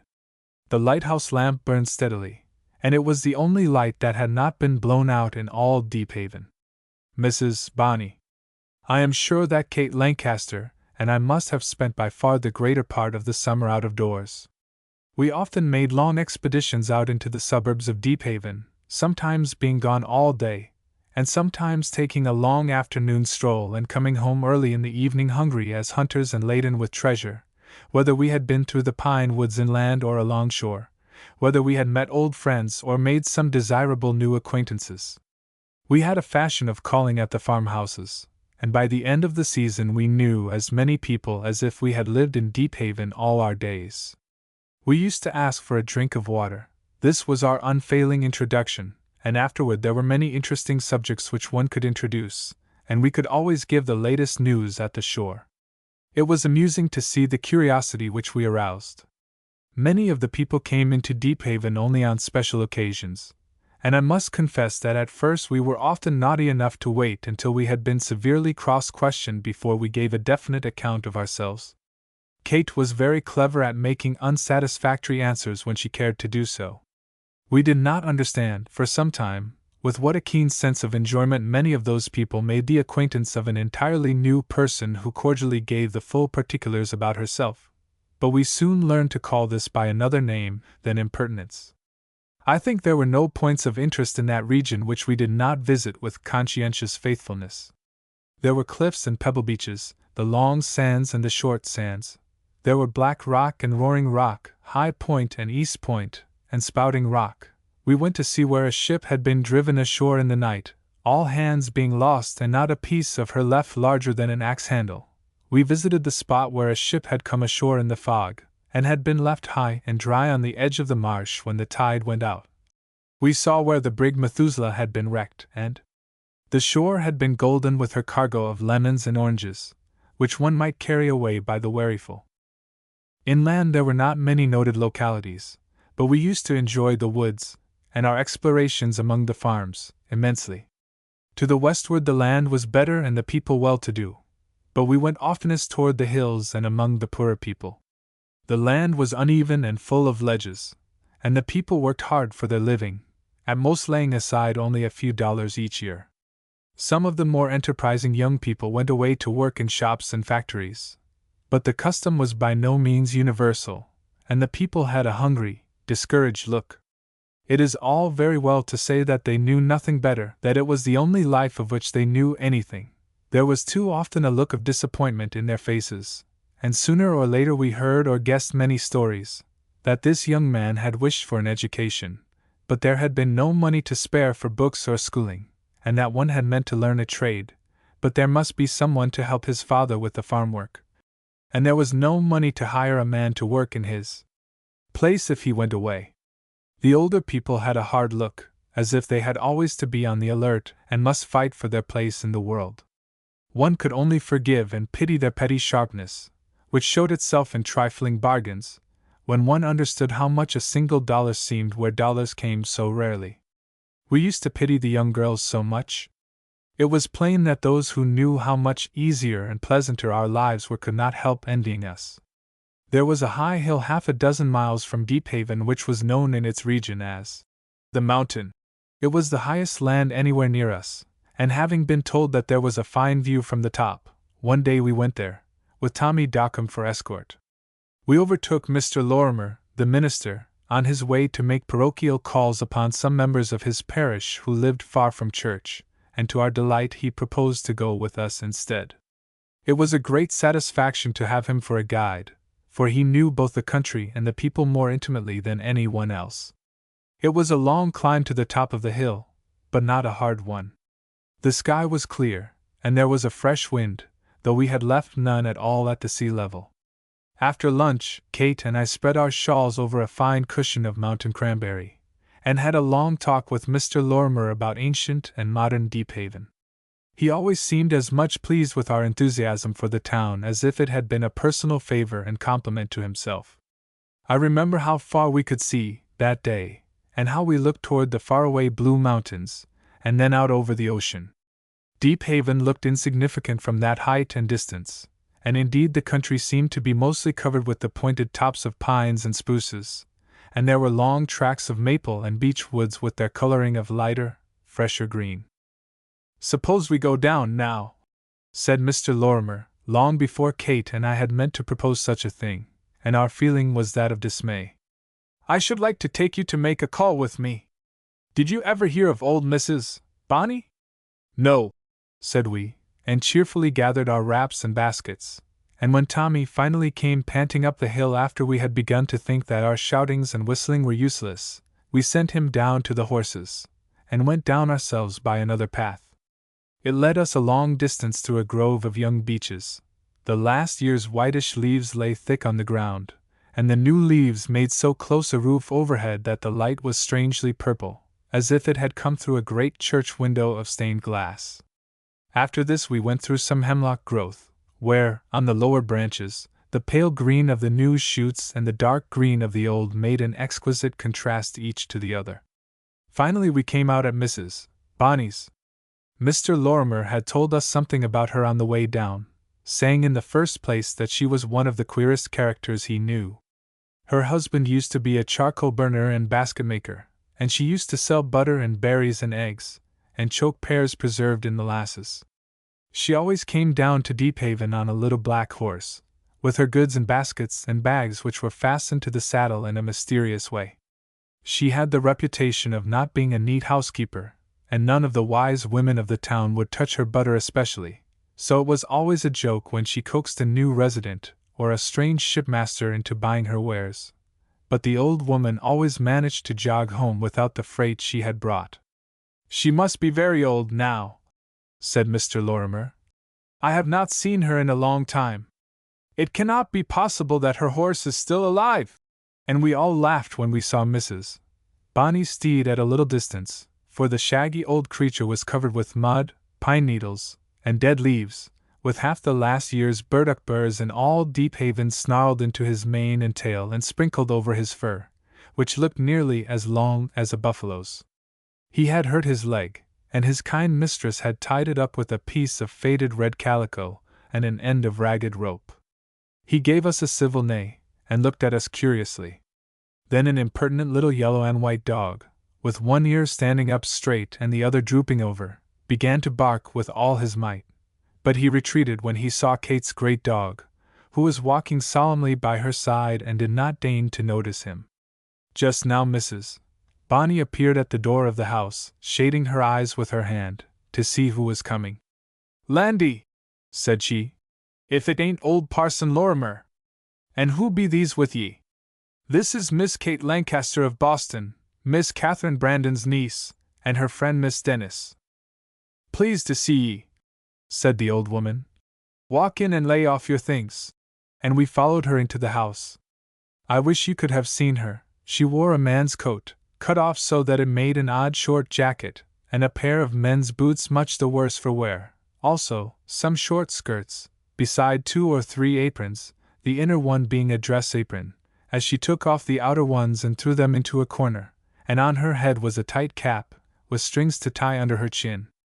I thought it was a nightcap, and that she had forgotten to take it off, and dreaded her mortification if she should suddenly become conscious of it. But I need not have troubled myself, for while we were with her she pulled it on and tied it tighter, as if she considered it ornamental. There were only 2 rooms in the house. We went into the kitchen, which was occupied by a flock of hens and 1 turkey. The latter was evidently undergoing a course of medical treatment behind the stove, and was allowed to stay with us, while the hens were remorselessly hustled out with a hemlock broom. They all congregated on the doorstep, apparently wishing to hear everything that was said. "Been up on the mountain?" asked our hostess. "Real sightly place. Goin' to be a master lot o' rosbries. Get any down to the shore since I quit comin'?" "Oh yes," said Mr. Lorimer. "But we miss seeing you." "I suppose so," said Mrs. Bonnie, smoothing her apron complacently. "But I'm getting old, and I tell him I'm going to take my comfort. Since he died, I don't put myself out no great. I've got money enough to keep me long's I live. Beckett's folks goes down often, and I sends by them for what store stuff I want."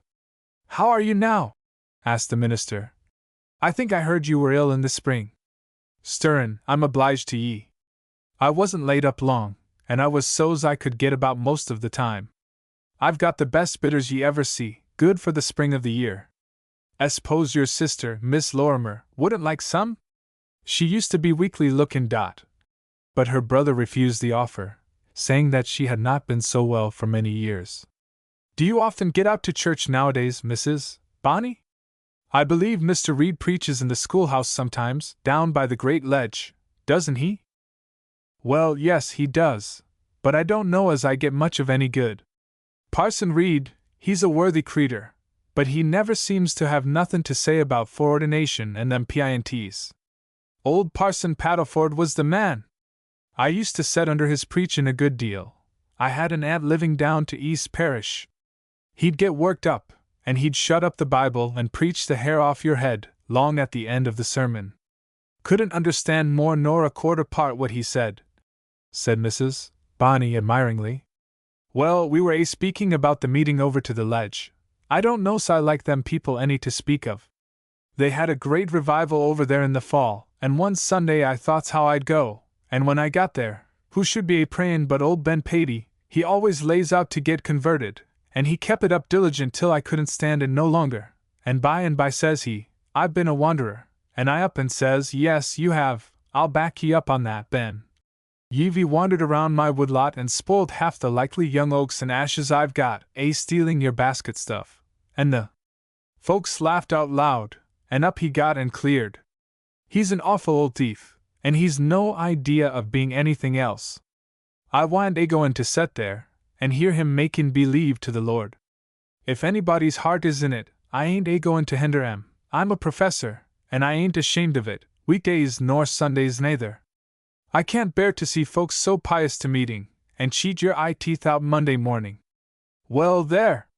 We ain't none of us perfect. Even old Parson Moody was round-shouldered, they say."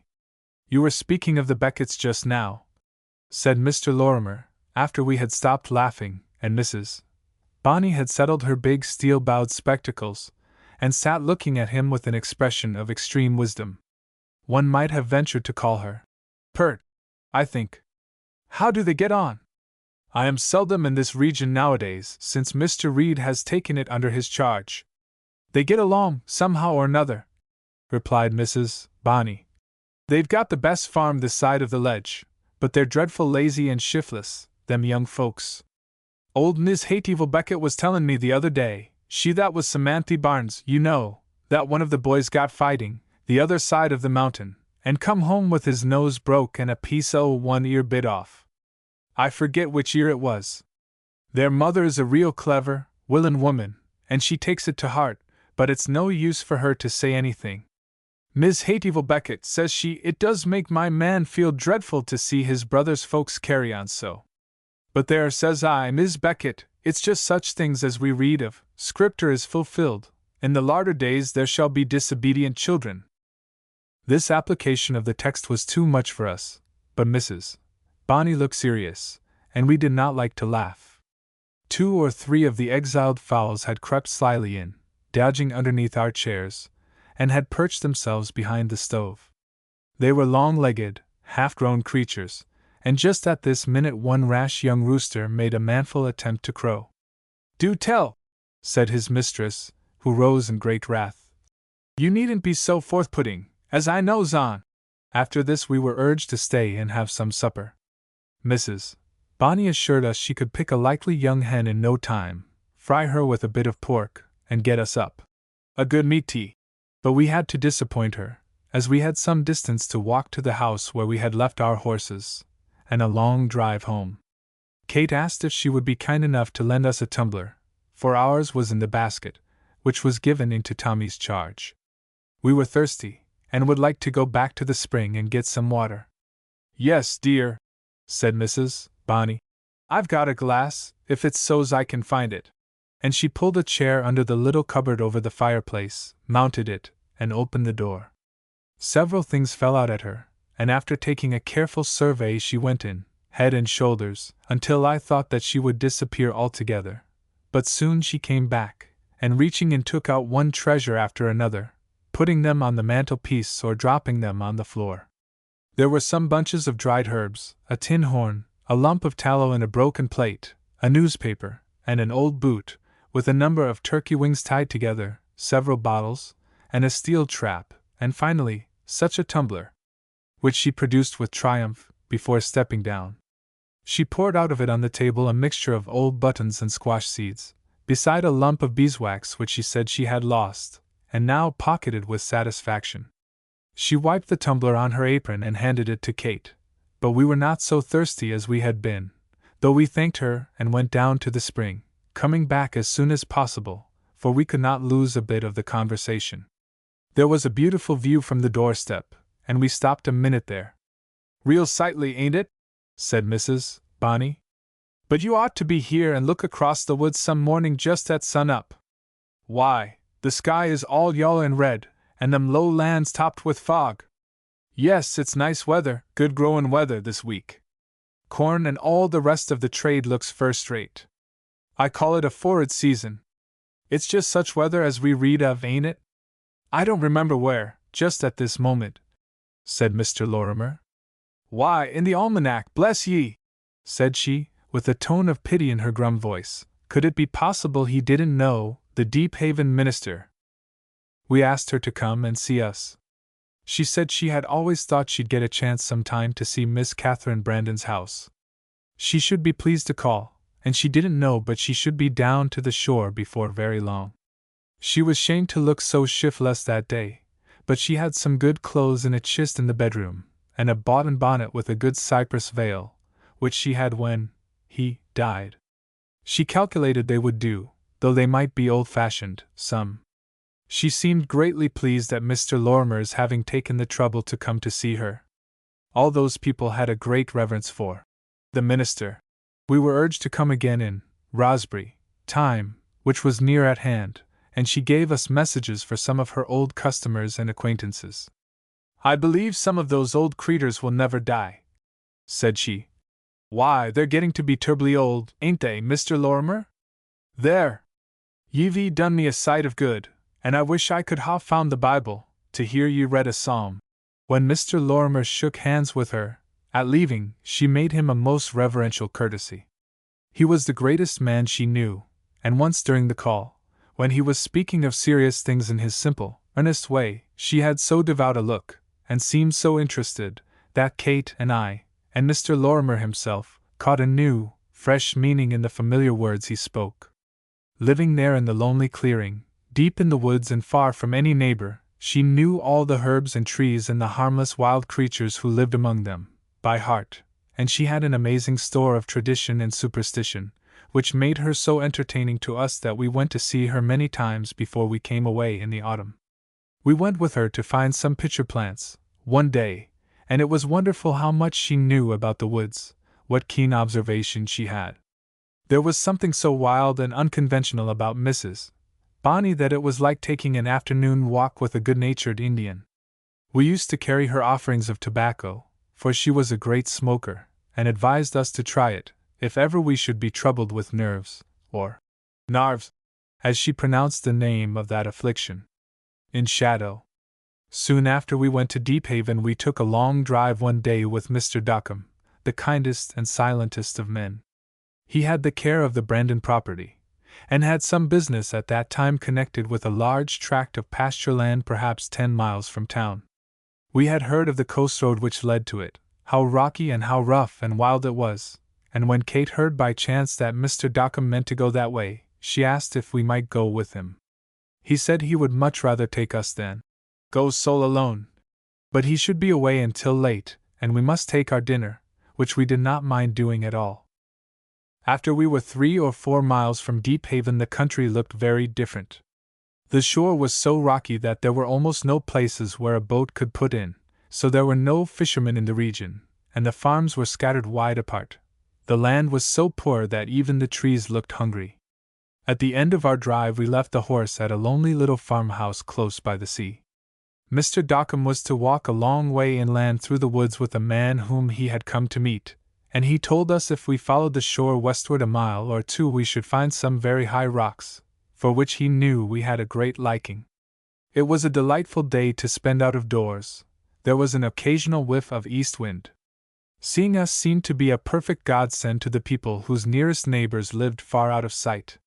We had a long talk with them before we went for our walk. The house was close by the water by a narrow cove, around which the rocks were low, but farther down the shore the land rose more and more, and at last we stood at the edge of the highest rocks of all and looked far down at the sea, dashing its white spray high over the ledges that quiet day. What could it be in winter when there was a storm and the great waves came thundering in? After we had explored the shore to our heart's content and were tired, we rested for a while in the shadow of some gnarled pitch pines which stood close together, as near the sea as they dared. They looked like a band of outlaws. They were such wild-looking trees. They seemed very old, and as if their savage fights with the winter winds had made them hard-hearted. And yet the little wild flowers and the thin green grass blades were growing fearlessly close around their feet, and there were some comfortable birds' nests in safe corners of their rough branches. When we went back to the house at the cove we had to wait some time for Mr. Dockham. We succeeded in making friends with the children, and gave them some candy and the rest of our lunch, which luckily had been even more abundant than usual. They looked thin and pitiful, but even in that lonely place, where they so seldom saw a stranger or even a neighbor, they showed that there was an evident effort to make them look like other children, and they were neatly dressed, though there could be no mistake about their being very poor. One forlorn little soul, with honest gray eyes and a sweet, shy smile, showed us a string of beads which she wore round her neck. There were perhaps 24 of them, blue and white, on a bit of twine, and they were the dearest things in all her world. When we came away we were so glad that we could give the man more than he asked us for taking care of the horse, and his thanks touched us. I hope ye may never know what it is to earn every dollar as hard as I have. I never earned any money as easy as this before. I don't feel as if I ought to take it. I've done the best I could, said the man, with the tears coming into his eyes, and a huskiness in his voice. I've done the best I could, and I'm willin' and my woman is, but everything seems to have been agyin' us. We never seem to get forehand. It looks sometimes as if the Lord had forgot us, but my woman she never wants me to say that. She says he ain't, and that we might be worse off, but I don't know. I haven't had my health, that's hindered me most. I'm a boat builder by trade, but the business is all run down. Folks buys 'em second-hand nowadays, and you can't make nothing. I can't stand it to foller deep-sea fishing, and well, you see what my land's worth. But my oldest boy, he's getting ahead. He pushed off this spring, and he works in a box shop to Boston. A cousin o' his mother's got him the chance. He sent me $10 a spell ago, and his mother a shawl. I don't see how he done it, but he's smart. This seemed to be the only bright spot in their lives, and we admired the shawl and sat down in the house a while with the mother, who seemed kind and patient and tired, and to have great delight in talking about what one should wear. Kate and I thought and spoke often of these people afterward, and when one day we met the man in Deephaven we sent some things to the children and his wife, and begged him to come to the house whenever he came to town. But we never saw him again, and though we made many plans for going again to the cove, we never did. At one time the road was reported impassable, and we put off our second excursion for this reason and others until just before we left Deephaven, late in October.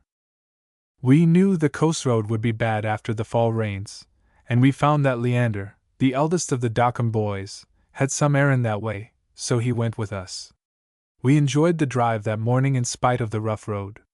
The air was warm and sweet with the smell of bayberry bushes and pitch pines and the delicious saltness of the sea, which was not far from us all the way. It was a perfect autumn day. Sometimes we crossed pebble beaches, and then went farther inland, through woods and up and down steep little hills, over shaky bridges which crossed narrow salt creeks in the marshlands.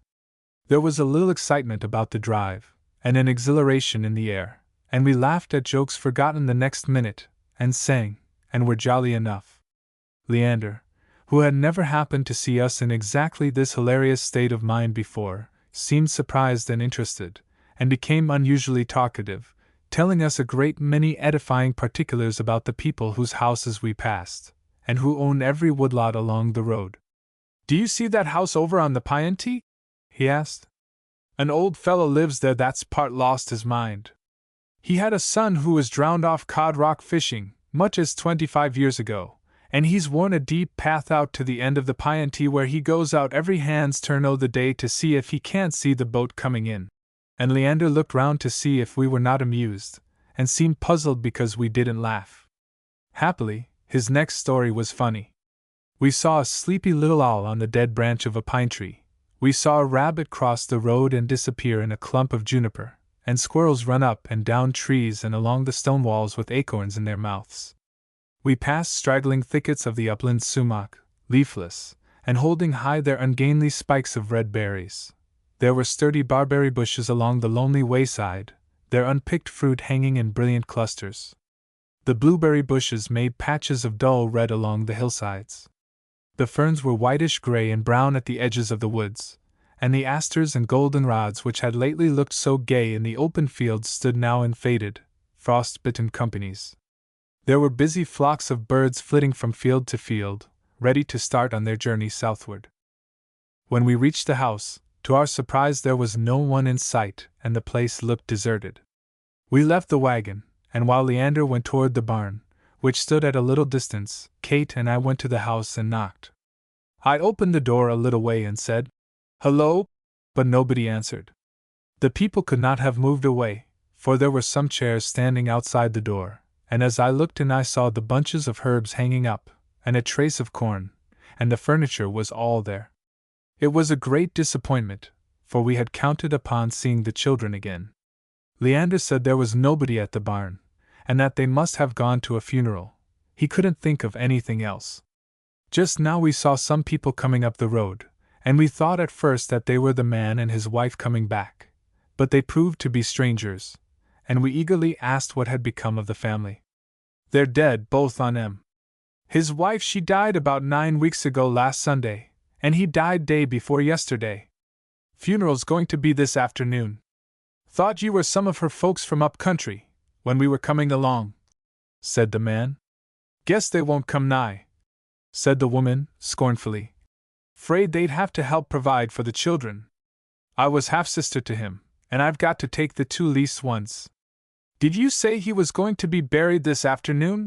asked Kate slowly. We were both more startled than I can tell. "Yes," said the man, who seemed much better natured than his wife. She appeared like a person whose only aim in life was to have things over with. "Yes, we're going to bury at 2 o'clock. They had a master sight of trouble, first and last." Leander had said nothing all this time. He had known the man, and had expected to spend the day with him and to get him to go on 2 miles farther to help bargain for a dory. He asked, in a disappointed way, what had carried him off so sudden. "Drink," said the woman, relentlessly. "He ain't been good for nothing since his wife died. She was took with a fever along in the 1st of August. I deha got up from it." "Now don't be hard on the dead, Marthy," said her husband. "I guess they done the best they could. They weren't shiftless, you know, they never had no health. 'T was against wind and tide with them all the time." And Kate asked, "Did you say he was your brother?" "Yes. I was half-sister to him," said the woman, promptly, with perfect unconsciousness of Kate's meaning. "And what will become of those poor children? I've got the 2 youngest over to my place to take care on, and the 2 next them has been put out to some folks over to the cove. I dare say like's not they'll be sent back." "They're clever child then, I guess," said the man, who spoke as if this were the first time he had dared take their part. "Don't be hasach, Marthy. Who knows but they may do for us when we get to be old." And then she turned and looked at him with utter contempt. "I can't stand it to hear men folks talking on what they don't know nothing about," said she. "The ways of Providence is dreadful, Mr. Us." She went on with a whine, instead of the sharp tone of voice which we had heard before. "We've had a hard row, And we've just got our own children off our hands and able to do for themselves, and now here are these to be fetched up. But perhaps they'll be a help to you, they seem to be good little things," said Kate. "I saw them in the summer, and they seem to be pleasant children, and it is dreadfully hard for them to be left alone. It's not their fault, you know. We brought over something for them. Will you be kind enough to take the basket when you go home?" "Thank ye, I'm sure," said the aunt, relenting slightly. "You can speak to my man about it, and he'll give it to somebody that's going by. I've got to walk in the procession. They'll be obliged, I'm sure. I suppose you're the young ladies that come here right after the 4th o' July, ain't you? I should be pleased to have you call and see the child then if you're over this way again. I heard em talk about you last time I was over. Won't ye step into the house and see him? He looks real natural," she added. But we said, "No, thank you." Leander told us he believed he wouldn't bother about the dory that day, and he should be there at the house whenever we were ready. He evidently considered it a piece of good luck that he had happened to arrive in time for the funeral. We spoke to the man about the things we had brought for the children, which seemed to delight him, poor soul, and we felt sure he would be kind to them. His wife shouted to him from a window of the house that he'd better not loiter round, or they wouldn't be half ready when the folks began to come, and we said good-bye to him, and went away. It was a beautiful morning, and we walked slowly along the shore to the high rocks and the pitch pine trees which we had seen before. The air was deliciously fresh, and one could take long deep breaths of it. The tide was coming in, and the spray dashed higher and higher. We climbed about the rocks and went down in some of the deep cold clefts into which the sun could seldom shine. We gathered some wildflowers, bits of pimpernel and 1 or 2 sprigs of fringed gentian which had bloomed late in a sheltered place, and a pale little bouquet of asters. We sat for a long time looking off to sea, and we could talk or think of almost nothing beside what we had seen and heard at the farmhouse. We said how much we should like to go to that funeral, and we even made up our minds to go back in season, but we gave up the idea. We had no right there, and it would seem as if we were merely curious, and we were afraid our presence would make the people ill at ease, the minister especially. It would be an intrusion. We spoke of the children, and tried to think what could be done for them. We were afraid they would be told so many times that it was lucky they did not have to go to the poorhouse, and yet we could not help pitying the hard-worked, discouraged woman whom we had seen, in spite of her bitterness. Poor soul! She looked like a person to whom nobody had ever been very kind, and for whom life had no pleasures. Its sunshine had never been warm enough to thaw the ice at her heart. We remembered how we knocked at the door and called loudly, but there had been no answer, and we wondered how we should have felt if we had gone farther into the room and had found the dead man in his coffin, all alone in the house. We thought of our first visit, and what he had said to us, and we wished we had come again sooner, for we might have helped them so much more if we had only known. "What a pitiful ending it is," said Kate. "Do you realize that the family is broken up, and the children are to be half strangers to each other?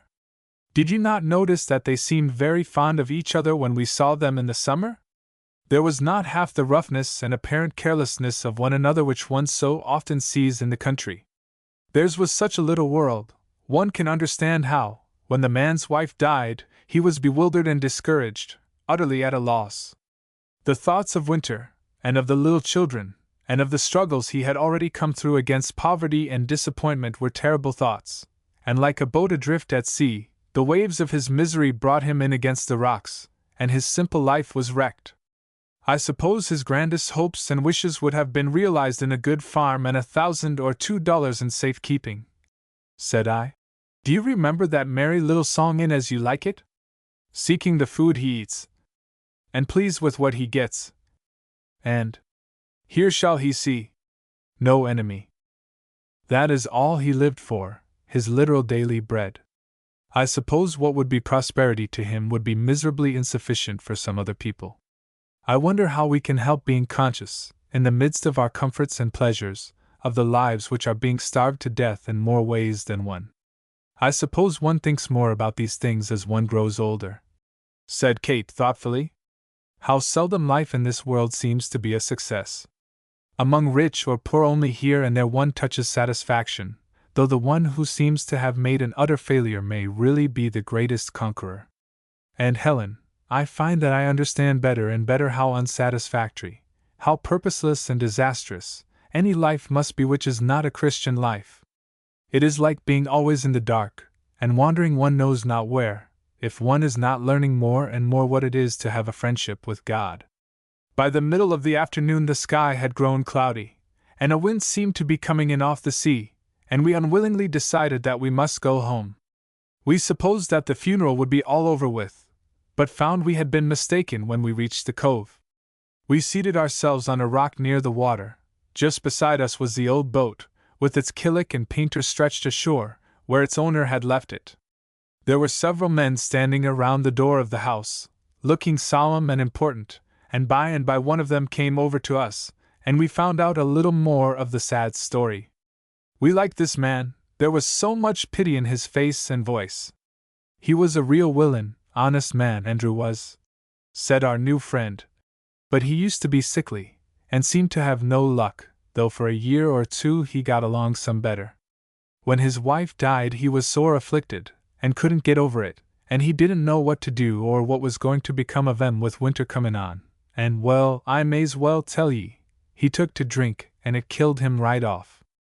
I come over 2 or 3 times and made some gruel and fixed him up's well's I could, and the little gals done the best they could, but he faded right out, and didn't know anything the last time I see him, and he died Sunday mornin', when the tide begun to ebb. I always said a good deal by Andrew. We used to play together down to the Great Cove. That's where he was raised, and my folks lived there too. I've got one o' the little gals. I always knowed him and his wife. Just now we heard the people in the house singing China, the Deephaven funeral hymn, and the tune suited well that day, with its wailing rise and fall. It was strangely plaintive. Then the funeral exercises were over, and the man with whom we had just been speaking led to the door a horse and rickety wagon, from which the seat had been taken, and when the coffin had been put in he led the horse down the road a little way, and we watched the mourners come out of the house 2 by 2. We heard someone scold in a whisper because the wagon was twice as far off as it need have been. They evidently had a rigid funeral etiquette, and felt it important that everything should be carried out according to rule. We saw a forlorn-looking kitten, with a bit of faded braid round its neck, run across the road in terror and presently appear again on the stone wall, where she sat looking at the people.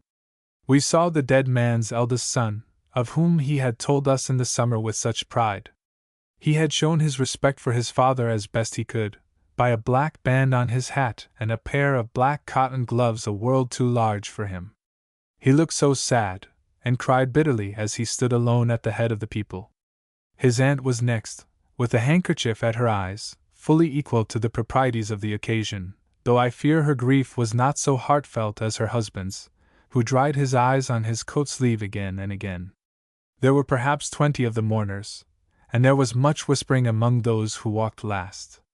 The minister and some others fell into line, and the procession went slowly down the slope. A strange shadow had fallen over everything. It was like a November day, for the air felt cold and bleak.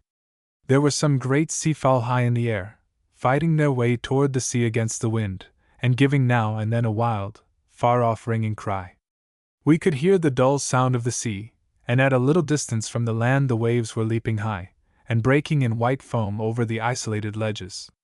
The rest of the people began to walk or drive away, but Kate and I stood watching the funeral as it crept along the narrow, crooked road.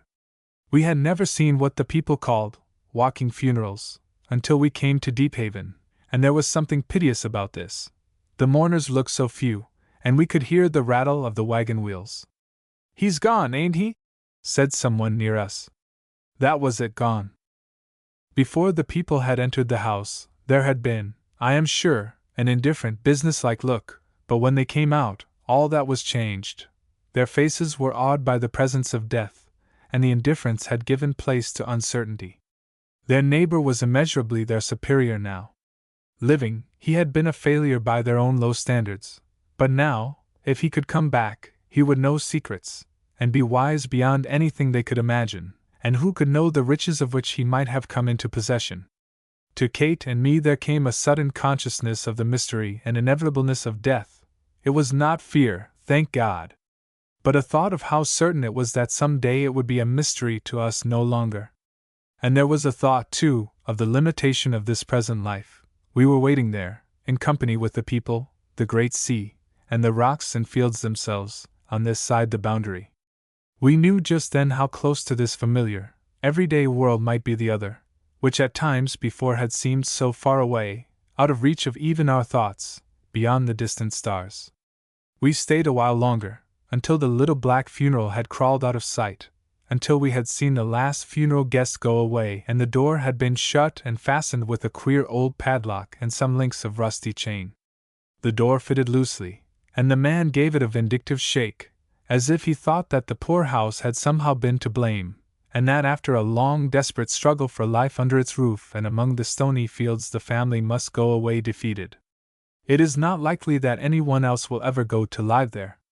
The man to whom the farm was mortgaged will add the few forlorn acres to his pasture land, and the thistles which the man who is dead had fought so many years will march in next summer and take unmolested possession. I think today of that fireless, empty, forsaken house, where the winter sun shines in and creeps slowly along the floor. The bitter cold is in and around the house, and the snow has sifted in at every crack. Outside it is untrodden by any living creature's footstep. The wind blows and rushes and shakes the loose window sashes in their frames, while the padlock knocks against the door. Miss Chauncey. The Deephaven people used to say sometimes complacently that certain things or certain people were as dull as East Parish.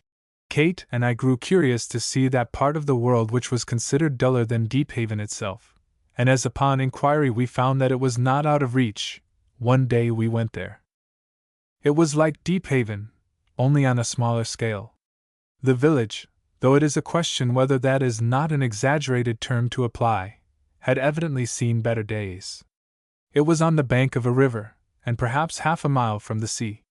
There were a few old buildings there, some with mossy roofs and a great deal of yellow lichen on the sides of the walls next the sea, a few newer houses, belonging to fishermen, some dilapidated fish houses, and a row of fish flakes. Every house seemed to have a lane of its own, and all faced different ways except two fish houses, which stood amiably side by side. There was a church, which we had been told was the oldest in the region. Through the windows we saw the high pulpit and sounding board, and finally found the keys at a house near by, so we went in and looked around at our leisure. A rusty footstove stood in one of the old square pews, and in the gallery there was a majestic bass viol with all its strings snapped but the largest, which gave out a doleful sound when we touched it. After we left the church we walked along the road a little way, and came in sight of a fine old house which had apparently fallen into ruin years before. The front entrance was a fine specimen of old-fashioned workmanship, with its columns and carvings, and the fence had been a grand affair in its day, though now it could scarcely stand alone. The long range of outbuildings were falling piece by piece. One shed had been blown down entirely by a late high wind. The large windows had many panes of glass, and the great chimneys were built of the bright red bricks which used to be brought from overseas in the days of the colonies.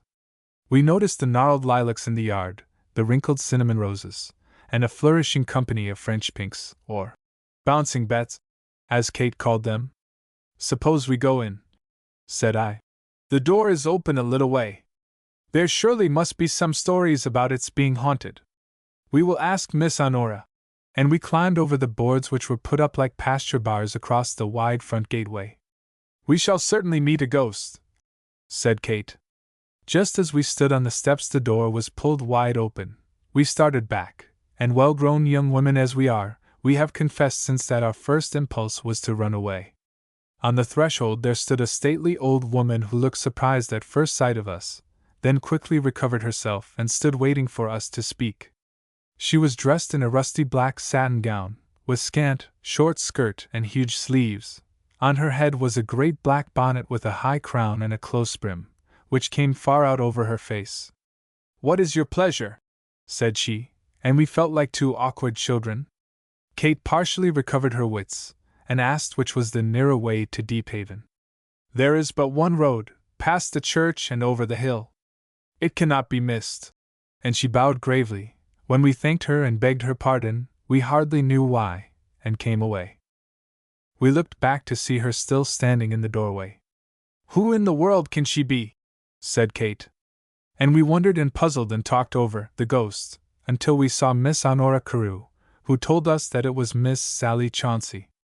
Indeed, I know her, poor old soul, said Miss Honora. She has such a sad history. She is the last survivor of one of the most aristocratic old colonial families. The Chaunceys were of great renown until early in the present century, and then their fortunes changed. They had always been rich and well educated, and I suppose nobody ever had a gayer, happier time than Miss Sally did in her girlhood, for they entertained a great deal of company and lived in fine style. But her father was unfortunate in business, and at last was utterly ruined at the time of the embargo.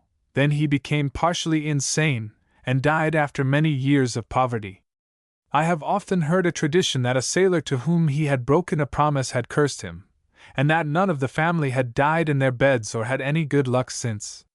The East Parish people seem to believe in it, and it is certainly strange what terrible sorrow has come to the Chaunceys. One of Miss Sally's brothers, a fine young officer in the Navy who was at home on leave, asked her one day if she could get on without him, and she said yes, thinking he meant to go back to sea. But in a few minutes she heard the noise of a pistol in his room, and hurried in to find him lying dead on the floor. Then there was another brother who was insane, and who became so violent that he was chained for years in one of the upper chambers, a dangerous prisoner. I have heard his horrid cries myself, when I was a young girl, said Miss Honora, with a shiver. Miss Sally is insane, and has been for many years, and this seems to me the saddest part of the story. When she first lost her reason, she was sent to a hospital, for there was no one who could take care of her. The mania was so acute that no one had the slightest thought that she would recover or even live long. Her guardian sold the furniture and pictures and china, almost everything but clothing, to pay the bills at the hospital, until the house was fairly empty, and then one spring day, I remember it well, she came home in her right mind, and without a thought of what was awaiting her, ran eagerly into her home. It was a terrible shock, and she never has recovered from it, though after a long illness her insanity took a mild form, and she has always been perfectly harmless. She has been alone many years, and no one can persuade her to leave the old house, where she seems to be contented, and does not realize her troubles, though she lives mostly in the past, and has little idea of the present, except in her house affairs, which seem pitiful to me, for I remember the housekeeping of the Chaunceys when I was a child. I have always been to see her, and she usually knows me, though I have been but seldom of late years. She is several years older than I. The town makes her an allowance every year, and she has some friends who take care that she does not suffer though her wants are few. She is an elegant woman still, and some day, if you like, I will give you something to carry to her, and a message, if I can think of one, and you must go to make her a call. I hope she will happen to be talkative, for I am sure you would enjoy her. For many years she did not like to see strangers, but someone has told me lately that she seems to be pleased if people go to see her. You may be sure it was not many days before Kate and I claimed the basket and the message, and went again to East Parish. We boldly lifted the great brass knocker, and were dismayed because nobody answered. While we waited, a girl came up the walk and said that Miss Sally lived upstairs, and she would speak to her if we liked. Sometimes she don't have sense enough to know what the knocker means, we were told. There was evidently no romance about Miss Sally to our new acquaintance. Do you think, said I, that we might go in and look around the lower rooms? Perhaps she will refuse to see us. Yes, indeed, said the girl. Only run the minute I speak, you'll have time enough, for she walks slow and is a little deaf. So we went into the great hall with its wide staircase and handsome cornices and paneling, and then into the large parlor on the right, and through it to a smaller room looking out on the garden, which sloped down to the river. Both rooms had fine carved mantels, with Dutch-tiled fireplaces, and in the cornices we saw the fastenings where pictures had hung, old portraits, perhaps. And what had become of them? The girl did not know. The house had been the same ever since she could remember, only it would all fall through into the cellar soon. But the old lady was proud as Lucifer, and wouldn't hear of moving out. The floor in the room toward the river was so broken that it was not safe, and we came back through the hall and opened the door at the foot of the stairs. "Guess you won't want to stop long there," said the girl. 3 old hens and a rooster marched toward us with great solemnity when we looked in. The cobwebs hung in the room, as they often do in old barns, in long, gray festoons. The lilacs outside grew close against the 2 windows where the shutters were not drawn, and the light in the room was greenish and dim. Then we took our places on the threshold, and the girl went upstairs and announced us to Miss Sally, and in a few minutes we heard her come along the hall. "Sophia," said she, "where are the gentry waiting?" And just then she came in sight round the turn of the staircase. She wore the same great black bonnet and satin gown, and looked more old-fashioned and ghostly than before. She was not tall, but very erect, in spite of her great age, and her eyes seemed to look through you in an uncanny way. She slowly descended the stairs and came toward us with a courteous greeting, and when we had introduced ourselves as Miss Carew's friends, she gave us each her hand in a most cordial way and said she was pleased to see us. She bowed us into the parlor and brought us 2 rickety, straight-backed chairs, which, with an old table, were all the furniture there was in the room. "Sit ye down," said she, herself taking a place in the window seat. I have seen few more elegant women than Miss Chauncey. Thoroughly at her ease, she had the manner of a lady of the olden times, using the quaint fashion of speech which she had been taught in her girlhood. The long words and ceremonious phrases suited her extremely well. Her hands were delicately shaped, and she folded them in her lap, as no doubt she had learned to do at boarding school so many years before. She asked Kate and me if we knew any young ladies at that school in Boston, saying that most of her intimate friends had left when she did, but some of the younger ones were there still. She asked for the Carews and Mr. Lorimer, and when Kate told her that she was Miss Brandon's niece, and asked if she had not known her, she said, "Certainly, my dear, we were intimate friends at one time, but I have seen her little of late." "Do you not know that she is dead?" asked Kate. "Ah, they say every one is dead, nowadays." "I do not comprehend the silly idea," said the old lady, impatiently. "It is an excuse, I suppose. She could come to see me if she chose, but she was always a ceremonious body, and I go abroad but seldom now, so perhaps she waits my visit. I will not speak uncourteously, and you must remember me to her kindly." Then she asked us about other old people in Deephaven, and about families in Boston whom she had known in her early days. I think every one of whom she spoke was dead, but we assured her that they were all well and prosperous, and we hoped we told the truth.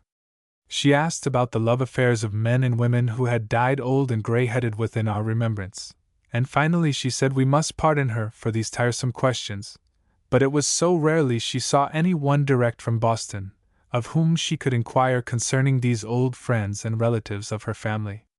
Something happened after this which touched us both inexpressibly. She sat for some time watching Kate with a bewildered look, which at last faded away, a smile coming in its place. "I think you are like my mother," she said. "Did anyone ever say to you that you are like my mother? Will you let me see your forehead?" "Yes, and your hair is only a little darker." Kate had risen when Miss Chauncey did, and they stood side by side. There was a tone in the old lady's voice which brought the tears to my eyes. She stood there some minutes looking at Kate. I wonder what her thoughts were. There was a kinship, it seemed to me, not of blood, only that they both were of the same stamp and rank, Miss Chauncey of the old generation and Kate Lancaster of the new. Miss Chauncey turned to me, saying, "Look up at the portrait, and you will see the likeness too, I think." But when she turned and saw the bare wainscoting of the room, she looked puzzled, and the bright flash which had lighted up her face was gone in an instant, and she sat down again in the window seat. But we were glad that she had forgotten. Presently she said, "Pardon me, but I forget your question." Miss Carew had told us to ask her about her schooldays, as she nearly always spoke of that time to her, and to our delight, Miss Sally told us a long story about her friends and about her coming-out party, when boatloads of gay young guests came down from Riverport, and all the gentry from Deephaven. The band from the fort played for the dancing, the garden was lighted, the card tables were in this room, and a grand supper was served.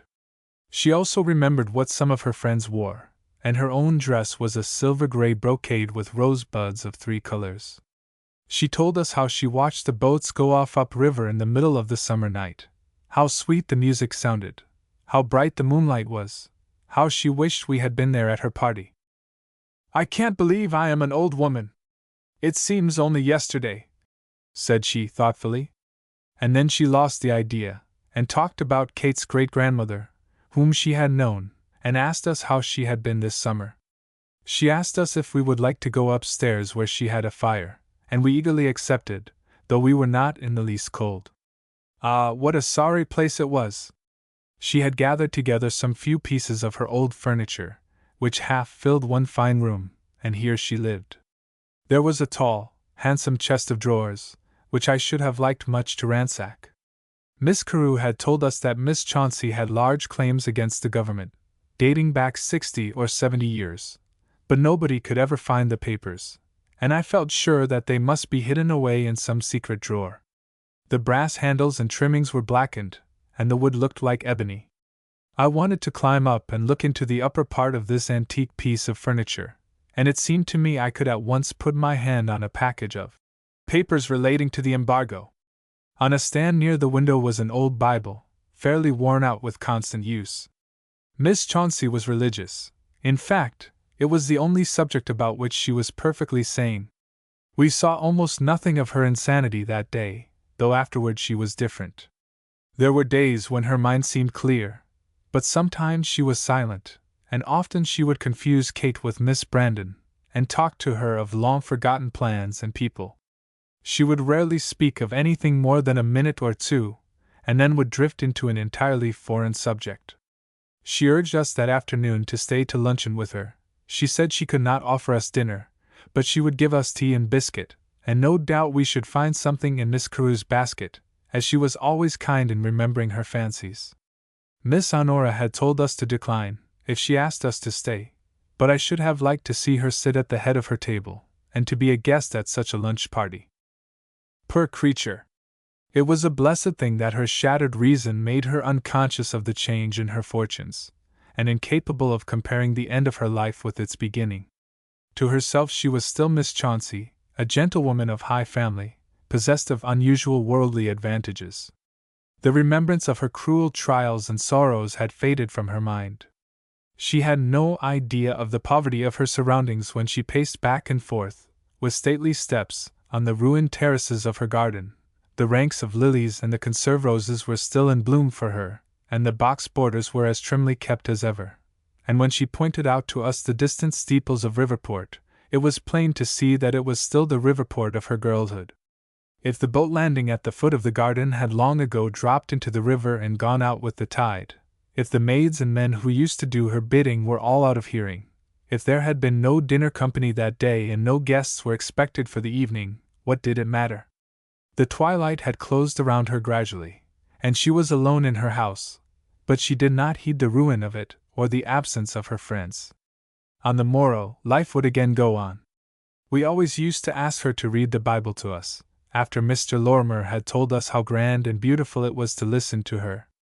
I shall never hear some of the Psalms or some chapters of Isaiah again without being reminded of her, and I remember just now, as I write, one summer afternoon when Kate and I had lingered later than usual, and we sat in the upper room looking out on the river and the shore beyond, where the light had begun to grow golden as the day drew near sunset.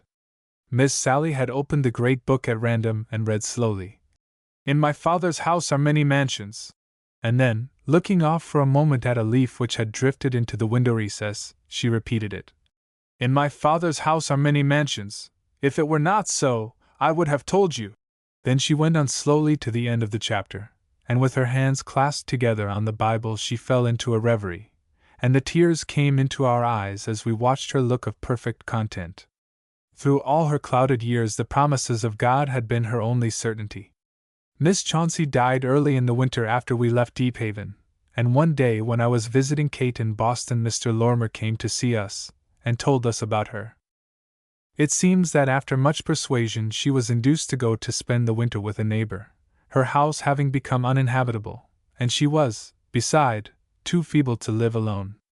But her fondness for her old home was too strong, and one day she stole away from the people who took care of her, and crept in through the cellar, where she had to wade through half-frozen water, and then went upstairs, where she seated herself at a front window and called joyfully to the people who went by, asking them to come in to see her, as she had got home again. After this she was very ill, and one day, when she was half delirious, they missed her, and found her at last sitting on her hall stairway, which she was too feeble to climb. She lived but a short time afterwards, and in her last days her mind seemed perfectly clear. She said over and over again how good God had always been to her, and she was gentle, and unwilling to be a trouble to those who had the care of her. Mr. Lorimer spoke of her simple goodness, and told us that though she had no other sense of time, and hardly knew if it were summer or winter, she was always sure when Sunday came, and always came to church when he preached at East Parish, her greatest pleasure seeming to be to give money, if there was a contribution. She may be a lesson to us, added the old minister, reverently. For, though bewildered in mind, bereft of riches and friends and all that makes this world dear to many of us, she was still steadfast in her simple faith, and was never heard to complain of any of the burdens which God had given her. Last days in Deephaven. When the summer was ended, it was no sorrow to us, for we were even more fond of Deephaven in the glorious autumn weather than we had ever been before. Mr. Lancaster was abroad longer than he had intended to be at first, and it was late in the season before we left. We were both ready to postpone going back to town as late as possible, but at last it was time for my friend to re-establish the Boston housekeeping, and to take up the city life again. I must admit we half dreaded it. We were surprised to find how little we cared for it, and how well one can get on without many things which are thought indispensable. For the last fortnight we were in the house a good deal, because the weather was wet and dreary. At one time there was a magnificent storm, and we went every day along the shore in the wind and rain for a mile or two to see the furious great breakers come plunging in against the rocks. I never had seen such a wild, stormy sea as that. The rage of it was awful, and the whole harbor was white with foam. The wind had blown northeast steadily for days, and it seemed to me that the sea never could be quiet and smooth and blue again, with soft white clouds sailing over it in the sky. It was a treacherous sea, it was wicked, it had all the trembling land in its power, if it only dared to send its great waves far ashore. All night long the breakers roared, and the wind howled in the chimneys, and in the morning we always looked fearfully across the surf and the tossing grey water to see if the lighthouse were standing firm on its rock. It was so slender a thing to hold its own in such a wide and monstrous sea. But the sun came out at last, and not many days afterward we went out with Danny and Skipper Scudder to say good-bye to Mrs. Q. I have been some voyages at sea, but I never was so danced about in a little boat as I was that day. There was nothing to fear with so careful a crew, and we only enjoyed the roughness as we went out and in, though it took much maneuvering to land us at the island. It was very sad work to us, saying goodbye to our friends, and we tried to make believe that we should spend the next summer in Deephaven, and we meant at any rate to go down for a visit. We were glad when the people said they should miss us, and that they hoped we should not forget them and the old place. It touched us to find that they cared so much for us, and we said over and over again how happy we had been, and that it was such a satisfactory summer. Kate laughingly proposed one evening, as we sat talking by the fire and were particularly contented, that we should copy the ladies of Llangollen, and remove ourselves from society and its distractions. I have thought often lately, said my friend, what a good time they must have had, and I feel a sympathy and friendliness for them which I never felt before. We could have guests when we chose, as we have had this summer, and we could study and grow very wise, and what could be pleasanter? But I wonder if we should grow very lazy if we stayed here all the year round. Village life is not stimulating, and there would not be much to do in winter, though I do not believe that need be true. One may be busy and useful in any place. I suppose if we really belonged in Deephaven we should think it a hard fate, and not enjoy it half so much as we have this summer, said I. Our idea of happiness would be making long visits in Boston, and we should be heartbroken when we had to come away and leave our lunch parties, and symphony concerts, and calls, and fairs, the reading club and the children's hospital. We should think the people uncongenial and behind the times, and that the Ridge Road was stupid and the long sands desolate, while we remembered what delightful walks we had taken out Beacon Street to the Three Roads, and over the Cambridge Bridge. Perhaps we should even be ashamed of the dear old church for being so out of fashion. We should have the blues dreadfully, and think there was no society here, and wonder why we had to live in such a town. What a gloomy picture, said Kate, laughing. Do you know that I have understood something lately better than I ever did before? It is that success and happiness are not things of chance with us, but of choice. I can see how we might so easily have had a dull summer here. Of course it is our own fault if the events of our lives are hindrances. It is we who make them bad or good. Sometimes it is a conscious choice, but oftener unconscious. I suppose we educate ourselves for taking the best of life or the worst, do not you? Dear old Deephaven, said Kate gently, after we had been silent a little while. It makes me think of one of its own old ladies, with its clinging to the old fashions and its respect for what used to be respectable when it was young.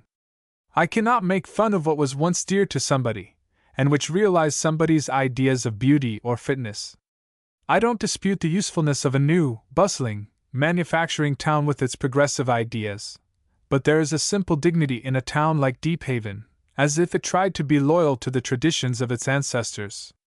It quietly accepts its altered circumstances, if it has seen better days, and has no harsh feelings toward the places which have drawn away its business, but it lives on, making its old houses and boats and clothes last as long as possible. I think one cannot help, said I, having a different affection for an old place like Deephaven from that which one may have for a newer town. Here, though there are no exciting historical associations and none of the veneration which one has for the very old cities and towns abroad, it is impossible not to remember how many people have walked the streets and lived in the houses. I was thinking today how many girls might have grown up in this house, and that their places have been ours. We have inherited their pleasures, and perhaps have carried on work which they began. We sit in somebody's favorite chair and look out of the windows at the sea, and have our wishes and our hopes and plans just as they did before us. Something of them still lingers where their lives were spent. We are often reminded of our friends who have died.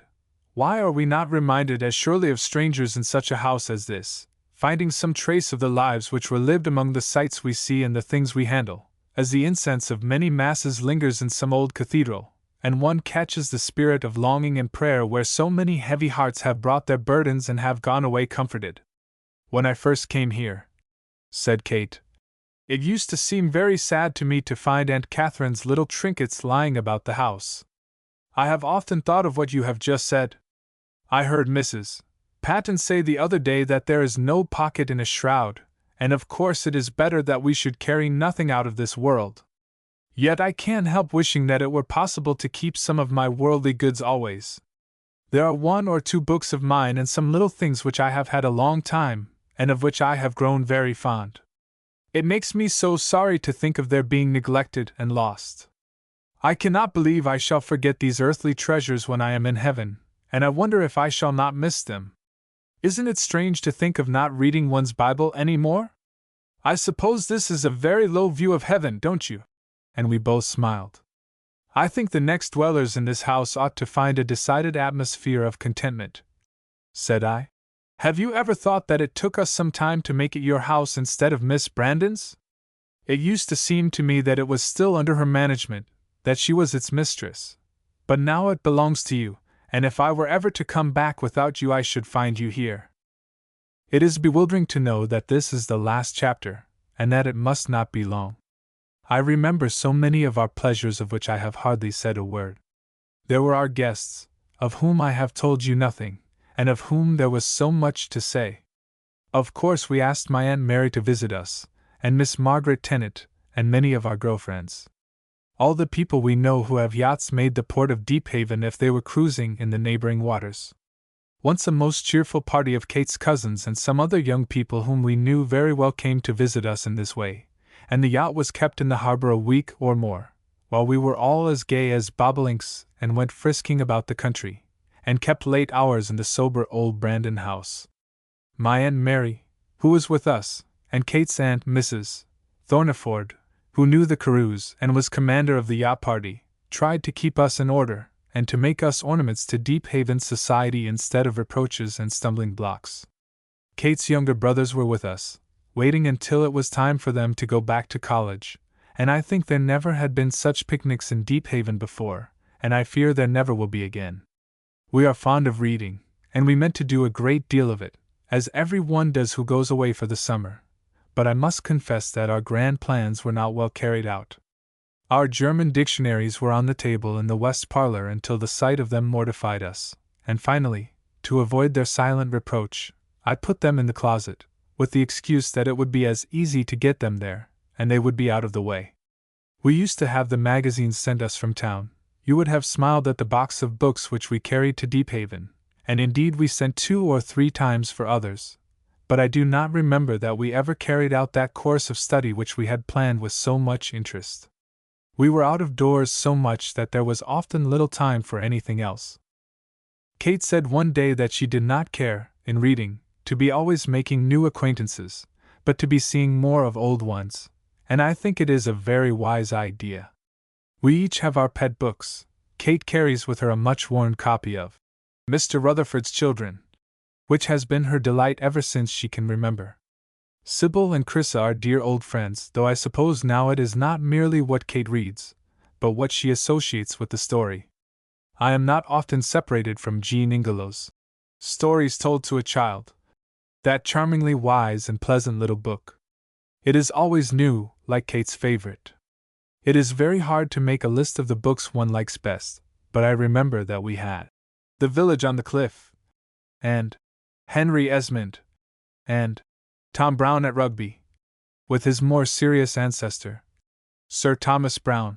I am sure we had Fenelon, for we always have that, and there was Pet Marjorie, and Rab, and Annals of a Parish, and The Life of the Reverend Sidney Smith, beside Miss Tytler's Days of Yore, and The Holy and Profane State, by Thomas Fuller, from which Kate gets so much entertainment and profit.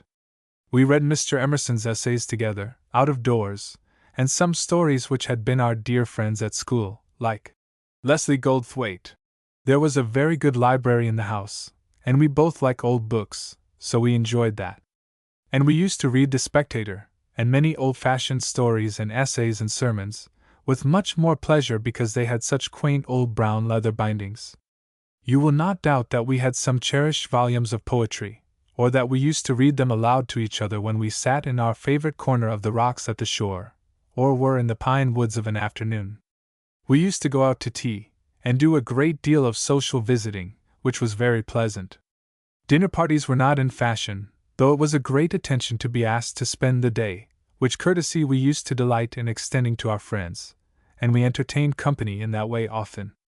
When we first went out we were somewhat interesting on account of our clothes, which were of later pattern than had been adopted generally in Deephaven. We used to take great pleasure in arraying ourselves on high days and holidays, since when we went wandering on shore, or out sailing or rowing, we did not always dress as befitted our position in the town. Fish scales and blackberry briars so soon disfigure one's clothes. We became in the course of time learned in all manner of longshore lore, and even profitably employed ourselves one morning in going clam-digging with old Ben Horn, a most fascinating ancient mariner. We both grew so well and brown and strong, and Kate and I did not get tired of each other at all, which I think was wonderful, for few friendships would bear such a test. We were together always, and alone together a great deal, and we became wonderfully well acquainted. We are such good friends that we often were silent for a long time, when mere acquaintances would have felt compelled to talk and try to entertain each other. Before we left the leaves had fallen off all the trees except the oaks, which make in cold weather one of the dreariest sounds one ever hears, a shivering rustle, which makes one pity the tree and imagine it shelterless and forlorn. The sea had looked rough and cold for many days, and the old house itself had grown chilly. All the world seemed waiting for the snow to come. There was nobody loitering on the wharves, and when we went down the street we walked fast, arm in arm, to keep warm. The houses were shut up as close as possible, and the old sailors did not seem cheery any longer. They looked forlorn, and it was not a pleasant prospect to be so long weather-bound in port. If they ventured out, they put on ancient greatcoats, with huge flaps to the pockets and large horn buttons, and they looked contemptuously at the vane, which always pointed to the north or east. It felt like winter, and the captains rolled more than ever as they walked, as if they were on deck in a heavy sea. The rheumatism claimed many victims, and there was one day, it must be confessed, when a biting, icy fog was blown inshore, that Kate and I were willing to admit that we could be as comfortable in town, and it was almost time for sealskin jackets. In the front yards we saw the flower beds black with frost, except a few brave pansies which had kept green and had bloomed under the tall China aster stalks, and one day we picked some of these little flowers to put between the leaves of a book and take away with us. I think we loved Deephaven all the more in those last days, with a bit of compassion in our tenderness for the dear old town which had so little to amuse it. So long a winter was coming, but we thought with a sigh how pleasant it would be in the spring. You would have smiled at the treasures we brought away with us. We had become so fond of even our fishing lines, and this very day you may see in Kate's room 2 great bunches of Deephaven cat-o'-nine-tails. They were much in our way on the journey home, but we clung affectionately to these last sheaves of our harvest. The morning we came away our friends were all looking out from door or window to see us go by, and after we had passed the last house and there was no need to smile any longer, we were very dismal. The sun was shining again bright and warm as if the Indian summer were beginning, and we wished that it had been a rainy day. The thought of Deephaven will always bring to us our long quiet summer days, and reading aloud on the rocks by the sea, the fresh salt air, and the glory of the sunsets, the wail of the Sunday psalm singing at church, the yellow lichen that grew over the trees, the houses, and the stone walls, our boating and wanderings ashore, our importance as members of society, and how kind every one was to us both. By and by the Deephaven warehouses will fall and be used for firewood by the fisher people, and the wharves will be worn away by the tides. The few old gentlefolks who still linger will be dead then, and I wonder if some day Kate Lancaster and I will go down to Deephaven for the sake of old times, and read the epitaphs in the burying ground, look out to sea, and talk quietly about the girls who were so happy there one summer long before. I should like to walk along the beach at sunset, and watch the color of the marshes and the sea change as the light of the sky goes out. It would make the old days come back vividly. We should see the roofs and chimneys of the village, and the great chantry elms look black against the sky. A little later the marsh fog would show faintly white, and we should feel it deliciously cold and wet against our hands and faces. When we looked up there would be a star, the crickets would chirp loudly, perhaps some late sea-birds would fly inland. Turning, we should see the lighthouse lamp shine out over the water, and the great sea would move and speak to us lazily in its idle, high-tide sleep. Selected stories and sketches. Contents. An autumn holiday. An autumn holiday. From a mournful villager. From a mournful villager. An October ride. An October ride. Tom's husband. Tom's husband. Miss Debbie's neighbors. Miss Debbie's neighbors. An autumn holiday. I had started early in the afternoon for a long walk. It was just the weather for walking, and I went across the fields with a delighted heart. The wind came straight in from the sea, and the sky was bright blue.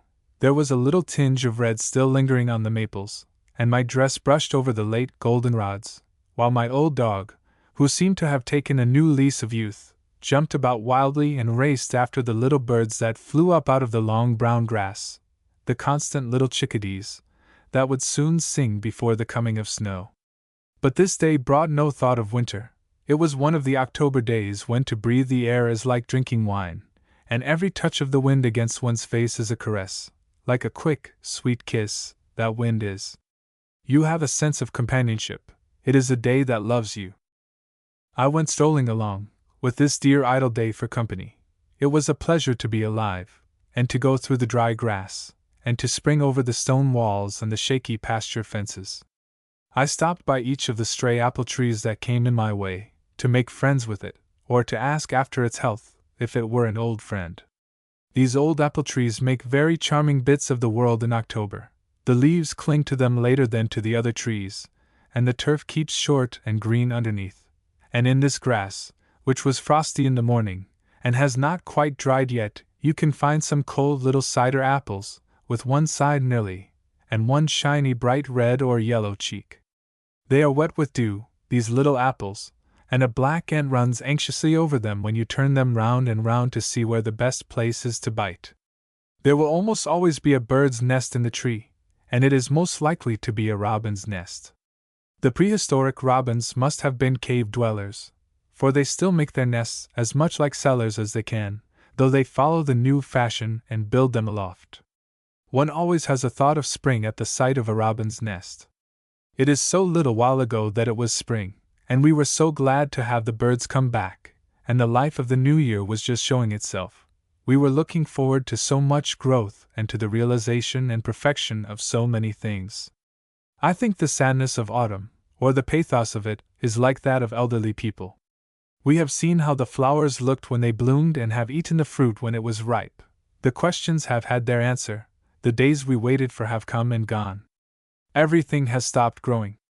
And so the children have grown to be men and women, their lives have been lived, the autumn has come. We have seen what our lives would be like when we were older, success or disappointment, it is all over at any rate. Yet it only makes one sad to think it is autumn with the flowers or with one's own life, when one forgets that always and always there will be the spring again. I am very fond of walking between the roads. One grows so familiar with the highways themselves.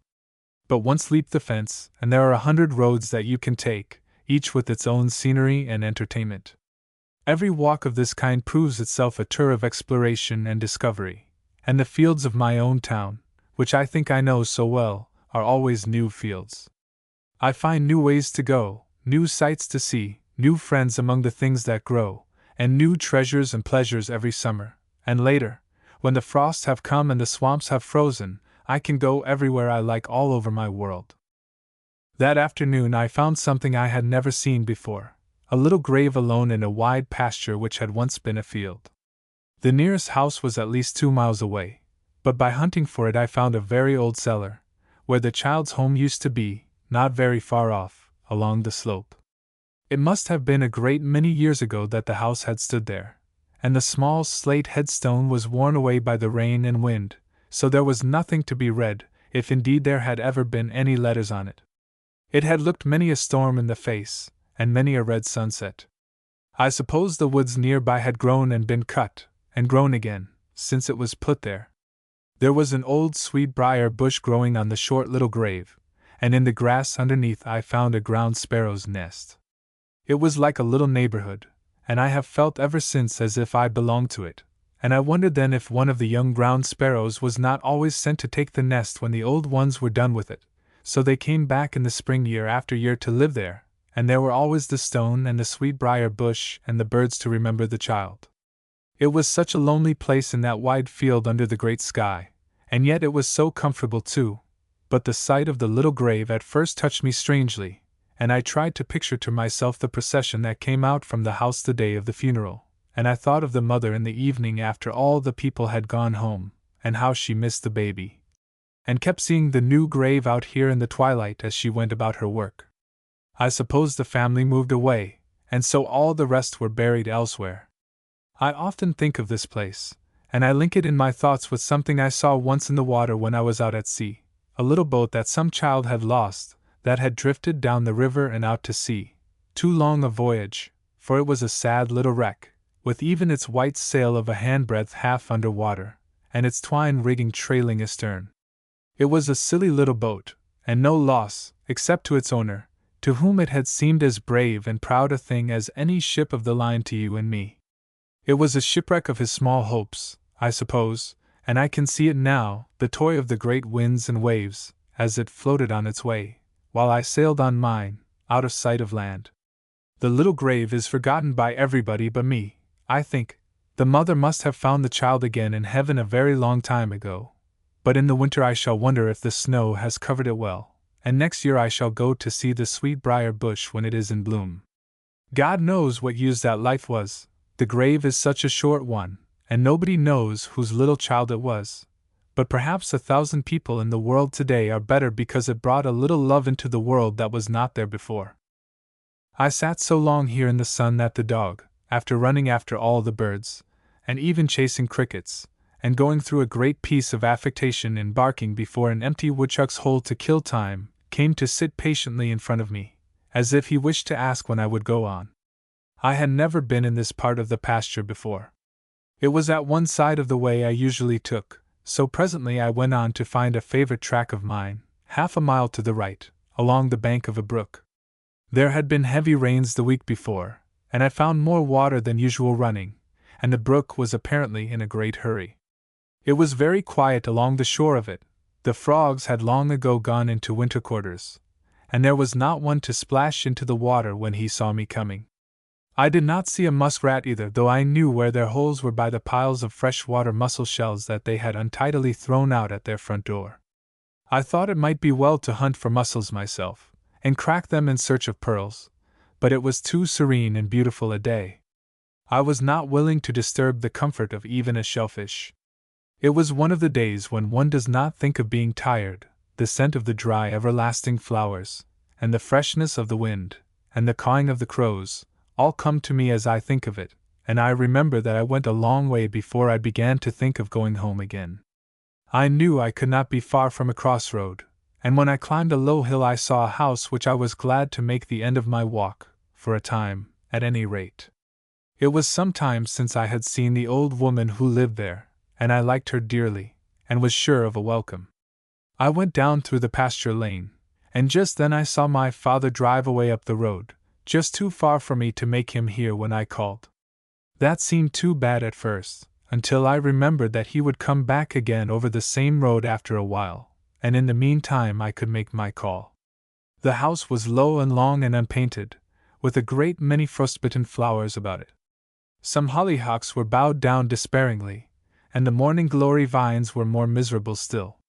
Some of the smaller plants had been covered to keep them from freezing, and were braving out a few more days, but no shelter would avail them much longer. And already nobody minded whether the gate was shut or not, and part of the great flock of hens were marching proudly about among the wilted posies, which they had stretched their necks wistfully through the fence for all summer. I heard the noise of spinning in the house, and my dog scurried off after the cat as I went in the door. I saw Miss Polly Marsh and her sister, Mrs. Snow, stepping back and forward together spinning yarn at a pair of big wheels. The wheels made such a noise with their whir and creak, and my friends were talking so fast as they twisted and turned the yarn, that they did not hear my footstep, and I stood in the doorway watching them. It was such a quaint and pretty sight. They went together like a pair of horses, and kept step with each other to and fro. They were about the same size, and were cheerful old bodies, looking a good deal alike, with their checked handkerchiefs over their smooth gray hair, their dark gowns made short in the skirts, and their broad little feet in gray stockings and low leather shoes without heels. They stood straight, and though they were quick at their work they moved stiffly. They were talking busily about someone. I could tell by the way the doctor looked that he didn't think there was much of anything the matter with her, said Miss Polly Marsh. You needn't tell me, says I, the other day, when I see him at Miss Martin's, she'd be up and about this minute if she only had a mite o' resolution, and says he, Aunt Polly, you're as near right as usual. And the old lady stopped to laugh a little. I told him that wa'n't saying much, said she, with an evident consciousness of the underlying compliment, and the doctor's good opinion. I never knew one of that tribe that hadn't a queer streak and wasn't shiftless, but they're tougher than ellum roots. And she gave the wheel an emphatic turn, while Mrs. Snow reached for more rolls of wool, and happened to see me. Wherever did you come from? Said they, in great surprise. Why, you wasn't anywhere in sight when I was out speaking to the doctor, said Mrs. Snow. Oh, come over horseback, I suppose? Well, now, we're pleased to see ye. No, said I.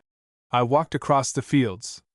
It was too pleasant to stay in the house, and I haven't had a long walk for some time before.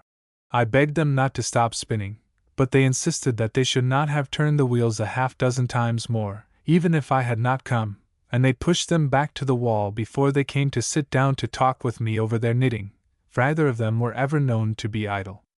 Mrs. Snow was only there for a visit.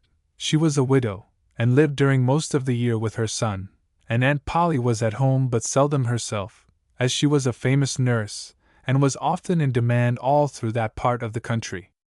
I had known her all my days. Everybody was fond of the good soul, and she had been one of the most useful women in the world. One of my pleasantest memories is of a long but not very painful illness one winter, when she came to take care of me. There was no end either to her stories or her kindness. I was delighted to find her at home that afternoon, and Mrs. Snow also. Aunt Polly brought me some of her gingerbread, which she knew I liked, and a stout little pitcher of milk, and we sat there together for a while, gossiping and enjoying ourselves. I told all the village news that I could think of, and I was just tired enough to know it, and to be contented to sit still for a while in the comfortable three-cornered chair by the little front window. The October sunshine lay along the clean kitchen floor, and Aunt Polly darted from her chair occasionally to catch stray little wisps of wool which the breeze through the door blew along from the wheels.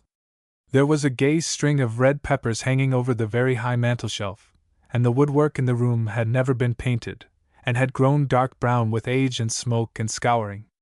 The clock ticked solemnly, as if it were a judge giving the laws of time, and felt itself to be the only thing that did not waste it.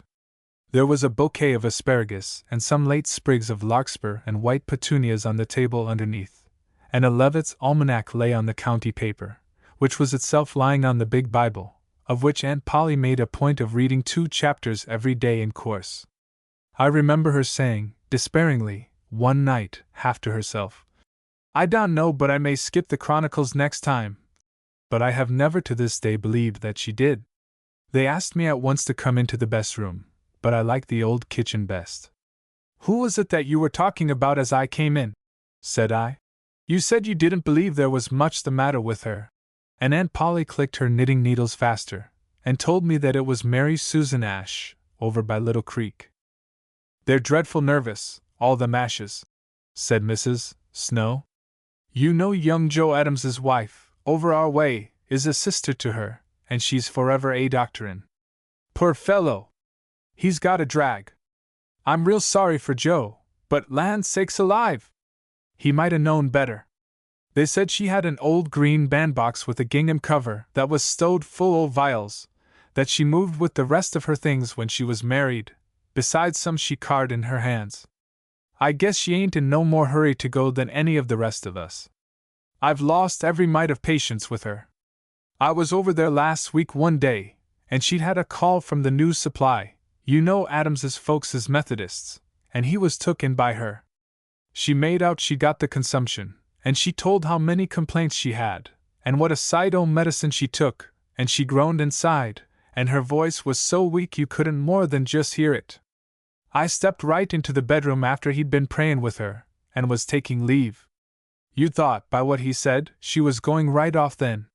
She was coughing dreadful hard, and I knew she hadn't no more cough than I had.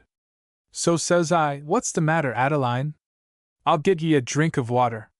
Something in your throat, I suppose. I hope you won't go and get cold, and have a cough." She looked as if she could have bit me, but I was just as pleasant as could be. Land! To see her laying there, I suppose the poor young fellow thought she was all gone. He meant well. I wish he had seen her eating apple dumplings for dinner.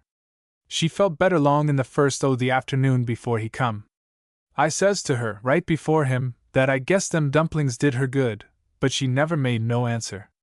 She will have these dyin' spells.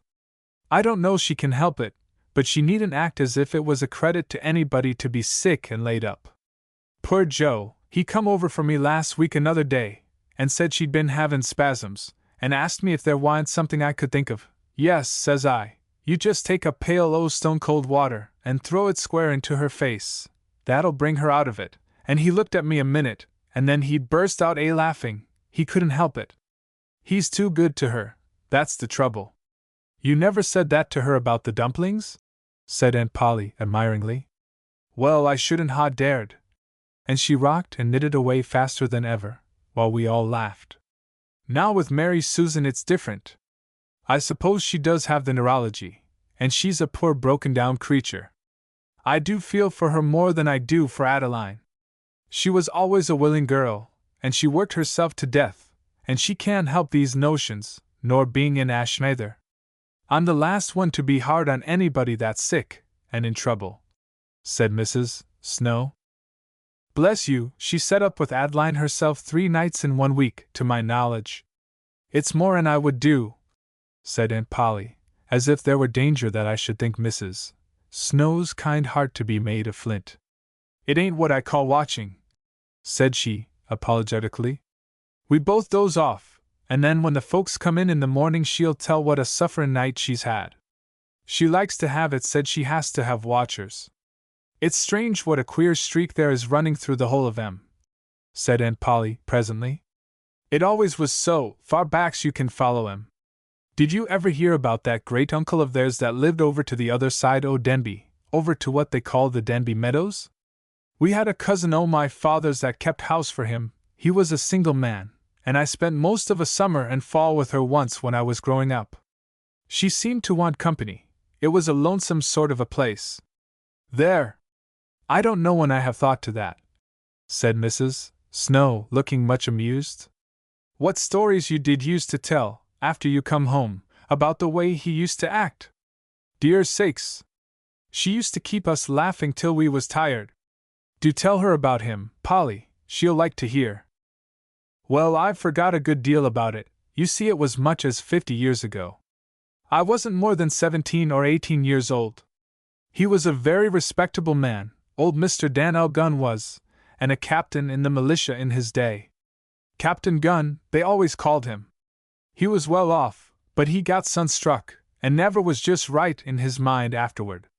When he was getting over his sickness after the stroke he was very wandering, and at last he seemed to get it into his head that he was his own sister Patience that died some 5 or 6 years before. She was single too, and she always lived with him. They said when he got so's to sit up in his armchair of an afternoon, when he was getting better, he fought 'em dreadfully because they fetched him his own clothes to put on. He said they was Brother Dan'l's clothes. So, sure enough, they got out an old double gown, and let him put it on, and he was as peaceable as could be. The doctor told them to humor him, but they thought it was a fancy he took, and he would forget it. But the next day he made him get the double gown again, and a cap too, and there he used to set up alongside of his bed as prim as a dish. When he got round again so he could set up all day, they thought he wanted the dress, but no, he seemed to be himself, and had on his own clothes just as usual in the morning. But when he took his nap after dinner and waked up again, he was in a dreadful frame o' mind, and had the trousers and coat off in no time, and said he was Patience. He used to fuss with some knitting work he got hold of somehow. He was good-natured as could be, and sometimes he would make Em fetch him the cat, because Patience used to have a cat that sat in her lap while she knit. I wasn't there then, you know, but they used to tell me about it. Folks used to call him Miss Dan'l Gunn. He'd been that way some time when I went over. I'd heard about his notions, and I was scared of him at first, but I found out there wasn't no need. Don't you know I was sort o' 'fraid to go, Lizabeth, when Cousin Stattery sent for me after she went home from that visit she made here? She told us about him, but sometimes, long at the first of it, he used to be cross. He never was after I went there. He was a clever, kind-hearted man, if ever there was one," said Aunt Polly, with decision. "He used to go down to the corner to the store sometimes in the morning, and he would see to business. And before he got feeble sometimes he would work out on the farm all the morning, stiddy as any of the men. But after he come in to dinner he would take off his coat, if he had it on, and fall asleep in his armchair, or on a lunge there was in his bedroom, and when he waked up he would be sort of bewildered for a while, and then he'd step round quick's he could, and get his dress out o' the clothes press, and the cap, and put 'em on right over the rest of his clothes. He was always small-featured and smooth-shaved, and I don't know as, to come in sudden, you would have thought he was a man, except his hair stood up short and straight all on the top of his head, as men folks had a fashion o' combing their hair then, and I must say he did make a dreadful ordinary-looking woman. The neighbors got used to his ways, and land! I never thought nothing of it after the first week or two. His sister's clothes that he wore first was too small for him, and so my cousin Stattery, that kept his house, she made him a linsey-woolsey dress with a considerable short skirt, and he was dreadful pleased with it, she said, because the other one never would button over good, and showed his waistcoat, and she and I used to make him caps. He used to wear the kind all the old women did then, with a big crown, and close round the face. I've got some laid away upstairs now that was my mother's. She wore caps very young, mother did. His nephew that lived with him carried on the farm, and managed the business, but he always treated the captain as if he was head of everything there. Everybody pitied the captain, folks respected him, but you couldn't help laughing, to save ye. We used to try to keep him in afternoons, but we couldn't always. Tell her about that day he went to meeting, said Mrs. Snow. Why, one of us always used to stay to home with him. We took turns, and somehow or another he never offered to go, though by spells he would be constant to meeting in the morning. Why, bless you, you never think anything ailed him a good deal of the time, if you saw him before noon, though sometimes he would be freaky, and hide himself in the barn, or go over in the woods, but we always kept an eye on him. But this Sunday there was going to be a great occasion. Old Parson Crowden was going to preach. He was thought more of than anybody in this region. You've heard tell of him a good many times, I suppose. He was getting to be old, and didn't preach much. He had a colleague, they set so much by him in his parish, and I didn't know's I'd ever get another chance to hear him, so I didn't want to stay to home, and neither did Cousin Stattery. And Jacob Gunn, old Mr. Gunn's nephew, he said it might be the last time ever he'd hear Parson Crowden, and he sat in the seats anyway. So we talked it all over, and we got a young boy to come and set long of the captain till we got back. He hadn't offered to go anywhere of an afternoon for a long time. I suppose he thought women ought to be stayers at home according to Scripture. Parson Ridley, his wife was a niece to old Dr. Crowden, and the old doctor they was up in the pulpit, and the choir was singing the first hymn. It was a fuguing tune, and they was doing their best. Seems to me it was Canterbury New. Yes, it was. I remember I thought how splendid it sounded, and Jacob Gunn he was leading off, and I happened to look down the aisle. And who should I see but the poor old captain in his cap and gown parading right into meeting before all the folks. There! I wanted to go through the floor. Everybody most had seen him at home, but my goodness! To have him come into meeting! What did you do? Said I. Why, nothing, said Miss Polly. There was nothing to do. I thought I should faint away, but I called Cousin Stattery's attention, and she looked dreadful put to it for a minute, and then says she, open the door for him. I guess he won't make no trouble, and poor soul, he didn't. But to see him come up the aisle! He'd fixed himself nice as he could, poor creeter.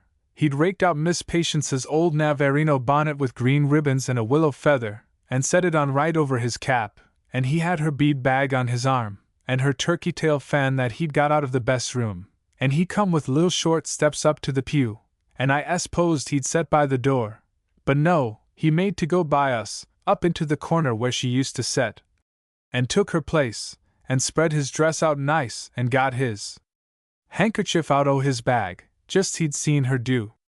He took off his bonnet all of a sudden, as if he'd forgot it, and put it under the seat, like he did his hat.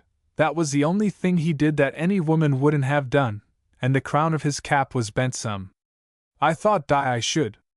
The pew was one of them up aside the pulpit, a square one, you know, right at the end of the right-hand aisle, so I could see the length of it and out of the door, and there stood that poor boy we'd left to keep the captain company, looking as pale as ashes. We found he tried every way to keep the old gentleman at home, but he said he got efforts as could be, so he didn't dare to say no more, and Captain Gunn drove him back twice to the house, and that's why he got in so late. I didn't know but it was the boy that had set him on to go to meeting when I see him walk in, and I could 'a' wrung his neck, but I guess I misjudged him. He was called a stiddy boy. He married a daughter of Ichabod Pinkham's over to Oak Plains, and I saw a son of his when I was taking care of Miss West last spring through that lung fever. Looked like his father. I wish I'd thought to tell him about that Sunday. I heard he was waiting on that pretty Beckett girl, the orphan one that lives with Nathan Beckett. Her father and mother was both lost at sea, but she's got property. What did they say in church when the captain came in, Aunt Polly? Said I. Well, a good many of them laughed. They couldn't help it, to save them.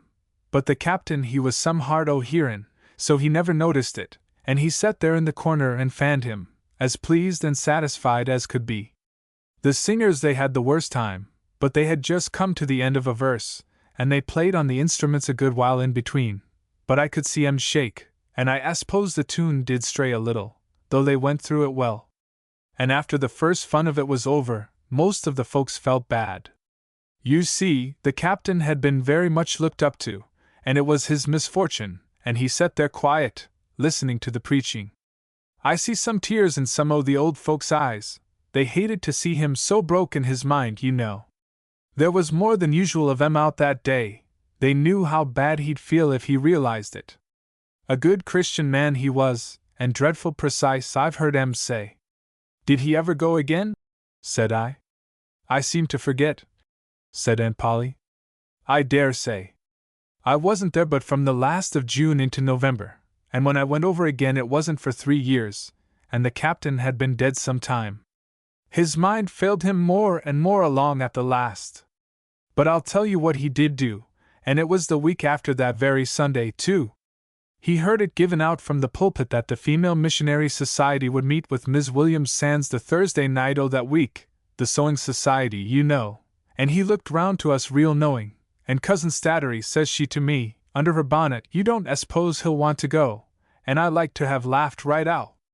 But sure enough he did, and what do you suppose but he made us fix over a handsome black watered silk for him to wear, that had been his sister's best dress. He said he'd outgrown it dreadful quick. Cousin Statiry she wished to heaven she'd thought to put it away, for Jacob had given it to her, and she was meaning to make it over for herself. But it didn't do to cross the captain, and Jacob Gunn gave Statiry another one, the best he could get, but it wasn't near so good a piece, she thought. He set everything by Statiry, and so did the captain, and well they might. We hoped he'd forget all about it the next day, but he didn't, and I always thought well of those ladies, they treated him so handsome, and tried to make him enjoy himself. He did eat a great supper, they kept piling up his plate with everything. I couldn't help wondering if some of 'em would have put themselves out much if it had been some poor flighty old woman. The captain he was as polite as could be, and when Jacob come to walk home with him he kissed them all round and asked them to meet at his house. But the greatest was, land! I don't know when I've thought so much about those times. One afternoon he was sitting at home in the keeping room, and Statiry was there, and Deacon Abel Pinkham stopped in to see Jacob Gunn about building some fence, and he found he'd gone to mill, so he waited a while, talking friendly, as they expected Jacob might be home, and the captain was as pleased as could be, and he urged the deacon to stop to tea. And when he went away, says he to Statiry, in a dreadful knowing way, which of us do you consider the deacon come to see? You see, the deacon was a widower. Bless you! When I first come home I used to set everybody laughing, but I forget most of the things now. There was one day, though. Here comes your father, said Mrs. Snow. Now we mustn't let him go by or you'll have to walk way home. And Aunt Polly hurried out to speak to him, while I took my great bunch of goldenrod, which already drooped a little, and followed her, with Mrs. Snow, who confided to me that the captain's nephew Jacob had offered to Polly that summer she was over there, and she never could see why she didn't have him. Only love goes where it is sent, and Polly wasn't one to marry for what she could get if she didn't like the man. There was plenty that would have said yes, and thank you too, sir, to Jacob Gunn. That was a pleasant afternoon. I reached home when it was growing dark and chilly, and the early autumn sunset had almost faded in the west. It was a much longer way home around by the road than by the way I had come across the fields. From a mournful villager. Lately I have been thinking, with much sorrow, of the approaching extinction of front yards, and of the type of New England village character and civilization with which they are associated. Formerly, because I lived in an old-fashioned New England village, it would have been hard for me to imagine that there were parts of the country where the front yard, as I knew it, was not in fashion, and that grounds, however small, had taken its place. No matter how large a piece of land lay in front of a house in old times, it was still a front yard, in spite of noble dimension and the skill of practiced gardeners.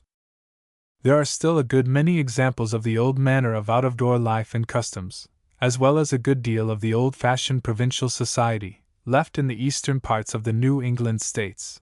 But put side by side with the society that is American rather than provincial, one discovers it to be in a small minority. The representative United States citizen will be, or already is, a Westerner, and his instincts and ways of looking at things have certain characteristics of their own which are steadily growing more noticeable. For many years New England was simply a bit of Old England transplanted. We all can remember elderly people whose ideas were wholly under the influence of their English ancestry. It is hardly more than 100 years since we were English colonies, and not independent United States, and the customs and ideas of the mother country were followed from force of habit. Now one begins to see a difference. The old traditions have had time to almost die out even in the most conservative and least changed towns, and a new element has come in. The true characteristics of American society, as I have said, are showing themselves more and more distinctly to the westward of New England, and come back to it in a tide that steadily sweeps away the old traditions. It rises over the heads of the prim and stately idols before which our grandfathers and grandmothers bowed down and worshipped, and which we ourselves were at least taught to walk softly by as they toppled on their thrones. One cannot help wondering what a lady of the old school will be like 100 years from now. But at any rate she will not be in heart and thought and fashion of good breeding as truly an Englishwoman as if she had never stepped out of Great Britain. If one of our own elderly ladies were suddenly dropped into the midst of provincial English society, she would be quite at home. But west of her own Hudson River she is lucky if she does not find herself behind the times, and almost a stranger and a foreigner. And yet from the first there was a little difference, and the colonies were New England and not old. In some ways more radical, yet in some ways more conservative, than the people across the water, they showed a new sort of flower when they came into bloom in this new climate and soil. In the old days there had not been time for the family ties to be broken and forgotten. Instead of the unknown English men and women who are our sixth and seventh cousins now, they had first and second cousins then, but there was little communication between one country and the other, and the mutual interest in everyday affairs had to fade out quickly. A traveler was a curiosity, and here, even between the villages themselves, there was far less intercourse than we can believe possible. People stayed on their own ground, their horizons were of small circumference, and their whole interest and thought were spent upon their own land, their own neighbors, their own affairs, while they not only were contented with this state of things but encouraged it. One has only to look at the high-walled pews of the old churches, at the high fences of the town gardens, and at even the strong fortifications around some family lots in the burying grounds, to be sure of this. The interviewer was not besought and encouraged in those days, he was defied. In that quarter, at least, they had the advantage of us. Their interest was as real and heartfelt in each other's affairs as ours, let us hope, but they never allowed idle curiosity to show itself in the world's marketplace, shameless and unblushing. There is so much to be said in favor of our own day, and the men and women of our own time, that a plea for a recognition of the quaintness and pleasantness of village life in the old days cannot seem unwelcome, or without deference to all that has come with the later years of ease and comfort, or of discovery in the realms of mind or matter. We are beginning to cling to the elderly people who are so different from ourselves, and for this reason, we are paying them instinctively the honor that is due from us to our elders and betters. They have that grand prestige and dignity that only comes with age. They are like old wines, perhaps no better than many others when they were young, but now after many years they have come to be worth nobody knows how many dollars a dozen. And the connoisseurs make treasures of the few bottles of that vintage which are left. It was a restricted and narrowly limited life in the old days. Religion, or rather sectarianism, was apt to be simply a matter of inheritance, and there was far more bigotry in every cause in question, a fiercer partisanship. And because there were fewer channels of activity, and those undivided into specialties, there was a whole-souled concentration of energy that was as efficient as it was sometimes narrow and short-sighted.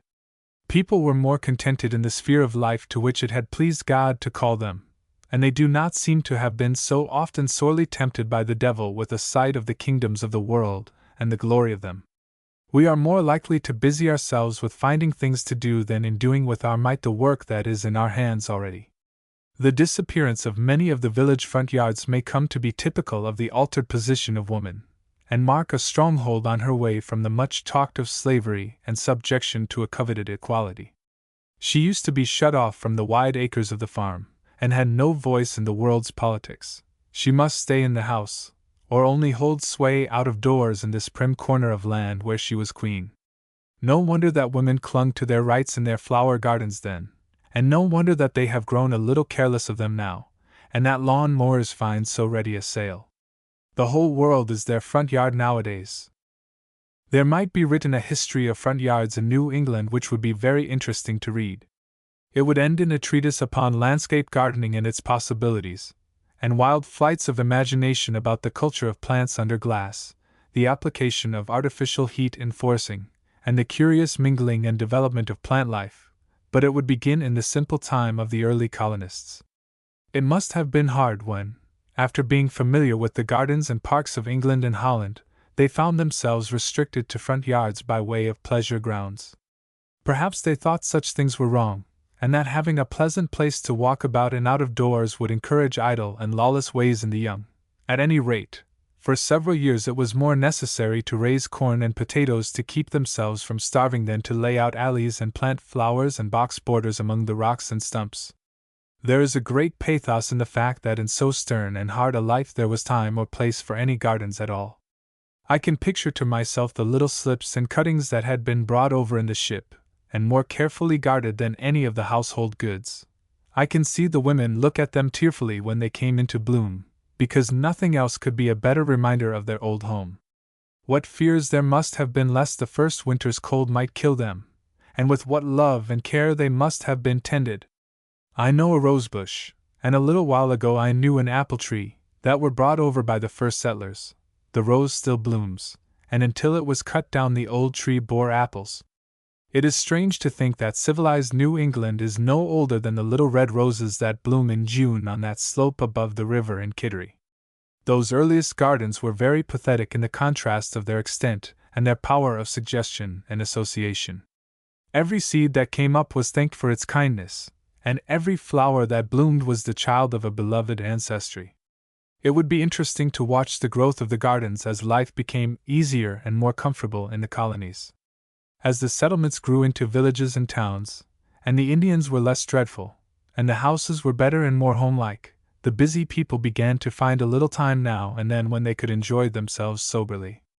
Beside the fruits of the earth they could have some flowers and a sprig of sage and southernwood and tansy, or lavender that had come from Surrey, and could be dried to be put among the linen as it used to be strewn through the chests and cupboards in the old country. I like to think of the changes as they came slowly, that after a while tender plants could be kept through the winter, because the houses were better built and warmer, and were no longer rough shelters which were only meant to serve until there could be something better. Perhaps the parlor, or best room, and a special separate garden for the flowers were two luxuries of the same date, and they made a noticeable change in the manner of living, the best room being a formal recognition of the claims of society, and the front yard an appeal for the existence of something that gave pleasure, beside the merely useful and wholly necessary things of life. When it was thought worth while to put a fence around the flower garden, the respectability of art itself was established and made secure. Whether the house was a fine one, and its enclosure spacious, or whether it was a small house with only a narrow bit of ground in front, this yard was kept with care, and it was different from the rest of the land altogether. The children were not often allowed to play there, and the family did not use the front door except upon occasions of more or less ceremony. I think that many of the old front yards could tell stories of the lovers who found it hard to part under the stars, and lingered over the gate, and who does not remember the solemn group of men who gather there at funerals, and stand with their heads uncovered as the mourners go out and come in, 2 by 2. I have always felt rich in the possession of an ancient York tradition of an old fellow who demanded, as he lay dying, that the grass in his front yard should be cut at once. It was no use to have it trodden down and spoilt by the folks at the funeral. I always hoped it was good hay weather, but he must have been certain of that when he spoke. Let us hope he did not confuse this world with the next, being so close upon the borders of it. It was not manlike to think of the front yard, since it was the special domain of the women. The men of the family respected but ignored it. They had to be teased in the spring to dig the flower beds, but it was the busiest time of the year. One should remember that. I think many people are sorry, without knowing why, to see the fences pulled down, and the disappearance of plain white palings causes almost as deep regret as that of the handsome ornamental fences and their high posts with urns or great white balls on top. A stone coping does not make up for the loss of them. It always looks a good deal like a lot in a cemetery, for one thing, and then in a small town the grass is not smooth, and looks uneven where the flower beds were not properly smoothed down. The stray cows trample about where they never went before. The bushes and little trees that were once protected grow ragged and scraggly and out at elbows, and a few forlorn flowers come up of themselves, and try hard to grow and to bloom. The ungainly red tubs that are perched on little posts have plants in them, but the poor posies look as if they would rather be in the ground, and as if they are held too near the fire of the sun. If everything must be neglected and forlorn, so much the more reason there should be a fence, if but to hide it. Americans are too fond of being stared at. They apparently feel as if it were one's duty to one's neighbor. Even if there is nothing really worth looking at about a house, it is still exposed to the gaze of the passers-by. Foreigners are far more sensible than we, and the out-of-door home life among them is something we might well try to copy. They often have their meals served out of doors, and one can enjoy an afternoon nap in a hammock, or can take one's work out into the shady garden with great satisfaction, unwatched, and even a little piece of ground can be made, if shut in and kept for the use and pleasure of the family alone, a most charming unroofed and trellised summer anteroom to the house. In a large, crowded town it would be selfish to conceal the rare bits of garden, where the sight of anything green is a godsend. But where there is the whole wide country of fields and woods within easy reach, I think there should be high walls around our gardens, and that we lose a great deal in not making them entirely separate from the highway, as much as we should lose in making the walls of our parlors and dining rooms of glass, and building the house as close to the street as possible. But to go back to the little front yards, we are sorry to miss them and their tangle or orderliness of roses and larkspur and honeysuckle, Canterbury bells and London pride, lilacs and peonies. These may all bloom better than ever in the new beds that are cut in the turf, but with the side fences that used to come from the corners of the house to the front fence, other barriers, as I have said here over and over, have been taken away, and the old-fashioned village life is becoming extinct. People do not know what they lose when they make way with the reserve, the separateness, the sanctity of the front yard of their grandmothers. It is like writing down the family secrets for any one to read. It is like having everybody call you by your first name and sitting in any pew in church, and like having your house in the middle of a road, to take away the fence which, slight as it may be, is a fortification round your home. More things than one may come in without being asked. We Americans had better build more fences than take any away from our lives. There should be gates for charity to go out and in, and kindness and sympathy too, but his life and his house are together each man's stronghold and castle, to be kept and defended. I was much amused once at thinking that the fine old solid paneled doors were being unhinged faster than ever nowadays, since so many front gates have disappeared, and the click of the latch can no longer give notice of the approach of a guest. Now the knocker sounds or the bell rings without note or warning, and the village housekeeper cannot see who is coming in until they have already reached the door. Once the guests could be seen on their way up the walk, it must be a satisfaction to look through the clear spots of the figured ground glass in the new doors, and I believe if there is a covering inside, few doors will be found unprovided with a peephole. It was better to hear the gate open and shut, and if it caught and dragged, as front gates are very apt to do, you could have time always for a good look out of the window at the approaching friend. There are few of us who cannot remember a front yard garden which seemed to us a very paradise in childhood. It was like a miracle when the yellow and white daffodils came into bloom in the spring, and there was a time when tiger lilies and the taller rose bushes were taller than we were, and we could not look over their heads as we do now. There were always a good many ladies' delights that grew under the bushes, and came up anywhere in the chinks of the walk of the doorstep, and there was a little green sprig called ambrosia that was a famous strayaway. Outside the fence one was not unlikely to see a company of French pinks, which were forbidden standing room inside as if they were tiresome poor relations of the other flowers. I always felt a sympathy for French pinks. They have a fresh, sweet look, as if they resigned themselves to their lot in life and made the best of it, and remembered that they had the sunshine and rain, and could see what was going on in the world, if they were outlaws.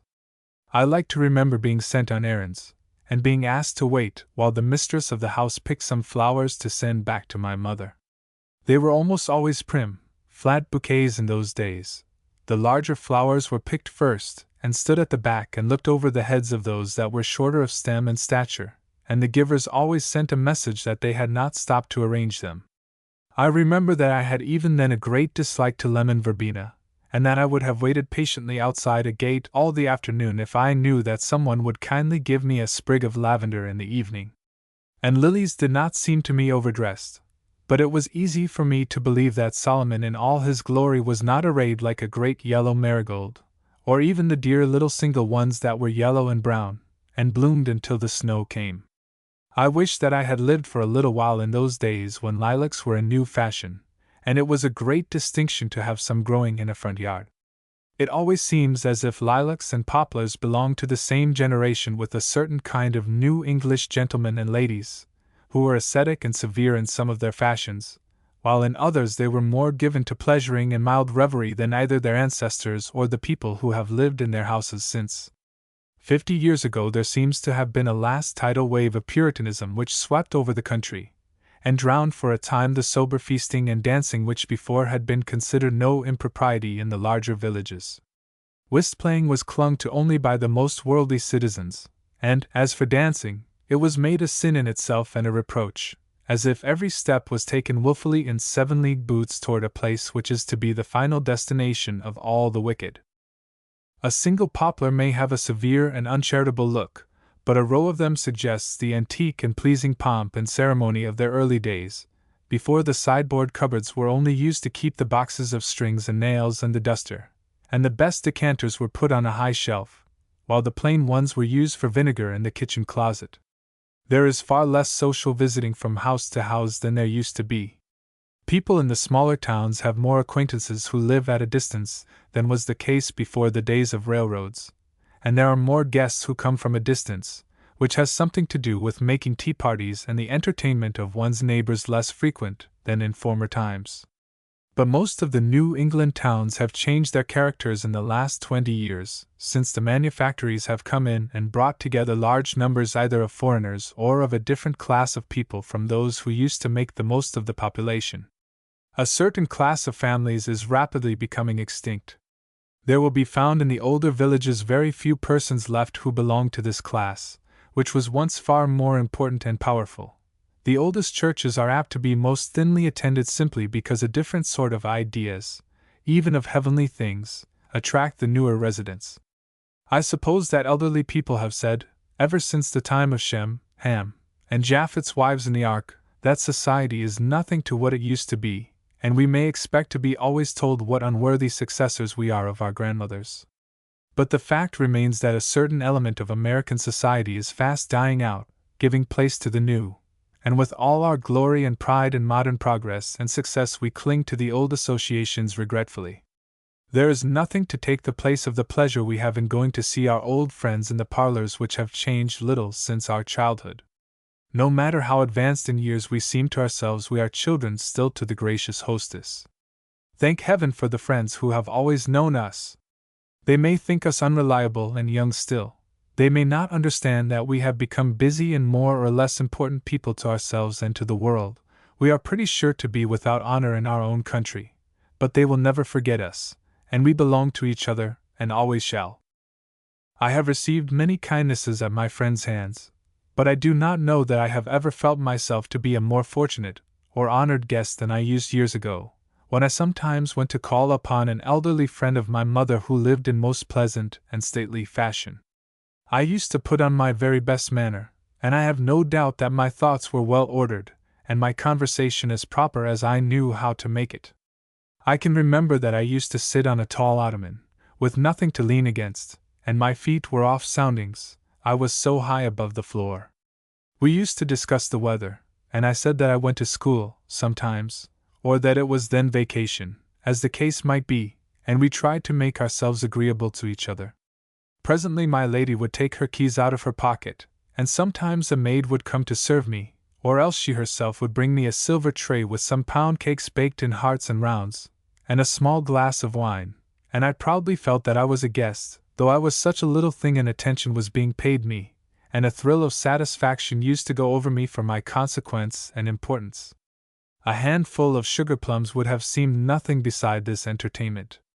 I used to be careful not to crumble the cake, and I used to eat it with my gloves on, and a pleasant fragrance would cling for some time afterward to the ends of the short lisle-thread fingers. I have no doubt that my manners as I took leave were almost as distinguished as those of my hostess, though I might have been wild and shy all the rest of the week. It was not many years ago that I went to my old friend's funeral, and saw them carry her down the long, wide walk, between the tall box borders which were her pride, and all the air was heavy and sweet with the perfume of the early summer blossoms. The white lilacs and the flowering currants were still in bloom, and the rows of her dear Dutch tulips stood dismayed in their flaunting colors and watched her go away. My sketch of the already out-of-date, or fast-vanishing village fashions perhaps should be ended here, but I cannot resist a wish to add another bit of autobiography of which I have been again and again reminded in writing these pages. The front yard I knew best belonged to my grandfather's house. My grandmother was a proud and solemn woman, and she hated my mischief, and rightly thought my elder sister a much better child than I. I used to be afraid of her when I was in the house, but I shook off even her authority and forgot I was under anybody's rule when I was out of doors. I was first cousin to a caterpillar if they called me to come in, and I was own sister to a giddy-minded bobolink when I ran away across the fields, as I used to do very often. But when I was a very little child indeed my world was bounded by the fences that were around my home. There were wide green yards and tall elm trees to shade them. There was a long line of barns and sheds, and one of these had a large room in its upper story, with an old ship's foresail spread over the floor, and made a capital playroom in wet weather. Here fruit was spread in the fall, and there were some old chests and pieces of furniture that had been discarded. It was like the garret, only much pleasanter. The children in the village now cannot possibly be so happy as I was then. I used to mount the fence next the street and watch the people go in and out of the quaint-roofed village shops that stood in a row on the other side, and looked as if they belonged to a Dutch or Old English town. They were burnt down long ago, but they were charmingly picturesque. The upper stories sometimes projected over the lower, and the chimneys were sometimes clustered together and built of bright red bricks. And I was too happy when I could smuggle myself into the front yard, with its 4 lilac bushes and its white fences to shut it in from the rest of the world, beside other railings that went from the porch down each side of the brick walk, which was laid in a pattern, and had H.C. 1818 cut deeply into one of the bricks near the doorstep. The H.C.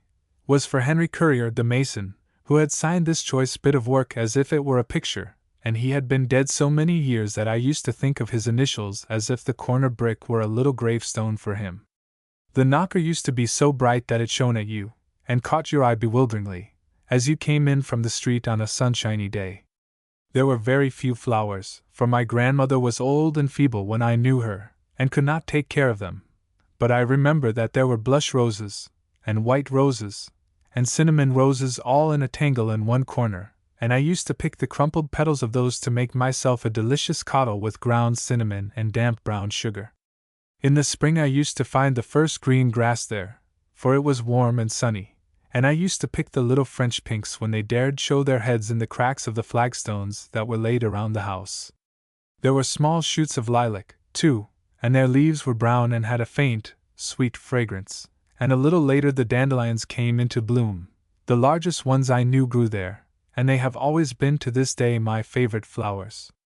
I had my trials and sorrows in this paradise, however. I lost a scent there one day which I never have found yet. And one morning, there suddenly appeared in one corner a beautiful, dark blue fleur-de-lis, and I joyfully broke its neck and carried it into the house, but everybody had seen it, and wondered that I could not have left it alone. Besides this, it befell me later to sin more gravely still. My grandmother had kept some plants through the winter on a 3-cornered stand built like a flight of steps, and when the warm spring weather came this was put out of doors. She had a cherished tea rose bush, and what should I find but a bud on it? It was open just enough to give a hint of its color. I was very pleased. I snapped it off at once, for I had heard so many times that it was hard to make roses bloom, and I ran in through the hall and up the stairs, where I met my grandmother on the square landing. She sat down in the window seat, and I showed her proudly what was crumpled in my warm little fist. I can see it now. It had no stem at all, and for many days afterward I was bowed down with a sense of my guilt and shame, for I was made to understand it was an awful thing to have blighted and broken a treasured flower like that. It must have been the very next winter that my grandmother died. She had a long illness which I do not remember much about, but the night she died might have been yesterday night. It is all so fresh and clear in my mind. I did not live with her in the old house then, but in a new house close by, across the yard. All the family were at the great house, and I could see that lights were carried hurriedly from one room to another. A servant came to fetch me, but I would not go with her. My grandmother was dying, whatever that might be, and she was taking leave of every one. She was ceremonious even then. I did not dare to go with the rest. I had an intense curiosity to see what dying might be like, but I was afraid to be there with her, and I was also afraid to stay at home alone. I was only 5 years old. It was in December, and the sky seemed to grow darker and darker, and I went out at last to sit on a doorstep and cry softly to myself, and while I was there someone came to another door next the street, and rang the bell loudly again and again. I suppose I was afraid to answer the summons. Indeed, I do not know that I thought of it. All the world had been still before, and the bell sounded loud and awful through the empty house. It seemed as if the messenger from an unknown world had come to the wrong house to call my poor grandmother away, and that loud ringing is curiously linked in my mind with the knocking at the gate in Macbeth. I never can think of one without the other, though there was no fierce Lady Macbeth to bid me not be lost so poorly in my thoughts. For when they all came back awed and tearful, and found me waiting in the cold, alone, and afraid more of this world than the next, they were very good to me. But as for the funeral, it gave me vast entertainment. It was the first grand public occasion in which I had taken any share. An October ride. It was a fine afternoon, just warm enough and just cool enough, and I started off alone on horseback, though I do not know why I should say alone when I find my horse such good company. She is called Sheila, and she not only gratifies one's sense of beauty, but is very interesting in her character, while her usefulness in this world is beyond question. I grow more fond of her every week. We have had so many capital good times together, and I am certain that she is as much pleased as I when we start out for a run. I do not say to every one that I always pronounce her name in German fashion because she occasionally shies, but that is the truth. I do not mind her shying, or a certain mysterious and apparently unprovoked jump, with which she sometimes indulges herself, and no one else rides her, so I think she does no harm, but I do not like the principle of allowing her to be wicked, unrebuked and unhindered, and some day I shall give my mind to admonishing this four-footed princess of Thule, who seems at present to consider herself at the top of royalty in this kingdom, or any other. I believe I should not like her half so well if she were tamer and entirely and stupidly reliable. I glory in her good spirits, and I think she has a right to be proud and wilful if she chooses. I am proud myself of her quick eye and ear, her sure foot, and her slender, handsome chestnut head. I look at her points of high breeding with admiration, and I thank her heartily for all the pleasure she has given me, and for what I am sure is a steadfast friendship between us, and a mutual understanding that rarely knows a disappointment or a mistake. She is careful when I come home late through the shadowy, twilight woods, and I can hardly see my way. She forgets then all her little tricks and capers, and is as steady as a clock with her tramp, tramp over the rough, dark country roads. I feel as if I had suddenly grown a pair of wings when she fairly flies over the ground and the wind whistles in my ears. There never was a time when she could not go a little faster, but she is willing to go step by step through the close woods, pushing her way through the branches, and stopping considerately when a bough that will not bend tries to pull me off the saddle. And she never goes away and leaves me when I dismount to get some flowers or a drink of spring water, though sometimes she thinks what fun it would be. I cannot speak of all her virtues, for I have not learned them yet. We are still new friends, for I have only ridden her 2 years, and I feel all the fascination of the first meeting every time I go out with her. She is so unexpected in her ways, so amusing, so sensible, so brave, and in every way so delightful a horse. It was in October, and it was a fine day to look at, though some of the great clouds that sailed through the sky were a little too heavy-looking to promise good weather on the morrow, and over in the west, where the wind was coming from, they were packed close together and looked gray and wet. It might be cold and cloudy later, but that would not hinder my ride. It is a capital way to keep warm, to come along a smooth bit of road on the run, and I should have time at any rate to go the way I wished, so Sheila trotted quickly through the gate and out of the village. There was a flicker of color left on the oaks and maples, and though it was not Indian summer weather, it was first cousin to it. I took off my cap to let the wind blow through my hair. I had half a mind to go down to the sea, but it was too late for that. There was no moon to light me home. Sheila took the strip of smooth turf just at the side of the road for her own highway. She tossed her head again and again until I had my hand full of her thin, silky mane, and she gave quick pulls at her bit and hurried little jumps ahead as if she expected me already to pull the reins tight and steady her for a hard gallop. I patted her and whistled at her. I was so glad to see her again and to be out riding, and I gave her part of her reward to begin with, because I knew she would earn it, and then we were on better terms than ever.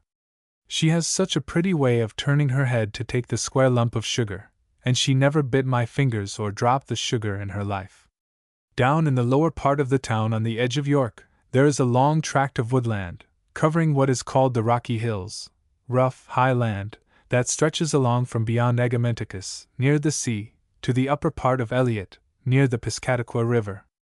Standing on Agamenticus, the woods seem to cover nearly the whole of the country as far as one can see, and there is hardly a clearing to break this long reach of forest of which I speak. There must be 20 miles of it in an almost unbroken line. The roads cross it here and there, and one can sometimes see small and lonely farms hiding away in the heart of it. The trees are for the most part young growth of oak or pine, though I could show you yet many a noble company of great pines that once would have been marked with the king's arrow, and many a royal old oak which has been overlooked in the search for ship's knees and plank for the navy yard, and piles for the always shaky, uphill and down, pleasant old Portsmouth Bridge. The part of these woods which I know best lies on either side the already old new road to York on the Rocky Hills, and here I often ride, or even take perilous rough drives through the cart paths, the wood roads which are busy thoroughfares in the winter, and are silent and shady, narrowed by green branches and carpeted with slender brakes, and seldom traveled over, except by me, all summer long.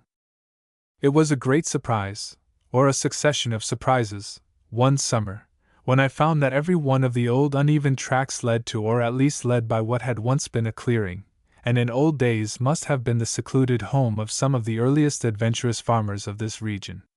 It must have taken great courage, I think, to strike the first blow of one's axe here in the woods, and it must have been a brave certainty of one's perseverance that looked forward to the smooth field which was to succeed the unfruitful wilderness.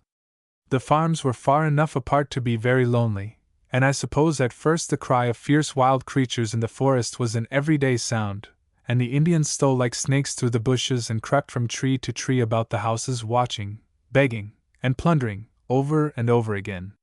There are some of these farms still occupied, where the land seems to have become thoroughly civilized, but most of them were deserted long ago. The people gave up the fight with such a persistent willfulness and wildness of nature and went away to the village, or to find more tractable soil and kindlier neighborhoods. I do not know why it is these silent, forgotten places are so delightful to me. There is one which I always call my farm, and it was a long time after I knew it well before I could find out to whom it had once belonged. In some strange way the place has become a part of my world and to belong to my thoughts and my life. I suppose everyone can say, I have a little kingdom where I give laws. Each of us has truly a kingdom in thought, and a certain spiritual possession. There are some gardens of mine where somebody plants the seeds and pulls the weeds for me every year without my ever taking a bit of trouble. I have trees and fields and woods and seas and houses. I own a great deal of the world to think and plan and dream about. The picture belongs most to the man who loves it best and sees entirely its meaning. We can always have just as much as we can take of things, and we can lay up as much treasure as we please in the higher world of thought that can never be spoiled or hindered by moth or rust, as lower and meaner wealth can be. As for this farm of mine, I found it one day when I was coming through the woods on horseback trying to strike a shorter way out into the main road. I was pushing through some thick underbrush, and looking ahead I noticed a good deal of clear sky as if there were an open place just beyond, and presently I found myself on the edge of a clearing. There was a straggling orchard of old apple trees. The grass about them was close and short like the wide dooryard of an old farmhouse, and into this cleared space the little pines were growing on every side. The old pines stood a little way back watching their children march in upon their inheritance, as if they were ready to interfere and protect and defend, if any trouble came. I could see that it would not be many years, if they were left alone, before the green grass would be covered, and the old apple trees would grow mossy and die for lack of room and sunlight in the midst of the young woods. It was a perfect acre of turf, only here and there I could already see a cushion of juniper, or a tuft of sweet fern or bayberry. I walked the horse about slowly, picking a hard little yellow apple here and there from the boughs over my head, and at last I found a cellar all grown over with grass, with not even a bit of a crumbling brick to be seen in the hollow of it. No doubt there were some underground. It was a very large cellar, twice as large as any I had ever found before in any of these deserted places, in the woods or out. And that told me at once that there had been a large house above it, an unusual house for those old days. The family was either a large one, or it had made for itself more than a merely sufficient covering and shelter, with no inch of unnecessary room. I knew I was on very high land, but the trees were so tall and close that I could not see beyond them.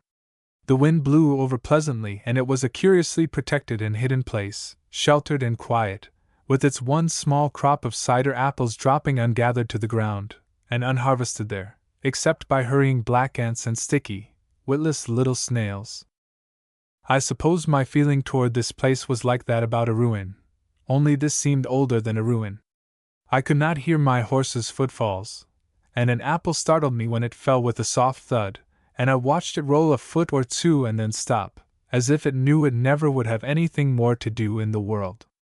I remembered the enchanted palace, and the sleeping beauty in the wood, and it seemed as if I were on the way to it, and this was a corner of that palace garden.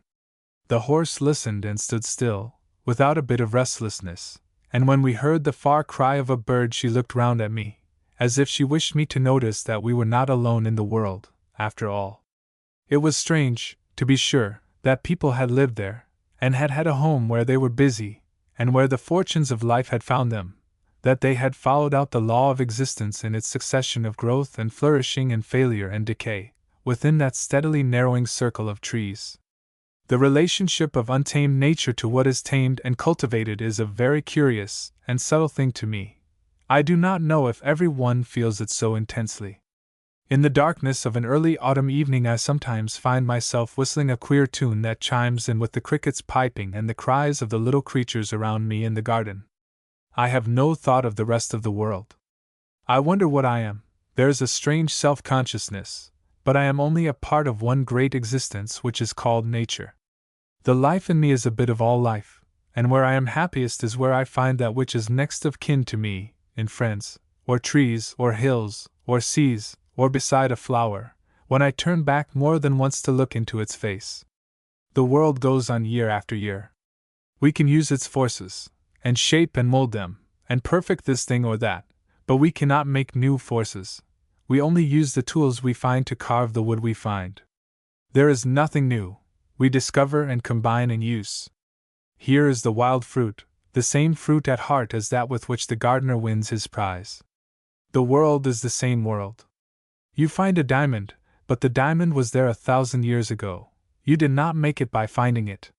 We grow spiritually, until we grasp some new great truth of God, but it was always true, and waited for us until we came. What is there new and strange in the world except ourselves? Our thoughts are our own. God gives our life to us moment by moment, but He gives it to be our own. As I looked about me that day I saw the difference that men had made slowly fading out of sight. It was like a dam in a river. When it is once swept away, the river goes on the same as before. The old patient, sublime forces were there at work in their appointed way, but perhaps by and by, when the apple trees are gone and the cellar is only a rough hollow in the woods, someone will again set aside these forces that have worked unhindered, and will bring this corner of the world into a new use and shape. What if we could stop or change forever the working of these powers? But nature repossesses herself surely of what we boldly claim. The pyramids stand yet, it happens, but where are all those cities that used also to stand in old Egypt, proud and strong, and dating back beyond men's memories or traditions, turned into sand again and dust that is like all the rest of the desert, and blows about in the wind? Yet there cannot be such a thing as life that is lost. The tree falls and decays, in the dampness of the woods, and is part of the earth underfoot, but another tree is growing out of it. Perhaps it is part of its own life that is springing again from the part of it that died. God must always be putting again to some use the life that is withdrawn. It must live, because it is life. There can be no confusion to God in this wonderful world, the new birth of the immortal, the new forms of the life that is from everlasting to everlasting, or the new way in which it comes. But it is only God who can plan and order it all, who is a father to his children, and cares for the least of us. I thought of his unbroken promises. The people who lived and died in that lonely place knew him, and the chain of events was fitted to their thoughts and lives, for their development and education. The world was made for them, and God keeps them yet. Somewhere in his kingdom they are in their places, they are not lost. While the trees they left grow older, and the young trees spring up, and the fields they cleared are being covered over and turned into wild land again. I had visited this farm of mine many times since that first day, but since the last time I had been there I had found out, luckily, something about its last tenant. An old lady whom I knew in the village had told me that when she was a child she remembered another very old woman, who used to live here all alone, far from any neighbors, and that one afternoon she had come with her mother to see her. She remembered the house very well. It was larger and better than most houses in the region. Its owner was the last of her family, but why she lived alone, or what became of her at last, or of her money or her goods, or who were her relatives in the town, my friend did not know. She was a thrifty, well-to-do old soul, a famous weaver and spinner, and she used to come to the meeting house at the old fields every Sunday, and sit by herself in a square pew. Since I knew this, the last owner of my farm has become very real to me, and I thought of her that day a great deal, and could almost see her as she sat alone on her doorstep in the twilight of a summer evening, when the thrushes were calling in the woods, or going down the hills to church, dressed in quaint fashion, with a little sadness in her face as she thought of her lost companions and how she did not use to go to church alone. And I pictured her funeral to myself, and watched her carried away at last by the narrow road that wound among the trees, and there was nobody left in the house after the neighbors from the nearest farms had put it to rights, and had looked over her treasures to their heart's content. She must have been a fearless woman, and one could not stay in such a place as this, year in and year out, through the long days of summer and the long nights of winter, unless she found herself good company. I do not think I could find a worse avenue than that which leads to my farm. I think sometimes there must have been an easier way out which I have yet failed to discover, but it has its advantages, for the trees are beautiful and stand close together, and I do not know such green breaks anywhere as those which grow in the shadiest places. I came into a well-trodden track after a while, which led into a small granite quarry, and then I could go faster, and at last I reached a pasture wall which was quickly left behind, and I was only a little way from the main road. There were a few young cattle scattered about in the pasture, and some of them which were lying down got up in a hurry and stared at me suspiciously as I rode along. It was very uneven ground, and I passed some stiff, straight mullein stalks which stood apart together in a hollow as if they wished to be alone. They always remind me of the rigid old Scotch Covenanters, who used to gather themselves together in companies, against the law, to worship God in some secret hollow of the bleak hillside. Even the smallest and youngest of the mulleins was a Covenanter at heart. They had all put by their yellow flowers, and they will stand there, grey and unbending, through the fall rains and winter snows, to keep their places and praise God in their own fashion, and they take great credit to themselves for doing it, I have no doubt, and think it is far better to be a stern and respectable mullen than a straying, idle clematis, that clings and wanders, and cannot bear wet weather. I saw members of the congregation scattered through the pasture, and felt like telling them to hurry, for the long sermon had already begun. But one ancient worthy, very late on his way to the meeting, happened to stand in our way, and Sheila bit his dry head off, which was a great pity. After I was once on the high road, it was not long before I found myself in another part of the town altogether. It is great fun to ride about the country. One rouses a great deal of interest. There seems to be something exciting in the sight of a girl on horseback, and people who pass you in wagons turn to look after you, though they never would take the trouble if you were only walking. The country horses shy if you go by them fast, and sometimes you stop to apologize. The boys will leave anything to come and throw a stone at your horse. I think Sheila would like to bite a boy, though sometimes she goes through her best paces when she hears them hooting, as if she thought they were admiring her, which I never allow myself to doubt. It is considered a much greater compliment if you make a call on horseback than if you came afoot, but carriage people are nothing in the country to what they are in the city. I was on a good road and Sheila was trotting steadily, and I did not look at the western sky behind me until I suddenly noticed that the air had grown colder, and the sun had been for a long time behind a cloud. Then I found there was going to be a shower, in a very little while, too.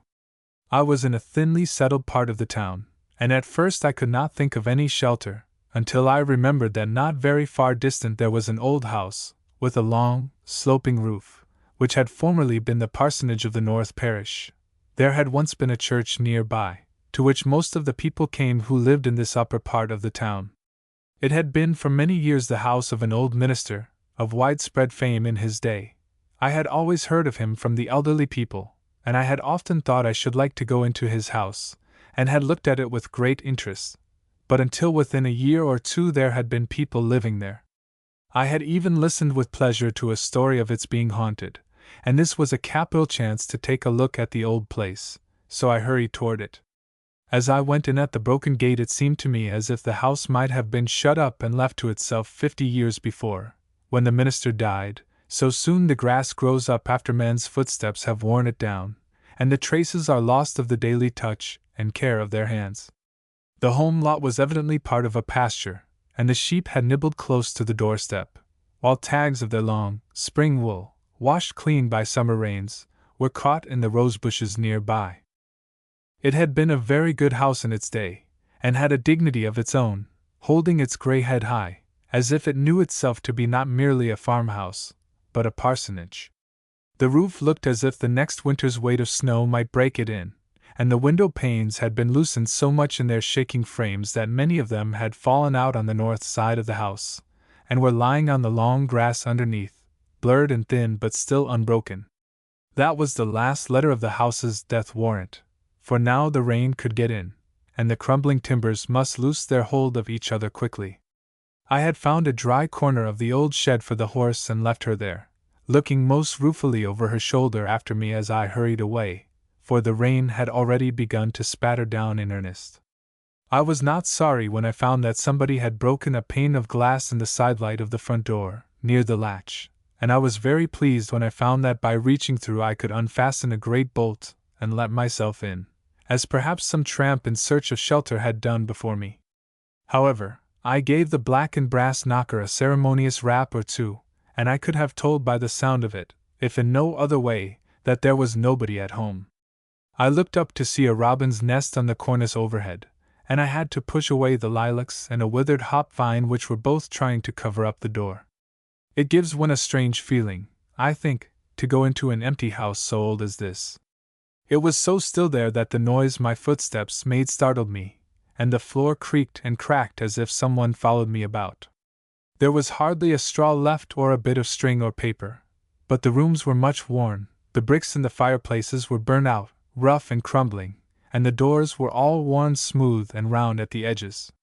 The best rooms were wainscoted, but upstairs there was a long, unfinished room with a little square window at each end, under the sloping roof, and as I listened there to the rain I remembered that I had once heard an old man say wistfully that he had slept in just such a linter chamber as this when he was a boy, and that he never could sleep anywhere now so well as he used there while the rain fell on the roof just over his bed. Downstairs I found a room which I knew must have been the study. It was handsomely wainscoted, and the finish of it was even better than that of the parlor. It must have been a most comfortable place, and I fear the old parson was luxurious in his tastes and less ascetic, perhaps, than the more puritanical members of his congregation approved. There was a great fireplace with a broad hearthstone, where I think he may have made a mug of flip sometimes, and there were several curious, narrow, little cupboards built into the wall at either side, and over the fireplace itself 2 doors opened and there were shelves inside, broader at the top as the chimney sloped back. I saw some writing on one of these doors and went nearer to read it. There was a date at the top, sometime in 1802, and his reverence had had a good quill pen and ink which bravely stood the test of time. He must have been a tall man to have written so high. I thought it might be some record of a great storm, or other notable event in his house or parish, but I was amused to find that he had written there on the unpainted wood some valuable recipes for the medical treatment of horses. It is useful for a sprain, and for a cough, take of elecampane, and so on. I hope he was not a hunting parson, but one could hardly expect to find any reference to the early fathers or federal headship in Adam on the cupboard door. I thought of the stories I had heard of the old minister, and felt very well acquainted with him, though his books had been taken down, and his fire was out, and he himself had gone away. I was glad to think what a good, faithful man he was, who spoke comfortable words to his people and lived pleasantly with them in this quiet country place so many years. There are old people living who have told me that nobody preaches nowadays as he used to preach, and that he used to lift his hat to everybody, that he liked a good dinner, and always was kind to the poor. I thought as I stood in the study, how many times he must have looked out of the small-paned western windows across the fields, and how in his later days he must have had a treasure of memories of the people who had gone out of that room the better for his advice and consolation, the people whom he had helped and taught and ruled. I could not imagine that he ever angrily took his parishioners to task for their errors of doctrine. Indeed, it was not of his active youth and middle age that I thought at all, but of the last of his life, when he sat here in the sunshine of a winter afternoon, and the fire flickered and snapped on the hearth, and he sat before it in his armchair with a brown old book which he laid on his knee while he thought and dozed, and roused himself presently to greet somebody who came in, a little odd at first, to talk with him. It was a great thing to be a country minister in those old days, and to be such a minister as he was, truly the priest and ruler of his people. The times have changed, and the temporal power certainly is taken away. The divine right of ministers is almost as little believed in as that of kings by many people. It is not possible for the influence to be so great. The office and the man are both looked at with less reverence. It is a pity that it should be so, but the conservative people who like old-fashioned ways cannot tell where to place all the blame. And it is very odd to think that these iconoclastic and unpleasant new times of ours will, a little later, be called old times, and that the children, when they are elderly people, will sigh to have them back again. I was very glad to see the old house, and I told myself a great many stories there, as one cannot help doing in such a place. There must have been so many things happen in so many long lives which were lived there. People have come into the world and gone out of it again from those square rooms with their little windows, and I believe if there are ghosts who walk about in daylight I was only half deaf to their voices, and heard much of what they tried to tell me that day. The rooms which had looked empty at first were filled again with the old clergymen, who met together with important looks and complacent dignity, and eager talk about some minor point in theology that is yet unsettled. The awkward, smiling couples, who came to be married, the mistress of the house, who must have been a stately person in her day, the little children who, under all their shyness, remembered the sugar plums in the old parson's pockets, all these, and even the tall cane that must have stood in the entry, were visible to my mind's eye. And I even heard a sermon from the old preacher who died so long ago, on the beauty of a life well spent. The rain fell steadily, and there was no prospect of its stopping, though I could see that the clouds were thinner, and that it was only a shower. In the kitchen I found an old chair which I pulled into the study, which seemed more cheerful than the rest of the house, and then I remembered that there were some bits of board in the kitchen also, and the thought struck me that it would be good fun to make a fire in the old fireplace. Everything seemed right about the chimney. I even went up into the garret to look at it there, for I had no wish to set the parsonage on fire, and I brought down a pile of old corn husks for kindlings which I found on the garret floor. I built my fire carefully, with 2 bricks for andirons, and when I lit it blazed up gaily. I poked it, and it crackled, and though I was very well contented there alone, I wished for some friend to keep me company. It was selfish to have so much pleasure with no one to share it. The rain came faster than ever against the windows, and the room would have been dark if it had not been for my fire, which threw out a magnificent yellow light over the old brown woodwork. I leaned back and watched the dry sticks fall apart in red coals and thought I might have to spend the night there, for if it were a storm and not a shower I was several miles from home, and a late October rain is not like a warm one in June to fall upon one's shoulders. I could hear the house leaking when it rained less heavily, and the soot dropped down the chimney and great drops of water came down, too, and spluttered in the fire. I thought what a merry thing it would be if a party of young people ever had to take refuge there, and I could almost see their faces and hear them laugh, though until that minute they had been strangers to me. But the shower was over at last, and my fire was out, and the last pale shining of the sun came into the windows, and I looked out to see the distant fields and woods all clear again in the late afternoon light. I must hurry to get home before dark, so I raked up the ashes and left my chair beside the fireplace, and shut and fastened the front door after me, and went out to see what had become of my horse, shaking the dust and cobwebs off my dress as I crossed the wet grass to the shed. The rain had come through the broken roof, and poor Sheila looked anxious and hungry, as if she thought I might have meant to leave her there till morning in that dismal place. I offered her my apologies, but she made even a shorter turn than usual when I had mounted, and we scurried off down the road, spattering ourselves as we went. I hope the ghosts who live in the parsonage watched me with friendly eyes, and I looked back myself, to see a thin blue whiff of smoke still coming up from the great chimney. I wondered who it was that had made the first fire there, but I think I shall have made the last. Tom's husband. I shall not dwell long upon the circumstances that led to the marriage of my hero and heroine, though their courtship was, to them, the only one that has ever noticeably approached the ideal. It had many aspects in which it was entirely commonplace in other people's eyes. While the world in general smiles at lovers with kindly approval and sympathy, it refuses to be aware of the unprecedented delight which is amazing to the lovers themselves. But, as has been true in many other cases, when they were at last married, the most ideal of situations was found to have been changed to the most practical. Instead of having shared their original duties, and, as schoolboys would say, going halves, they discovered that the cares of life had been doubled. This led to some distressing moments for both our friends. They understood suddenly that instead of dwelling in heaven they were still upon earth, and had made themselves slaves to new laws and limitations. Instead of being freer and happier than ever before, they had assumed new responsibilities. They had established a new household, and must fulfill in some way or another the obligations of it. They looked back with affection to their engagement. They had been longing to have each other to themselves, apart from the world, but it seemed that they never felt so keenly that they were still units in modern society. Since Adam and Eve were in paradise, before the devil joined them, nobody has had a chance to imitate that unlucky couple.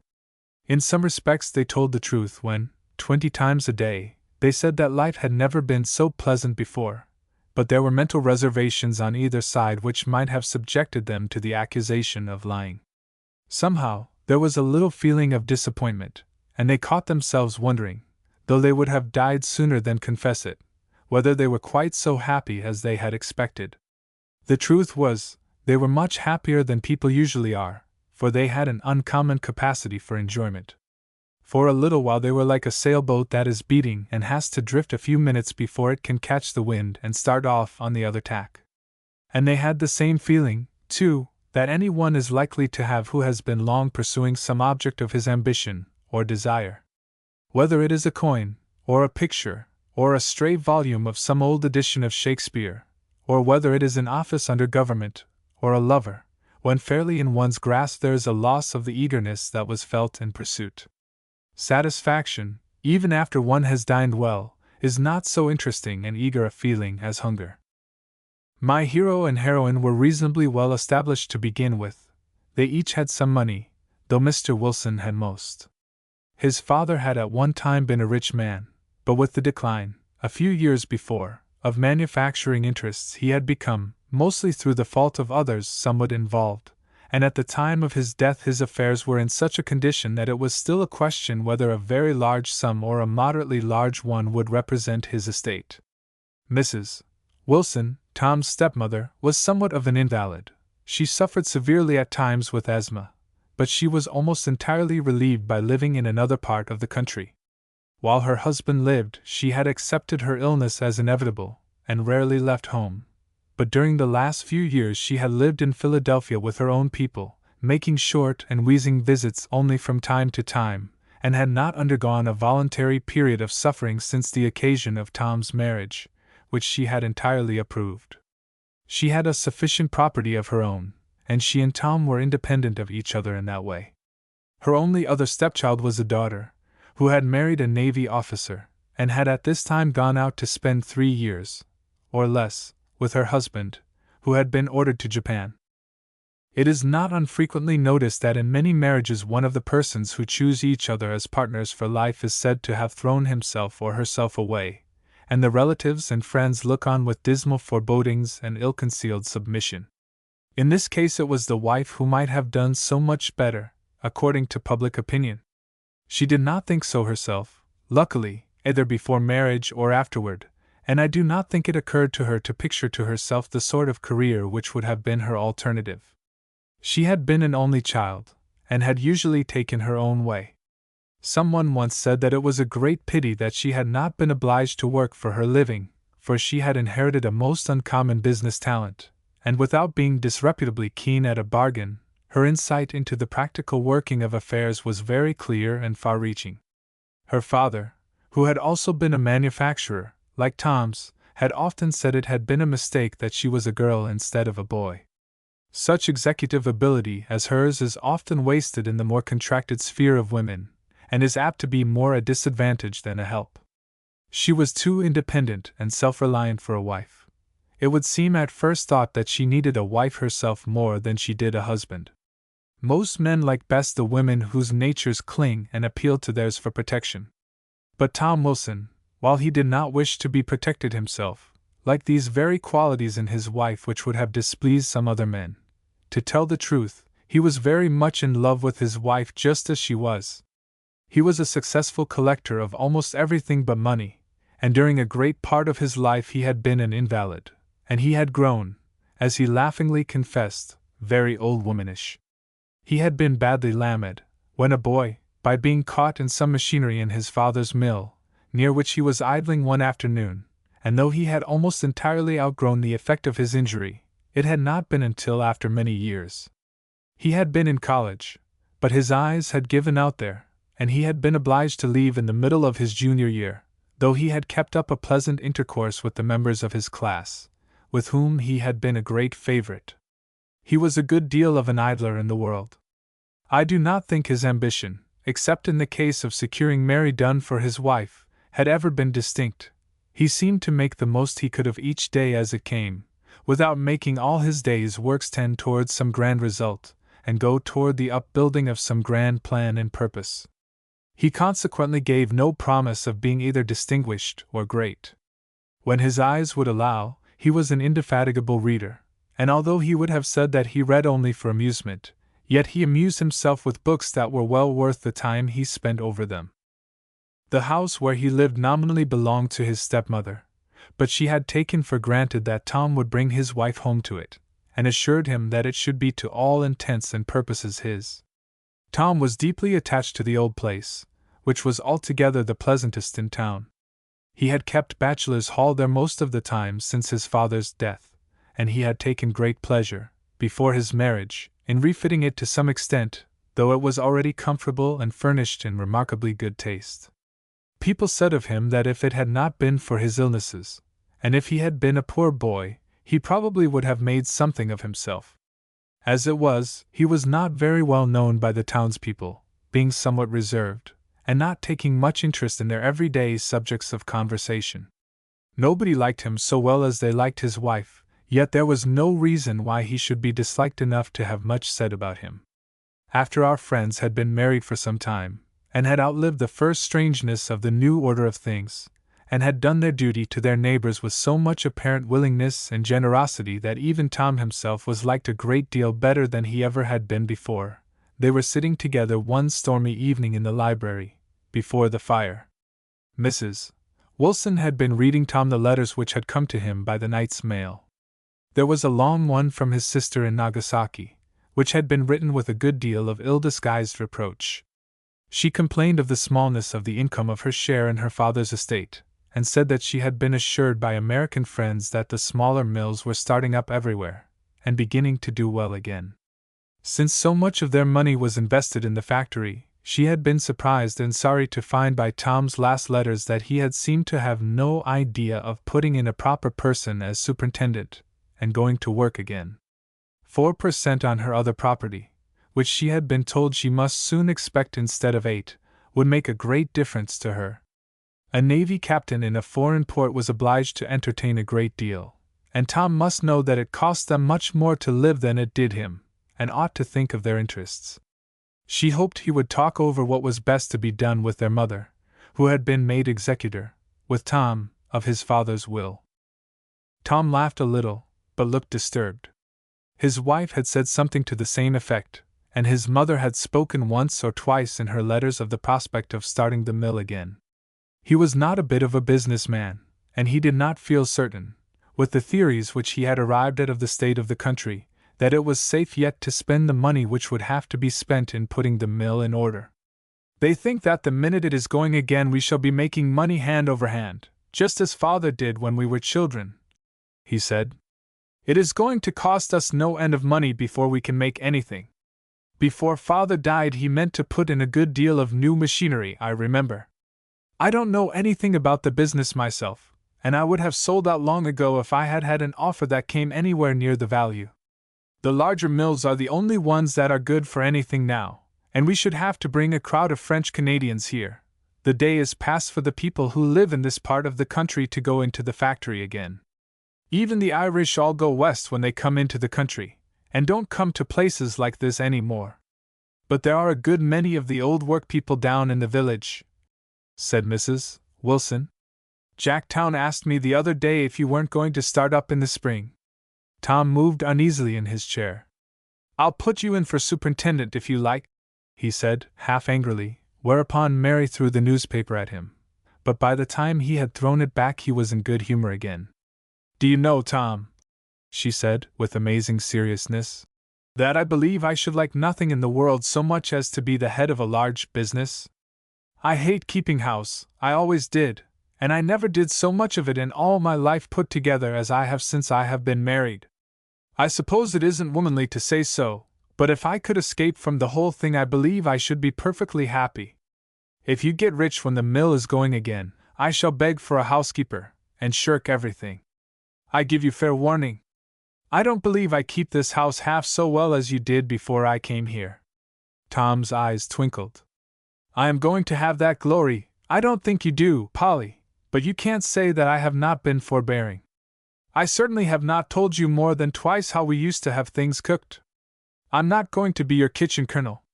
Of course it seemed the proper thing to do, said his wife meditatively. But I think we should have been even happier than we have if I had been spared it. I have had some days of wretchedness that I shudder to think of. I never know what to have for breakfast, and I ought not to say it, but I don't mind the sight of dust. I look upon housekeeping as my life's great discipline. And at this pathetic confession they both laughed heartily. I've a great mind to take it off your hands, said Tom. I always rather liked it, to tell the truth, and I ought to be a better housekeeper. I have been at it for 5 years, though housekeeping for one is different from what it is for two, and one of them a woman. You see, you have brought a different element into my family. Luckily, the servants are pretty well drilled. I do think you upset them a good deal at first. Mary Wilson smiled as if she only half heard what he was saying. She drummed with her foot on the floor and looked intently at the fire, and presently gave it a vigorous poking.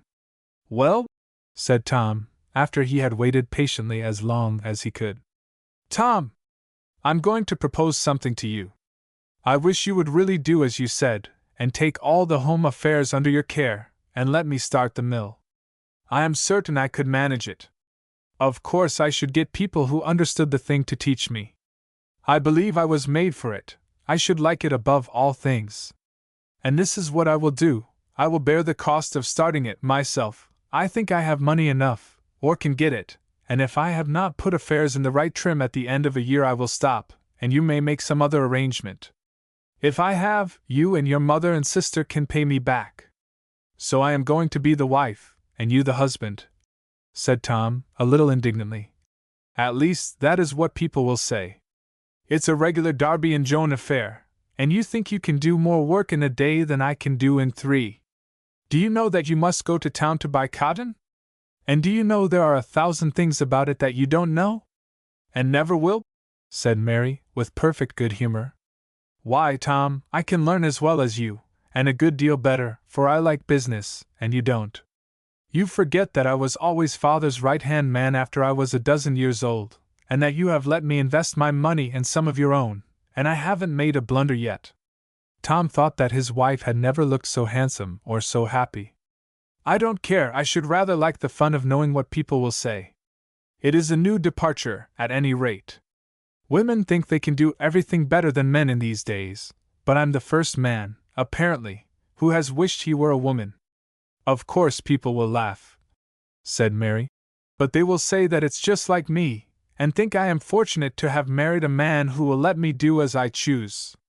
I don't see why it isn't sensible. You will be living exactly as you were before you married, as to home affairs, and since it was a good thing for you to know something about housekeeping then, I can't imagine why you shouldn't go on with it now, since it makes me miserable, and I am wasting a fine business talent while I do it. What do we care for people's talking about it? It seems to me that it is something like women smoking. It isn't wicked, but it isn't the custom of the country. And I don't like the idea of your going among business men. Of course I should be above going with you, and having people think I must be an idiot. They would say that you married a manufacturing interest, and I was thrown in. I can foresee that my pride is going to be humbled to the dust in every way, Tom declared in mournful tones, and began to shake with laughter. It is one of your lovely castles in the air, dear Polly, but an old brick mill needs a better foundation than the clouds. No, I'll look around, and get an honest, experienced man for agent. I suppose it's the best thing we can do, for the machinery ought not to lie still any longer, but I mean to sell the factory as soon as I can. I devoutly wish it would take fire, for the insurance would be the best price we are likely to get. That is a famous letter from Alice. I am afraid the captain has been growling over his pay, or they have been giving too many little dinners on board ship. If we were rid of the mill, you and I might go out there this winter. It would be capital fun. Mary smiled again in an absent-minded way. Tom had an uneasy feeling that he had not heard the end of it yet, but nothing more was said for a day or 2. When Mrs.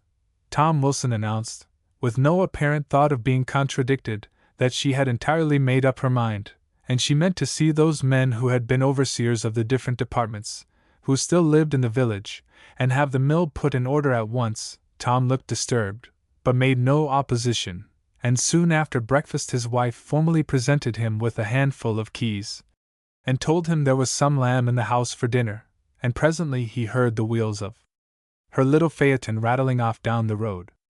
I should be untruthful if I tried to persuade anyone that he was not provoked. He thought she would at least have waited for his formal permission, and at first he meant to take another horse, and chase her, and bring her back in disgrace, and put a stop to the whole thing. But something assured him that she knew what she was about, and he determined to let her have her own way.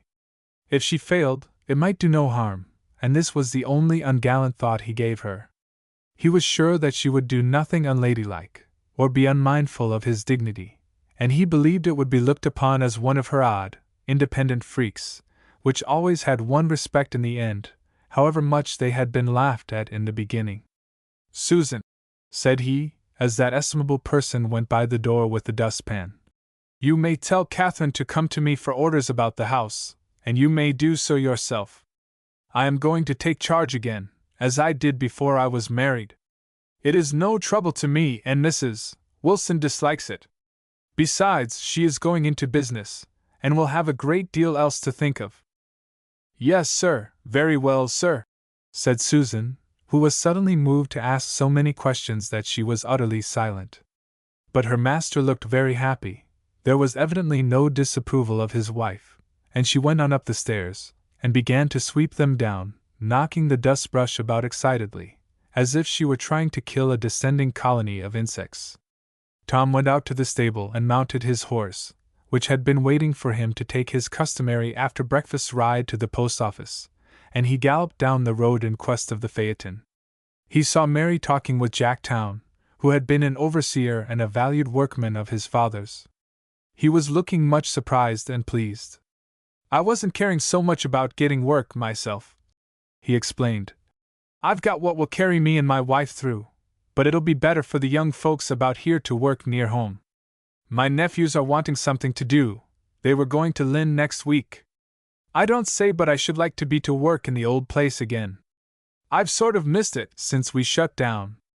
I'm sorry I was so long in overtaking you," said Tom politely to his wife. "Well, Jack, did Mrs. Wilson tell you she's going to start the mill? You must give her all the help you can." "'Deed I will," said Mr. Town, gallantly, without a bit of astonishment. "I don't know much about the business yet," said Mrs. Wilson, who had been a little overcome at Jack Town's lingo of the different rooms and machinery, and who felt an overpowering sense of having a great deal before her in the next few weeks. "By the time the mill is ready, I will be ready too," she said, taking heart a little, and Tom, who was quick to understand her moods, could not help laughing, as he rode alongside. "We want a new barrel of flour, Tom, dear," she said by way of punishment for his untimely mirth. If she lost courage in the long delay, or was disheartened at the steady call for funds, she made no sign, and after a while the mill started up, and her cares were lightened, so that she told Tom that before next pay day she would like to go to Boston for a few days, and go to the theater, and have a frolic and a rest. She really looked pale and thin, and she said she never worked so hard in all her life. But nobody knew how happy she was, and she was so glad she had married Tom, for some men would have laughed at it. "I laughed at it," said Tom meekly. "All is, if I don't cry by and by, because I am a beggar, I shall be lucky." But Mary looked fearlessly serene, and said that there was no danger at present. It would have been ridiculous to expect a dividend the first year, though the Nagasaki people were pacified with difficulty. All the business letters came to Tom's address, and everybody who was not directly concerned thought that he was the motive power of the reawakened enterprise. Sometimes business people came to the mill, and were amazed at having to confer with Mrs. Wilson, but they soon had to respect her talents and her success. She was helped by the old clerk, who had been promptly recalled and reinstated, and she certainly did capitally well. She was laughed at, as she had expected to be, and people said they should think Tom would be ashamed of himself, but it soon appeared that he was not to blame, and what reproach was offered was on the score of his wife's oddity. There was nothing about the mill that she did not understand before very long, and at the end of the second year she declared a small dividend with great pride and triumph. And she was congratulated on her success, and every one thought of her project in a different way from the way they had thought of it in the beginning. She had singularly good fortune. At the end of the third year she was making money for herself and her friends faster than most people were, and approving letters began to come from Nagasaki. The Ashtons had been ordered to stay in that region, and it was evident that they were continually being obliged to entertain more instead of less. Their children were growing fast, too, and constantly becoming more expensive. The captain and his wife had already begun to congratulate themselves secretly that their 2 sons would in all probability come into possession, one day, of their Uncle Tom's handsome property. For a good while Tom enjoyed life, and went on his quiet way serenely. He was anxious at first, for he thought that Mary was going to make ducks and drakes of his money and her own. And then he did not exactly like the looks of the thing, either. He feared that his wife was growing successful as a business person at the risk of losing her womanliness. But as time went on, and he found there was no fear of that. He accepted the situation philosophically. He gave up his collection of engravings, having become more interested in one of coins and medals, which took up most of his leisure time. He often went to the city in pursuit of such treasures, and gained much renown in certain quarters as a numismatologist of great skill and experience. But at last his house, which had almost kept itself, and had given him little to do beside ordering the dinners, while faithful old Catherine and her niece Susan were his aides, suddenly became a great care to him. Catherine, who had been the mainstay of the family for many years, died after a short illness, and Susan must needs choose that time, of all others, for being married to one of the second hands in the mill. There followed a long and dismal season of experimenting, and for a time there was a procession of incapable creatures going in at one kitchen door and out of the other. His wife would not have liked to say so, but it seemed to her that Tom was growing fussy about the house affairs, and took more notice of those minor details than he used. She wished more than once, when she was tired, that he would not talk so much about the housekeeping. He seemed sometimes to have no other thought. In the early days of Mrs. Wilson's business life, she had made it a rule to consult her husband on every subject of importance, but it had speedily proved to be a formality. Tom tried manfully to show a deep interest which he did not feel, and his wife gave up, little by little, telling him much about her affairs. She said that she liked to drop business when she came home in the evening, and at last she fell into the habit of taking a nap on the library sofa, while Tom, who could not use his eyes much by lamplight, sat smoking or in utter idleness before the fire. When they were first married, his wife had made it a rule that she should always read him the evening papers, and afterward they had always gone on with some book of history or philosophy, in which they were both interested. These evenings of their early married life had been charming to both of them, and from time to time one would say to the other that they ought to take up again the habit of reading together. Mary was so unaffectedly tired in the evening that Tom never liked to propose a walk, for, though he was not a man of peculiarly social nature, he had always been accustomed to pay an occasional evening visit to his neighbors in the village. And though he had little interest in the business world, and still less knowledge of it, after a while he wished that his wife would have more to say about what she was planning and doing, or how things were getting on. He thought that her chief aide, old Mr. Jackson, was far more in her thoughts than he. She was forever quoting Jackson's opinions. He did not like to find that she took it for granted that he was not interested in the welfare of his own property. It made him feel like a sort of pensioner and dependent, though, when they had guests at the house, which was by no means seldom, there was nothing in her manner that would imply that she thought herself in any way the head of the family. It was hard work to find fault with his wife in any way, though, to give him his due, he rarely tried. But this being a wholly unnatural state of things, the reader must expect to hear of its change at last, and the first blow from the enemy was dealt by an old woman, who lived near by, and who called to Tom one morning, as he was driving down to the village in a great hurry, to post a letter, which ordered his agent to secure a long-wished-for ancient copper coin, at any price, to ask him if they had made yeast that week, and if she could borrow a cupful, as her own had met with some misfortune. Tom was instantly in a rage, and he mentally condemned her to some undeserved fate, but told her aloud to go and see the cook. This slight delay, besides being killing to his dignity, caused him to lose the mail, and in the end his much-desired copper coin. It was a hard day for him, altogether. It was Wednesday, and the first days of the week having been stormy, the washing was very late. And Mary came home to dinner provokingly good-natured. She had met an old schoolmate and her husband driving home from the mountains, and had first taken them over her factory, to their great amusement and delight, and then had brought them home to dinner.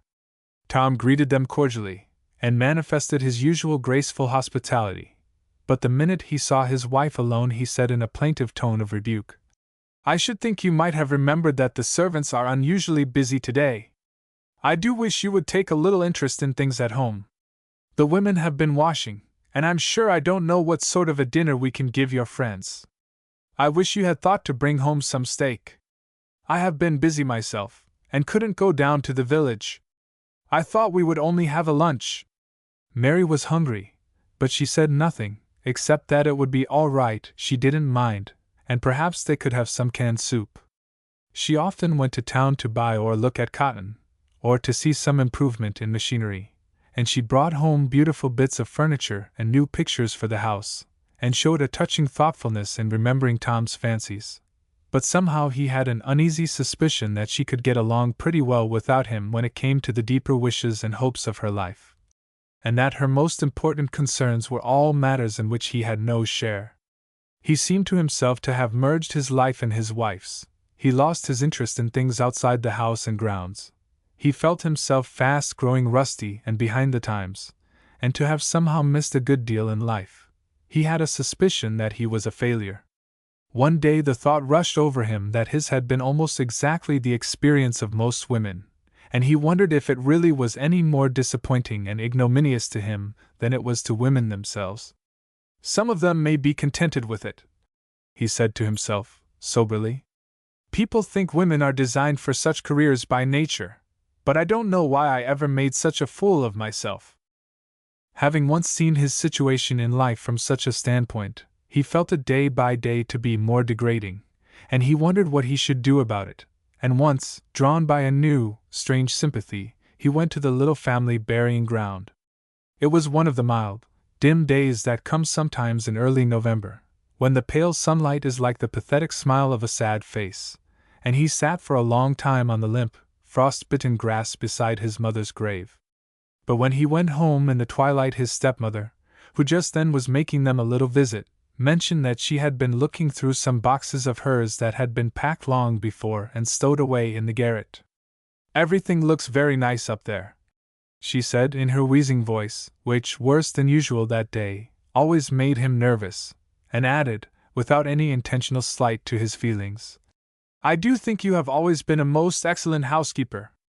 "I'm tired of such nonsense," he exclaimed, with surprising indignation.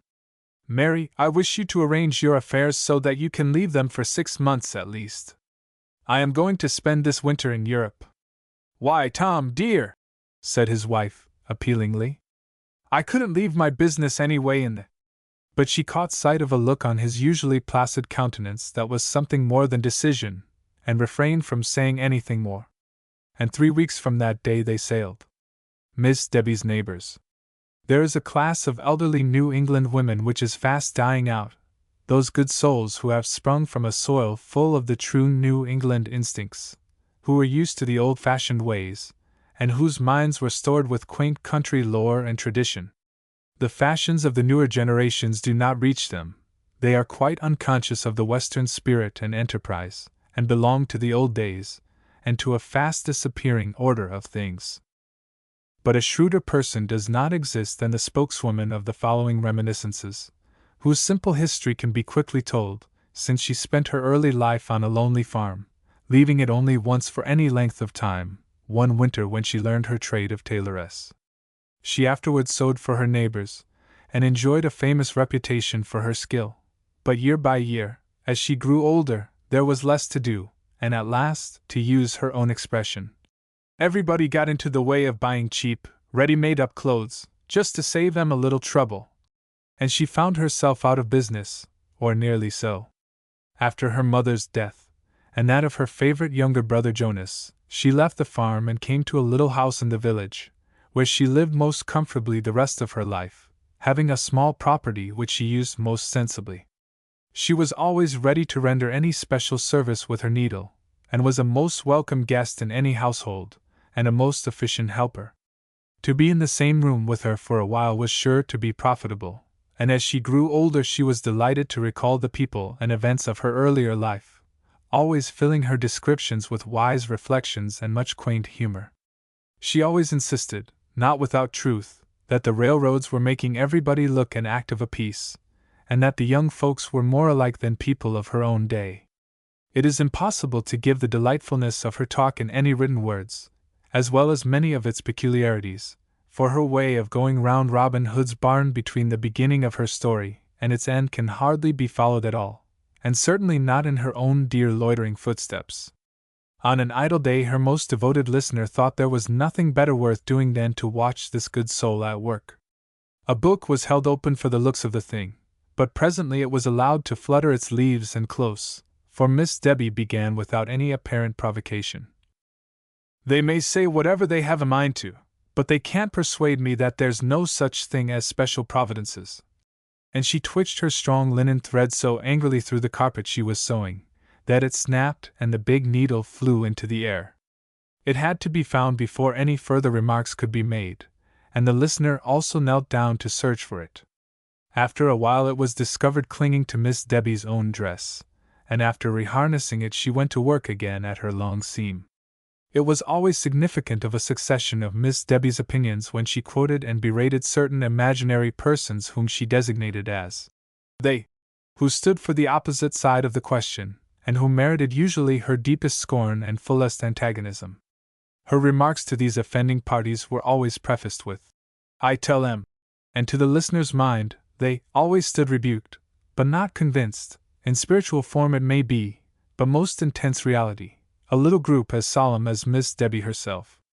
Once the listener ventured to ask who they were in her early childhood, but she was only answered by a frown. Miss Debbie knew as well as anyone the difference between figurative language and a lie.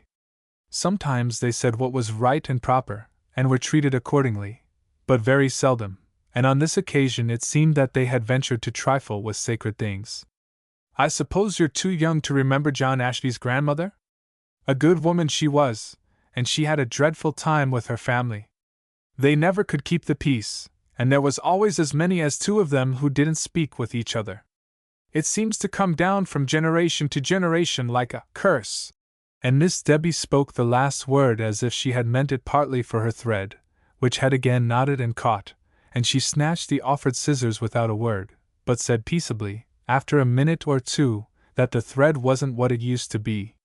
The next needleful proved more successful, and the listener asked if the Ashbys were getting on comfortably at present. "They always behave as if they thought they needed nothing," was the response. "Not that I mean that they are any ways contented, but they never will give in that other folks holds a candle to 'em. There's one kind of pride that I do hate, when folks is satisfied with theirselves and don't see no need of improvement. I believe in self-respect, but I believe in respecting other folks' rights as much as your own, but it takes an Ashby to ride right over you. I tell 'em it's the spirit of the tyrants of old, and it's the kind of pride that goes before a fall. John Ashby's grandmother was a clever little woman as ever stepped. She came from over Hardwick way, and I think she kept 'em kind of decent behaved as long as she was round, but she got wore out a doing of it, and went down to her grave in a quick consumption. My mother set up with her the night she died. It was in May, towards the latter part, and an awful rainy night. It was the storm that always comes in apple blossom time. I remember well that mother come crying home in the morning and told us Miss Ashby was dead. She brought Merrily with her, that was about my own age, and was taken away within 6 months afterwards. She pined herself to death for her mother, and when she caught the scarlet fever she went as quick as cherry bloom when it's just ready to fall and a wind strikes it. She wa'n't like the rest of 'em. She took after her mother's folks altogether. You know our farm was right next to theirs, the one Asa Hopper owns now, but he's let it all run out, and so, as we lived some ways from the stores, we had to be neighborly, for we depended on each other for a good many things. Families in lonesome places get out of one supply and another, and have to borrow until they get a chance to send to the village. Or sometimes in a busy season some of the folks would have to leave work and be gone half a day. Land, you don't know nothing about old times, and the life that used to go on about here. You can't step into a house anywheres now that there ain't the county map and they don't fetch out the photograph book, and in every district you'll find all the folks has got the same chromo picture hung up, and all sorts of luxuries and makeshifts o' splendor that would have made the folks I was fetched up by stare their eyes out o' their heads. It was all we could do to keep along then, and if anybody was called rich, it was only because he had a great sight of land, and then it was drudge the harder to pay the taxes. There was hardly any ready money, and I recollect well that old Tommy Sims was reputed wealthy, and it was told over 50 times a year that he'd got a solid $4,000 in the bank. He strutted round like a turkey cock, and thought he ought to have his first say about everything that was going. I was talking about the Ashbys, wasn't I? I do knows I ever told you about the fight they had after their father died about the old house. Joseph was married to a girl he met in camp meeting time, who had a little property, $200 or $300, from an old great-uncle that she'd been keeping house for, and I don't know what other plans she may have had for spending of her means, but she laid most of it out in a husband, for Joseph never cared any great about her that I could see, though he always treated her well enough. She was a poor ignorant sort of thing, 7 years older than he was, but she had a pleasant kind of a face, and seemed like an overgrown girl of 6 or 8 years old. I remember just after they was married Joseph was taken down with a quinsy sore throat, being always subject to them, and mother was over in the forenoon, and she was one that was always giving right hand and left, and she told Susan Ellen, that was his wife, to step over in the afternoon, and she would give her some blackberry preserve for him. She had some that was nice, and it was very healing. So along about 1:30, just as we had got the kitchen cleared, and Mother and I had got out the big wheels to spin a few rolls, we always liked to spin together, and Mother was always good company. My brother Jonas, that was the youngest of us, looked out of the window, and says he, "Here comes Joe Ashby's wife with a 6-quart pail." Mother she began to shake all over with a laugh she tried to swallow down, but I didn't know what it was all about, and in come poor Susan Ellen and lit on the edge of the first chair and set the pail down beside of her. We tried to make her feel welcome, and spoke about everything we could contrive, seeing as it was the first time she'd been over, and she seemed grateful and did the best she could, and lost her strangeness with Mother right away, for Mother was the best hand to make folks feel to home with her that I ever come across. There ain't many like her now, nor never was, I tell 'em. But there wa'n't nothing said about the 6-quart pail, and there it sat on the floor, until Susan Ellen said she must be going and mention that there was something said about a remedy for Joseph's throat. "Oh yes," says Mother, and she brought out the little stone jar she kept the preserve in, and there wa'n't more than the half of it full. Susan Ellen took up the cover off the pail, and I walked off into the bedroom, for I thought I should laugh, certain. Mother put in a big spoonful, and another, and I heard 'em drop, and she went on with 1 or 2 more, and then she give up. "I'd give you the jar and welcome," she says, "but I ain't very well off for preserves, and I was kind of counting on this for tea in case my brother's folks are over." Susan Ellen thanked her, and said Joseph would be obliged, and back she went across the pasture. I can see that big tin pail now shining in the sun.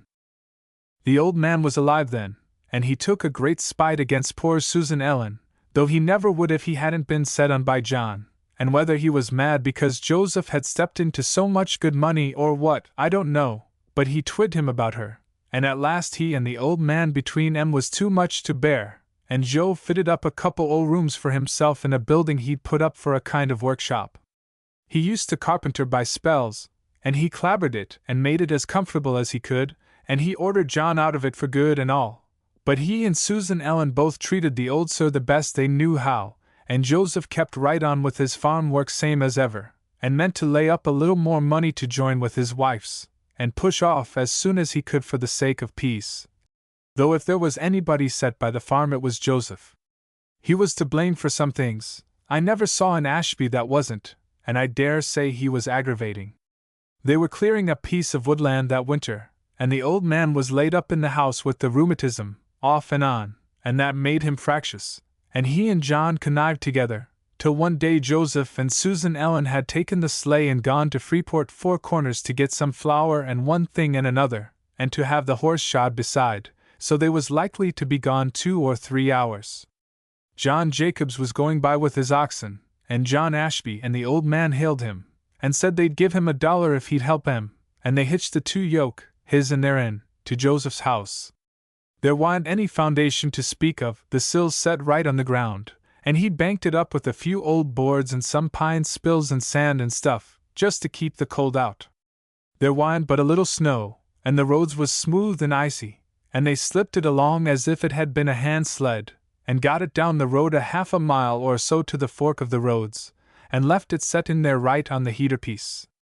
Jacobs told afterward that he kind of disliked to do it, but he thought as long as their minds were set, he might as well have the $1 as anybody. He said when the house give a slew on a sidling piece in the road, he heard some of the crockeryware smash down, and a branch of an oak they passed by caught hold of the stovepipe that come out through one of the walls, and give that a wrench, but he guessed there wa'n't no great damage. Joseph may have given em some provocation before he went away in the morning, I don't know but he did, and I don't know as he did, but at any rate when he was coming home late in the afternoon he caught sight of his house, some of our folks was right behind, and they saw him, and he stood right up in the sleigh and shook his fist, he was so mad. But afterwards he beused out Logan. It did look kind of curries. It wa'n't bigger than a front entry, and it set up so pert right there on the heater piece, as if he was calculatin' to farm it. The folks said Susan Ellen covered up her face in her shawl and began to cry. I suppose the poor thing was discouraged. Joseph was awful mad, he was kind of laughing and cryin' together. Our folks stopped and asked him if there was anything they could do, and he said no. But Susan Ellen went in to view how things were, and they made up a fire, and then Joe took the horse home, and I guess they had it hot and heavy. Nobody supposed they'd ever make up lest there was a funeral in the family to bring 'em together, the fight had gone so far. But long in the winter old Mr. Ashby, the boy's father, was taken down with a spell o' sickness, and there wa'n't anybody they could get to come and look after the house. The doctor hunted, and they all hunted, but there didn't seem to be anybody. TW ain't so thick settled as now, and there was no spare help, so John had to eat humble pie, and go and ask Susan Ellen if she wouldn't come back and let bygones be bygones. She was as good-natured a creetur as ever stepped, and did the best she knew, and she spoke up as pleasant as could be, and said she'd go right off that afternoon and help 'em through. The old Ashby had been a hard drinker in his day, and he was all broke down. Nobody ever saw him that he couldn't walk straight, but he got a crooked disposition out of it, if nothing else. I suppose there never was a man loved sperrit better. They said one year he was over to Cyrus Barker's to help with the haying, and there was a jug o' New England rum over by the spring with some gingerbread and cheese and stuff, and he went over about every half an hour to take something, and along about 10:30 he got the jug middling low, so he went to fill it up with a little water, and lost holt of it, and it sunk, and they said he drunk the spring dry 3 times. Joe and Susan Ellen stayed there at the old place well into the summer, and then after planting they moved down to the Four Corners where they had bought a nice little place. Joe did well there, he carried on the carpenter trade, and got smoothed down considerable, being amongst folks. John he married a pecker girl, and got his match too, she was the only living soul he ever was afraid of. They lived on there a spell and, why, they must have lived there all of 15 or 20 years, now I come to think of it, for the time they moved was after the railroad was built. 'Twas along in the winter, and his wife she got a notion to buy a place down to the falls below the Corners after the mills got started and have John work in the spinning room while she took boarders. She said TW ain't no use staying on the farm, they couldn't make a living off from it now they'd cut the growth. Joe's folks and she never could get along, and they said she was dreadfully riled up hearing how much Joe was getting in the machine shop. They needn't tell me about special providences being all moonshine, said Miss Debbie for the second time. If here wa'n't a plain one, I'll never say one word more about it. You see, that very time Joe Ashby got a splinter in his eye and they were afraid he was going to lose his sight, and he got a notion that he wanted to go back to farming. He always said everything by the old place, and he had a boy growing up that neither took to his book nor to mill work, and he wanted to farm it too. So Joe got hold of John one day when he come in with some wood, and asked him why he wouldn't take his place for a year or two, if he wanted to get to the village, and let him go out to the old place. My brother Jonas was standin' right by and heard him and said he never heard nobody speak civler. But John swore and said he wa'n't going to be caught in no such a trap as that. His father left him the place and he was going to do as he'd a mind to. There'd be in trouble about the property, for old Mr. Ashby had given Joe some money he had in the bank. Joe had got to be well off, he could have bought most any farm about here, but he wanted the old place count of his attachment. He set everything by his mother, spite of her being dead so long. John hadn't done very well spite of his being so sharp, but he let out the best of the farm on shares, and bought a miserable sham-built little house down close by the mills, and then some idea or other got into his head to fit that up to let, and move it to one side of the lot, and hauled down the old house from the farm to live in themselves. There wa'n't no time to lose, else the snow would be gone, so he got a gang o' men up there and put shoes underneath the sills, and then they assembled all the oxen they could call in, and started. Mother was living then, though she got to be very feeble, and when they come for our yoke she wouldn't have Jonas let 'em go. She said the old house ought to stay in its place. Everybody had been telling John Ashby that the road was too hilly, and besides the house was too old to move, they'd rack it all to pieces dragging it so fur, but he wouldn't listen to no reason. I never saw Mother so stirred up as she was that day, and when she see the old thing a-moving she burst right out crying. We could see one end of it looking over the slope of the hill and the pasture between it and our house. There was 2 windows that looked our way, and I know Mis' Ashby used to hang a piece o' something white out o' one of 'em when she wanted Mother to step over for anything. They sat a good deal by each other, and Mis' Ashby was a lame woman. I shouldn't ha' thought John would had 'em haul the house right over the little garden she thought so much of, and broke down the laylocks and flowering currant she set everything by. I remember when she died I wasn't more'n 7 or 8 year old, it was all in full bloom, and Mother she broke off a branch and laid into the coffin. I do know as I've ever seen any since or set in a room and had the sweetness of it blowin' at the windows without remembering that day. 'Twas the first funeral I ever went to, and that may be some reason. Well, the old house started off and Mother watched it as long as she could see it. She was sort o' feeble herself then, as I said, and we went on with the work. 'Twas a Saturday, and we was baking and churning and getting things to rights generally. Jonas had been over in the swamp getting out some wood he'd cut earlier in the winter, and along in the afternoon he come in and said he s'posed I wouldn't want to ride down to the Corners so late, and I said I did feel just like it, so we started off.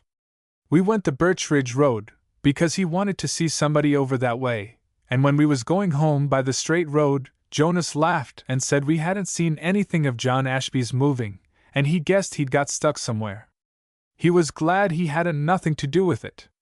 We drove along pretty quick, for we were some belated, and we didn't like to leave Mother all alone after it come dark.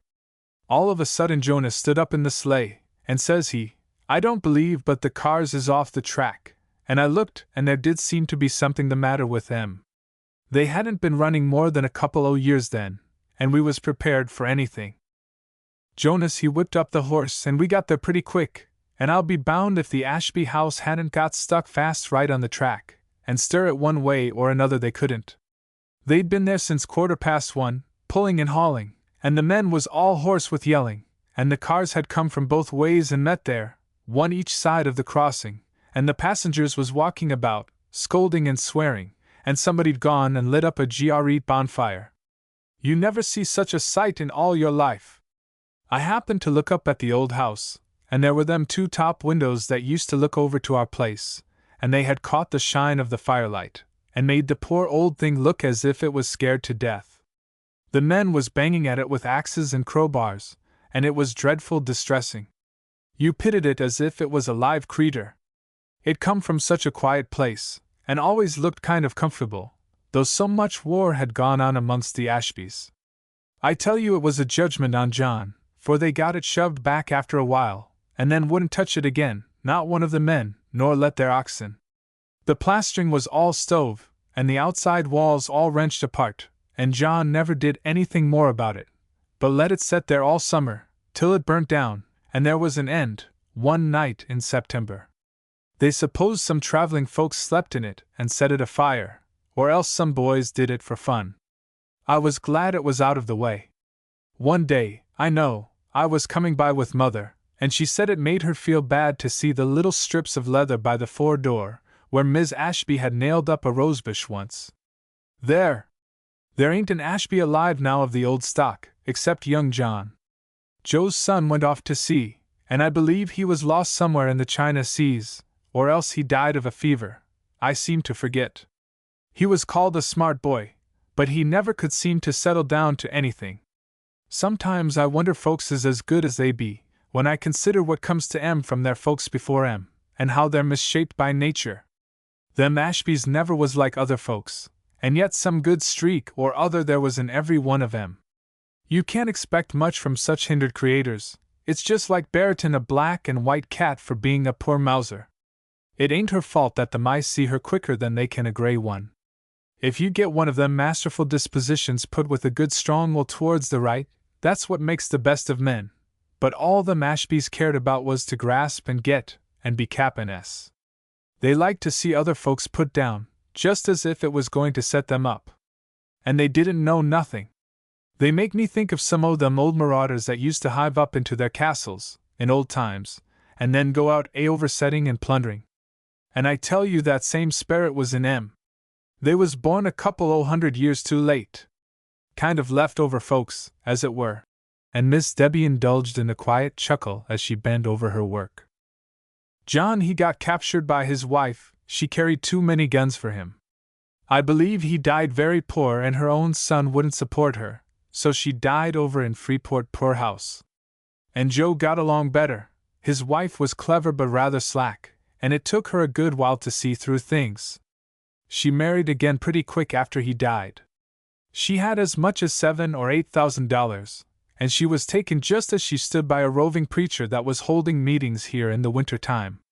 He sold out her place here, and they went up country somewheres that he come from. Her boy was lost before that, so there was nothing to hinder her. There, don't you think I'm always fault-finding? When I get hold of the real thing in folks, I stick to 'em, but there's an awful sight of poor material walking about that ain't worth the ground it steps on. But when I look back a little ways, I can't blame some of 'em, though it does often seem as if people might do better if they only set to work and tried. I must say I always do feel pleased when I think how mad John was, this John's father, when he couldn't do just as he'd a mind to with the poor old house. I couldn't help thinking of Joe's mansion, that he and his father hauled down to the heater piece in the fork of the roads. Sometimes I wonder where them Ashbys all went to. They'd mistake one place for the other in the next world, for 'twould make heaven out o' hell, because they could be disagreeing with somebody, and well, I don't know, I'm sure they kept a good row going while they was in this world. Only with Mother, somehow she could get along with anybody, and not always give 'em their way either.